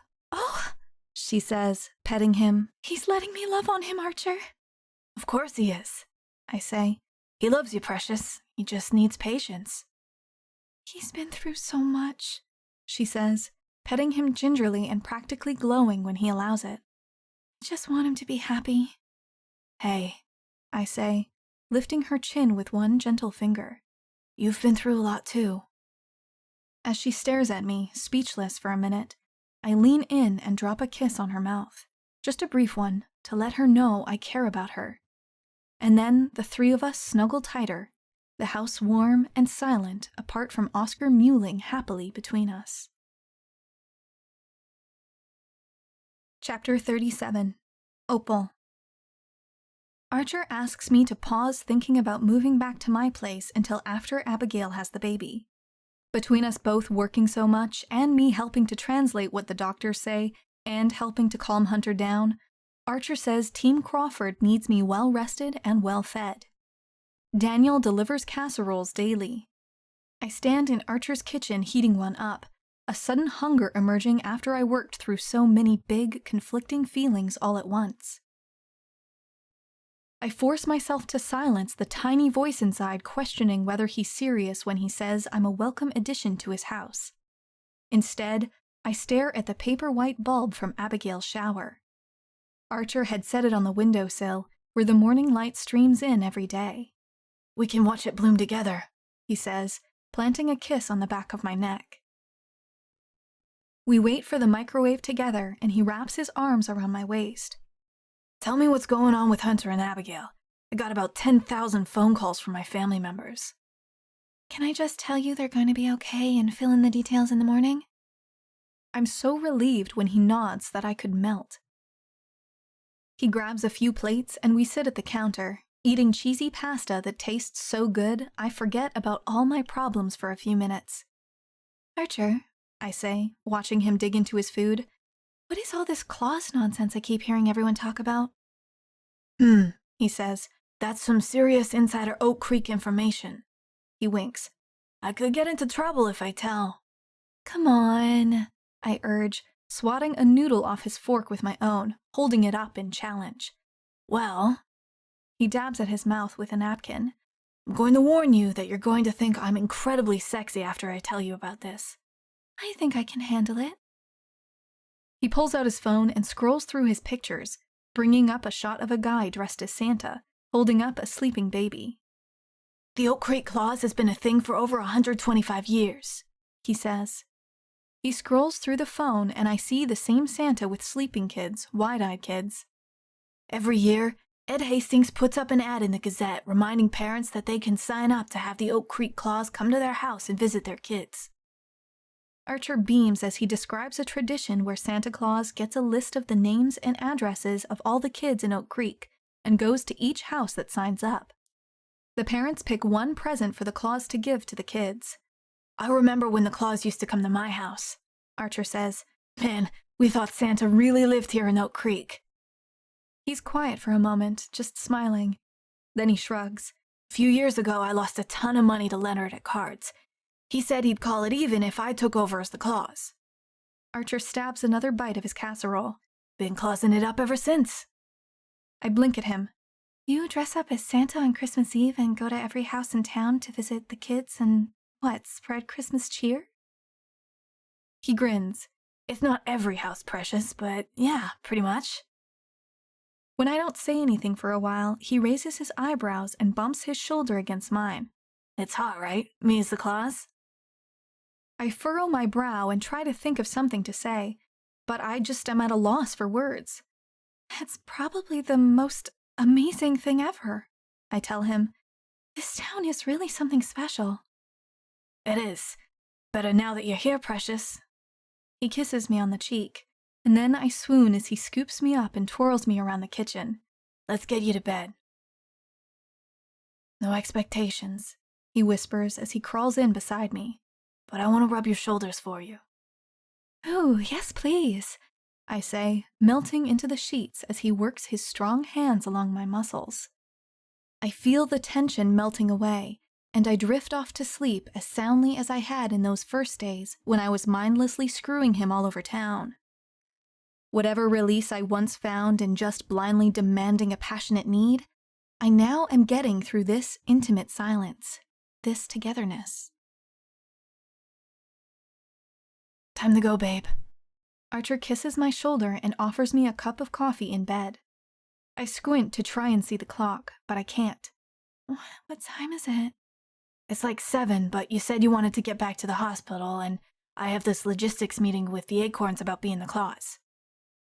I take the coffee in bed and blow on the hot liquid, relishing the feel of the warm mug in my hand. Is this really my life now, of him bringing me coffee in bed seemingly happily? Can't believe I just slept with Santa, I joke, braving a sip of the hot coffee and moaning as the flavor and caffeine warm all my cells into full awareness. Opal, God, it's the Oak Creek claws, he says, stripping out of his gray sweatpants and sliding his slim hips into a pair of dark jeans. I'm a little late. Ned's going to flip out if I don't get my ass in gear. He tugs on a green sweater and my eyes linger on the strip of belly skin until he adjusts and yanks it down. Call me with an Abigail update and then we'll go pick out a tree for Oscar to destroy. Chapter 38. Archer. I really do get a thrill from this claws business. There's something really magical about being the hero to every kid in town. It's meant that Christmas Eve is kind of a blurry whirlwind the past few years, but I always make it to my parents' house in time for competitive card games. This year feels different, though. I feel distracted throughout the logistics meeting as the retired engineering professors all map out best practices for order of operations and print out a route sheet for me. Opal keeps texting me updates on Abigail, who is going out of her mind with boredom a month into hospital bed rest. Blood pressure seems stable today, Opal texts. Getting magnesium drip just in case. Prevents seizures. Seizures is a scary word. Has to be, right? I start to regret agreeing to perform this task again this year, but Levon claps a hand on my back when he catches me staring at my phone. Good deeds make a good distraction when things are hard, he says. He squints to read Opal's text. You know, Mary Pat had a pre with one of our boys. She came through in the end. Hunter's family is in good, safe hands. I feel a lump in my throat.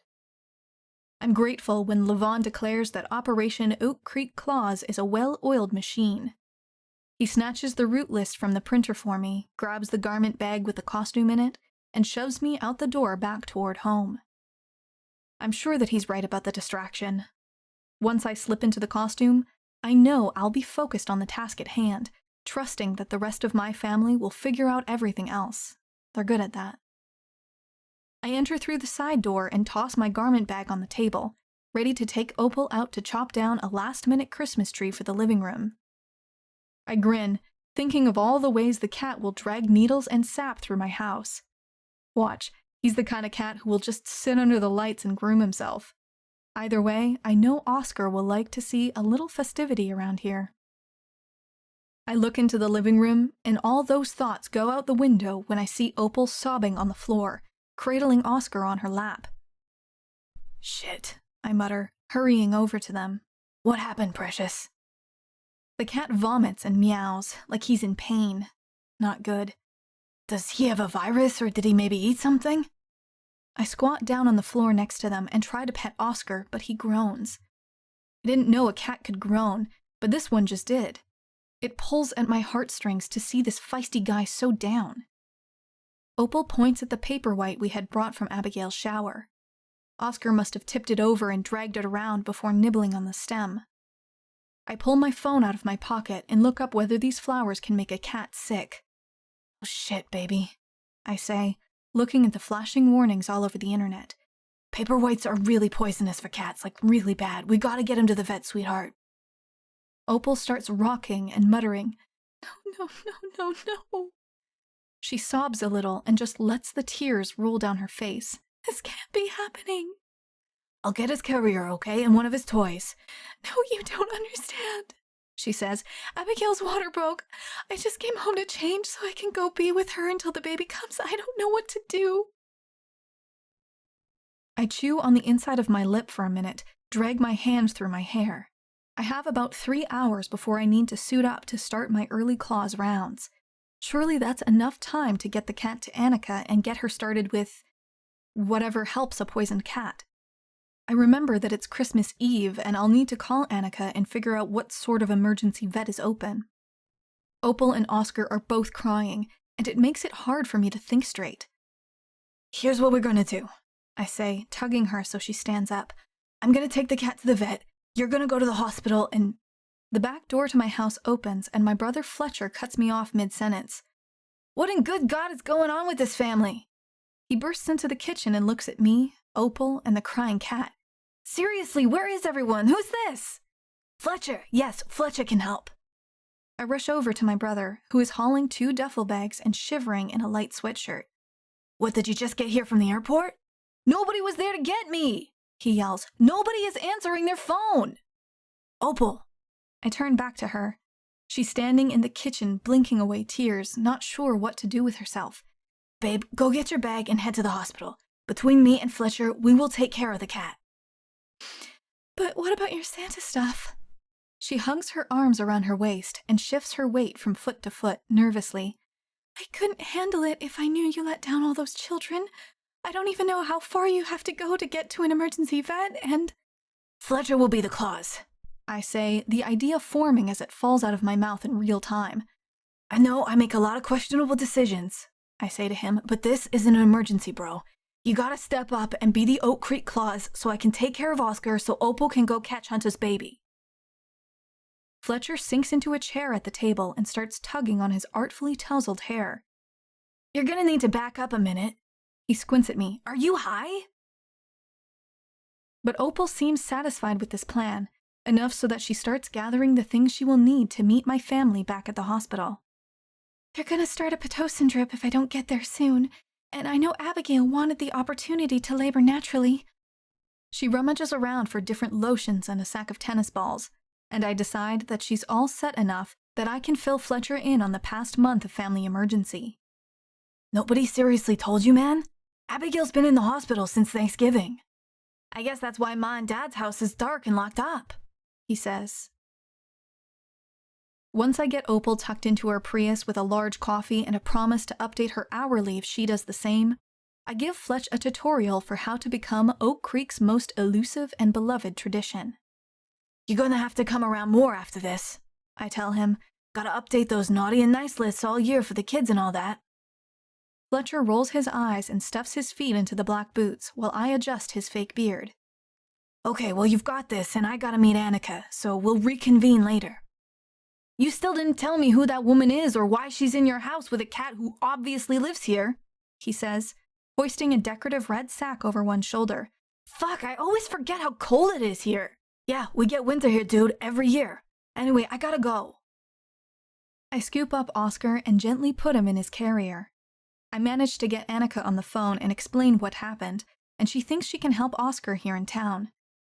It's faster to jog to Main Street than drive and try to park around all the people heading into town for candlelight church services and whatnot, so Oscar and I head off toward the vet clinic. Thank you so much for meeting me here, I tell her, pulling her in for a one-armed hug as I hand off the cat carrier. I don't want to be in your way, but I promised Opal I'd stick with him every second, so here I am. Hey, she says, no worries. I'm doing this for Opal and for Abigail, and Hunter too. You've all been so good to me, Arch. She gets to work listening to Oscar's vital signs and checking him out. I try to stay out of her way, but close enough so Oscar doesn't feel alone. I am, after all, the human he seems to like the most. Oscar keeps pawing at his face, which makes Annika frown. That can't be good. I try to joke and lighten the mood, but she remains quiet as she hurries around the clinic. I'm going to draw some blood and see how much of the idioblasts are in his system, she says. Within a few minutes, she's got Oscar hooked up to an IV and has started washing out his mouth with some sort of solution she says will help get the stuff out of his cheeks and lips. I feel like I'm going to cry, seeing how still he lies while she works on him. This is so unlike Oscar, and I'm overcome by how strongly attached I feel to this little guy. We're going to monitor him for a while, she says, but I think he's going to be okay once he barfs all that yucky stuff out. She looks at her watch and gets Oscar situated with different sensors. She pats my arm. Now we hurry up and wait. Chapter 39. Opal. Now we hurry up and wait, I say to Hunter as he paces around Abigail's room. Abigail's contractions began soon after her water broke, and by the time I arrived at the hospital, she was progressing along really nicely all on her own. She looks small and still, lying on her left side in the bed and breathing slowly. She's got a string of beads clutched in one hand, the blessings from her shower that all the women in her life had given to her for just this moment. Abigail's blood pressure is actually lower than it has been for weeks, and I smile while I go over her options with her. She can't get out of bed and move during labor like I know she wanted to, but I had the staff bring her a peanut-shaped ball she can put between her legs while she lies on one side. You can rock your hips and move your back if you want, I say, rolling a tennis ball on her lower back. Abigail's mother comes in the room for a bit at her request and reminds her that she and each of her brothers took just a few hours to come out once Mrs. Baker's contractions began.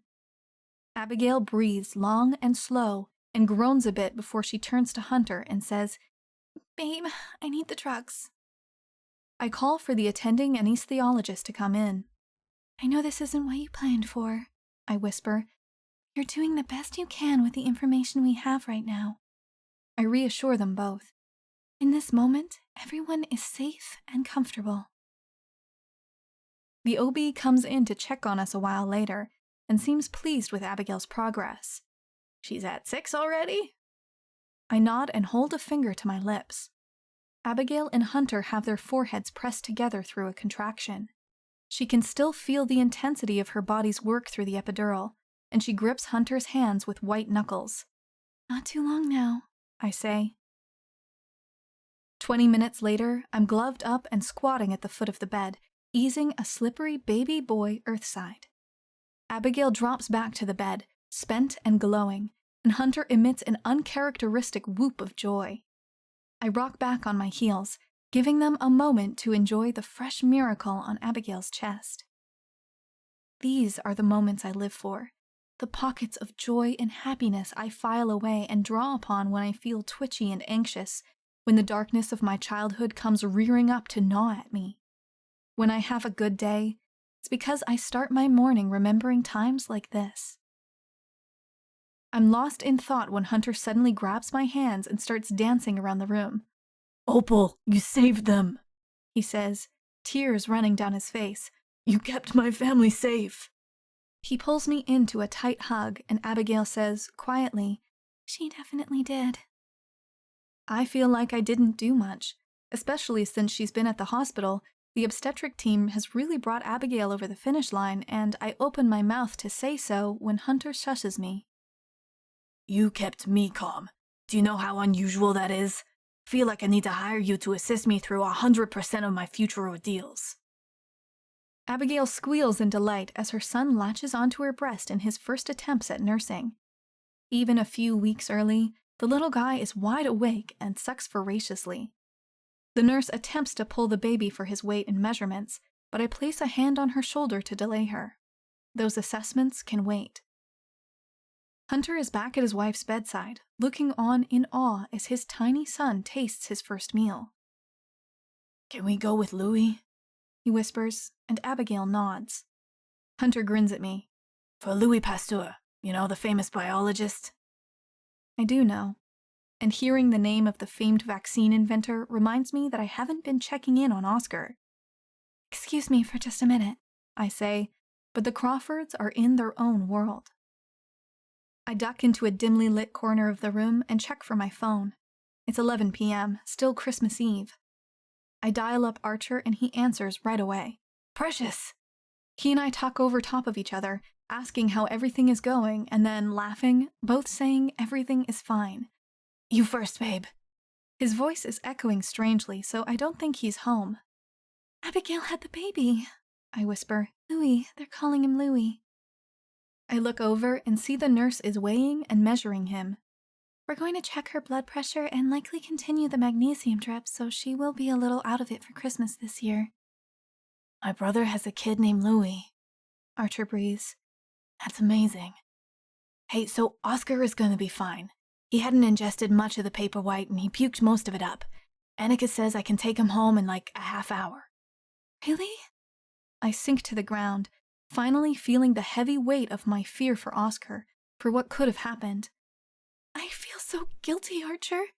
I start to cry. I should have known about the paper whites. Most plants are poisonous for pets. Hey, Precious, don't make me leave this cat here and come hug you, he says. The important thing is we got him help right away. Babe, Annika says he's going to be just fine. Just fine. How much longer will you be there with my family? He no sooner gets the words out than the room erupts with the Crawford and Baker family pouring in from the waiting room. Everyone is shouting and hugging and crying and tickling Louie's toes while Hunter flits around threatening to vaccinate everyone himself if they're not up to date on their shots. Sounds like you have to go. Archer laughs, though I can barely hear him. I'll meet you at home with your fur baby, okay? I hang up with him and brush away my tears, not sure anymore if they're flowing in relief or guilt or fear. But I do know that when Rose and Daniel pull me in for a group hug and thank me for the care I show to their family, a huge, cleansing gush of fresh emotion seeps out of me. By the time I pull out of the hospital lot toward home, I realize I forgot to tell all of them that Fletcher had arrived and been derailed by community service. Chapter 40. Archer. Annika sends me on my way with Oscar, some eye drops, and some wheatgrass we're supposed to offer him as a healthy alternative to poisonous flowers. I get to my house with my arms full of cat supplies just as Fletcher slips in the back door in the Santa suit. Bullshit you finished the whole route this early, I tell him, raising one brow at him skeptically. I'm never done before 1. It's not even midnight, which means I have a few minutes to rescue Christmas Eve with Opal if I can come up with a tree alternative.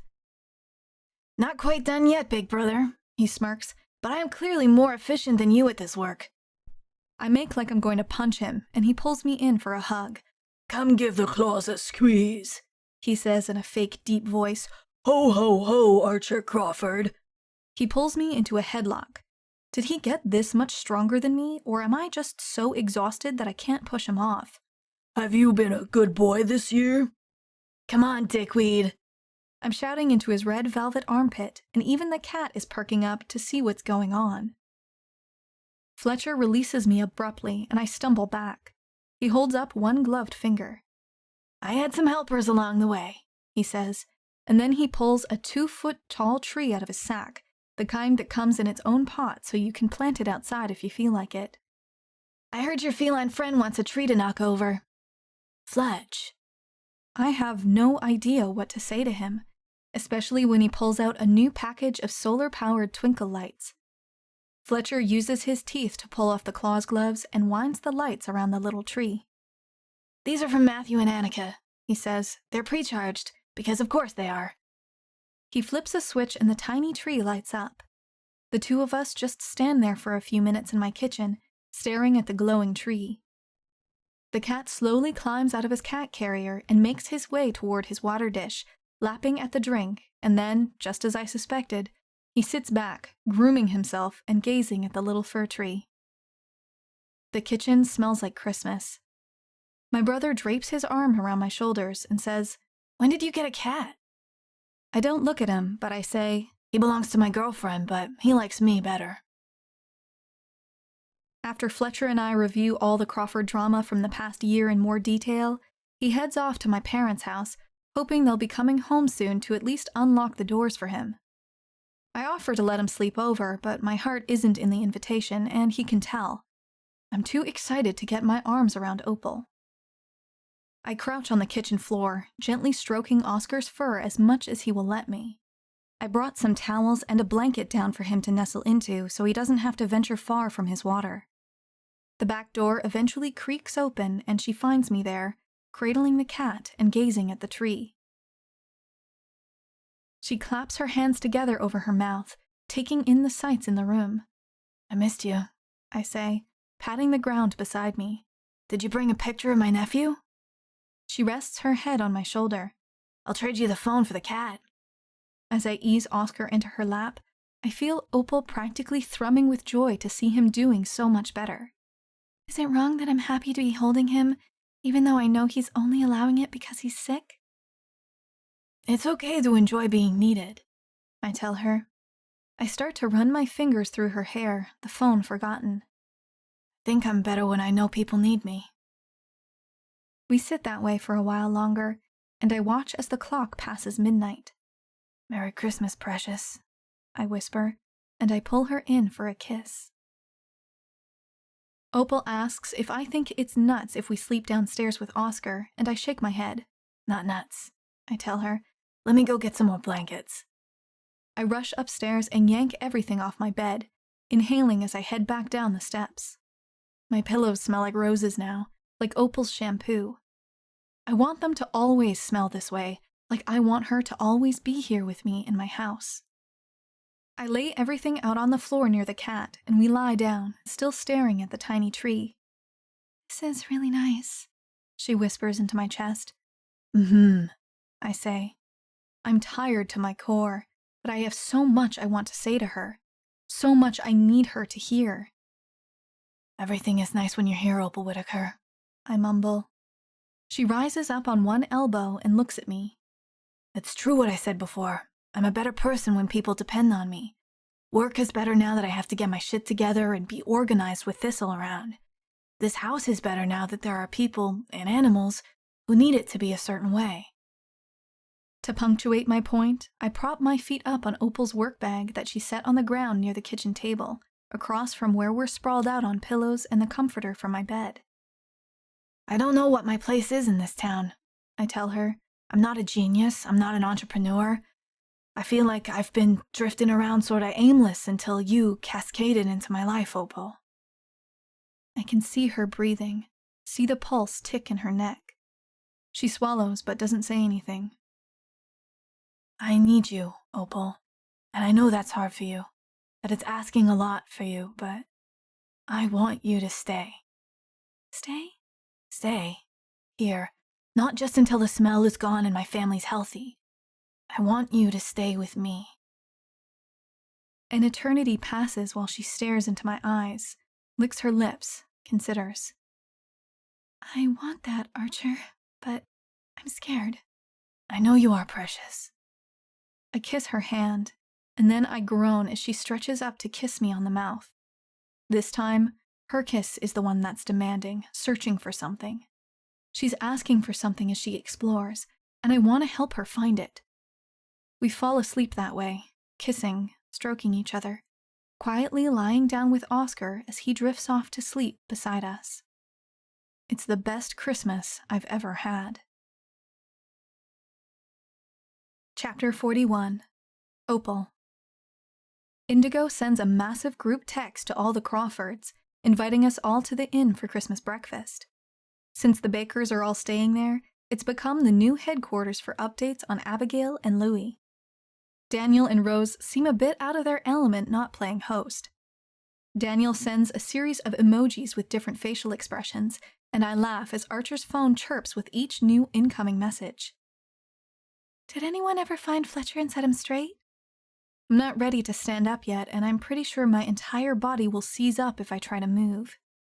Between the stress of my sick cat and helping Abigail, my muscles are aching. Pam has pointed out that I tend to carry a lot of worry in my shoulders. I make a note to hop into another silks class with Ivy as soon as I can. My brother was a better cause than me, Archer murmurs, pulling a pillow over his face to block the morning sun that starts peeking through the kitchen window. Oscar perks up at the sound of his voice and makes his way toward us, licking at my hand and making my heart race with excitement. Are you feeling better? I purr at him and reach for the wheatgrass, seeing if I can tempt him to eat a bit of it out of my hand. Archer! I yell, as the sandpapery tongue dips out and laps at the vet-approved plants. This is hands down the best Christmas present I could have ever asked for.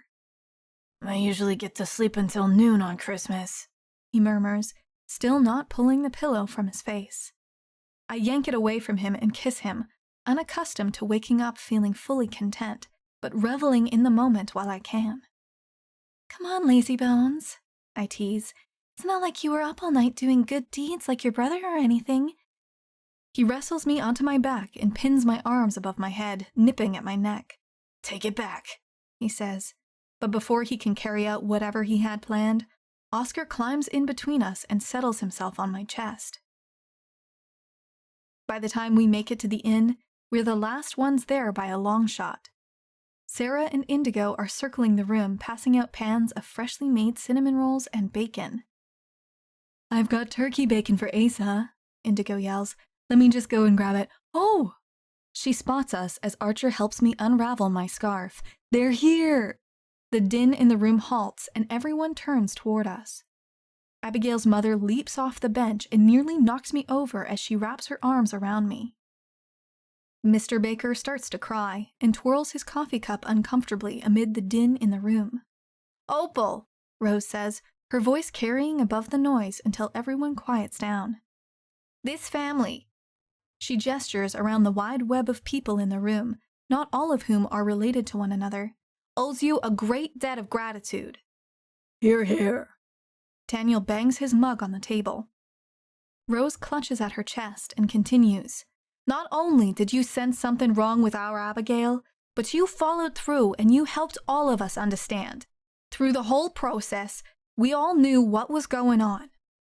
Her voice catches and Archer walks over to her, squeezing her hand. "I'm just so grateful that my son brought you into our lives." The pressure in my head swells at that notion, and I'm not entirely sure what happens next, to be honest. Someone hands me a plate of food and bustles me into a chair. Someone else pulls out a package of English-style poppers, and before I know what's happening, I've got a paper crown on my head and a slice of bacon in my hand. A newcomer, who must be Fletcher, my memory is hazy from the stress of yesterday, pulls out a Santa sack and clears his throat. "I want you all to know that I'm never doing that Claus gig again." The Oak Creek residents burst into laughter, while the Bakers and I just stare at him in confusion as he hurls the bag into Archer's lap, fake beard and gloves and boots all tumbling out of the drawstring sack. As we work our way through breakfast, people start passing around the pictures they've received of Louie. I had told Abigail I'd come in to meet with her early this afternoon and make sure she's getting attentive care. I have no reason to be concerned that she isn't. Miraculously, Louie is the only baby in the postpartum unit for Christmas. The OB told me they had a big wave of babies a few days ago during the full moon. I managed to snuggle up with Archer on the couch, next to the giant, intricately decorated Christmas tree that Gavin seems bound and determined to destroy as he crawls around tugging at the lights and ornaments his mother's hung so carefully. I smile as Archer pulls me into a hug. His scent envelops me, and I feel the steady beat of his heart through his sweater. Every half hour or so, I feel the sneaking fingers of self-doubt start to creep in to color this experience as something it is not. But just as that happens, another Baker or Crawford grabs my hand and thanks me for my work, reminds me that I am loved and appreciated and surrounded by good people. "I could get used to this," I whisper to Archer. I sure as hell hope so, precious. Later, Archer drives me to visit his brother and new nephew in the hospital. I look over Abigail's stats and am delighted to see how her blood pressure has come down since she delivered Louie. He's nursing contentedly when we arrive, and Hunter is describing his early diapers to a flabbergasted Archer. It's still foreign to me, family life with easy banter, teasing instead of belittling, genuine affection for one another. Watching Archer scoop up the baby from his brother's arms, a look of awe and admiration transforming his features, I feel calm wash over me instead of fear. Archer extends his finger toward Louie's small hand, murmuring words of affection. "You're going to be so expensive," he coos. "Your parents just have no idea." He looks up at me and grins, and I feel the room light up when he smiles just for me. I don't feel scared of his love right now. I tuck Abigail's chart into the holder at the foot of her bed, and walk over to Archer and Louie. I tested the waters of his trust, and he came through for me, for his family, for this entire community. I lean my head on Archer's shoulder and just stand still with him, basking in the love and hope and joy rippling through this room. When I close my eyes and imagine my future, I don't shiver in fear of a black and lonely disaster. I rock and sway alongside this patient man who knows how to wait out my fears. A future with Archer feels reckless and wild, sexy and emotional. But above all, he feels like home. Chapter 42. Fletcher. Epilogue. I forgot how brutal winters are on the East Coast. Ordinarily, this time of year I'd be somewhere like Dubai or some tropical island setting up for the pro golf circuit, maybe some horse races. But this year, I decided to finally use some of my vacation time to reconnect with my family. I'm not sure where these sorts of ideas come from, but they need me, or they say they do at least. Archer convinced me to move into his girlfriend's house, even though it still smells faintly of skunk in the living room where I think the funk settled into the carpet. It's hard for me to think about Archer with a girlfriend, but he and Opal seem to be really good for each other. He's totally different around her, organized, assertive. I've only spent a few days with him for the past decade, with any of my siblings, really. If I'm honest, it's been weird getting to know them as adults. I try to steer clear of the townspeople, although that's tough when I'm at Abigail and Hunter's place, since people are always streaming in to visit the baby. Things were touch and go there for a minute since she had to get readmitted for more magnesium. I think that's what Opal called it. She kept promising us Abigail and Louie would be fine, and so far she's right. I really like her, which is the only reason I agreed to come to this madhouse celebration tonight. Opal and my sibling's friend Morley just published some of their research in some fancy medical journal, and I guess it's a pretty big deal because my mom shelled out for a swanky party with alcohol up at the college. She can skirt around the tight liquor laws when she's throwing private functions like this for faculty members. I know it's a big deal, too, because Archer is talking animatedly to Ed Hastings. He's gesturing toward his girlfriend and running at the mouth instead of trying to shoo Ed away like usual. I lean against the wall in the back of the room, adjusting my tie while Ma clinks a fork against her champagne flute. Attention, everyone! If I could have your attention, please? Conversation rolls to a halt as everyone faces her at the front of the room. I am, as you know, Rose Mitchell, president of Oak Creek College, and proud host of tonight's celebration of women's health, of AI, and of the intersection of machine learning and medicine. She leads applause. I work really hard to pay attention as she and Morley talk about science and data, and I try a little harder when Opal takes the mic and makes a sincere speech thanking everyone for their trust in her. Apparently, she had some grant to go into people's homes and interview patients, observe them, and Morley wrote a computer program to track the data.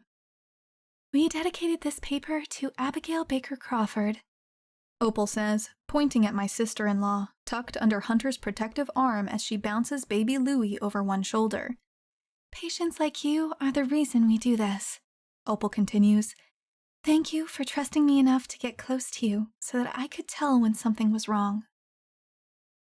Soon, everyone in the room is crying and hugging and applauding.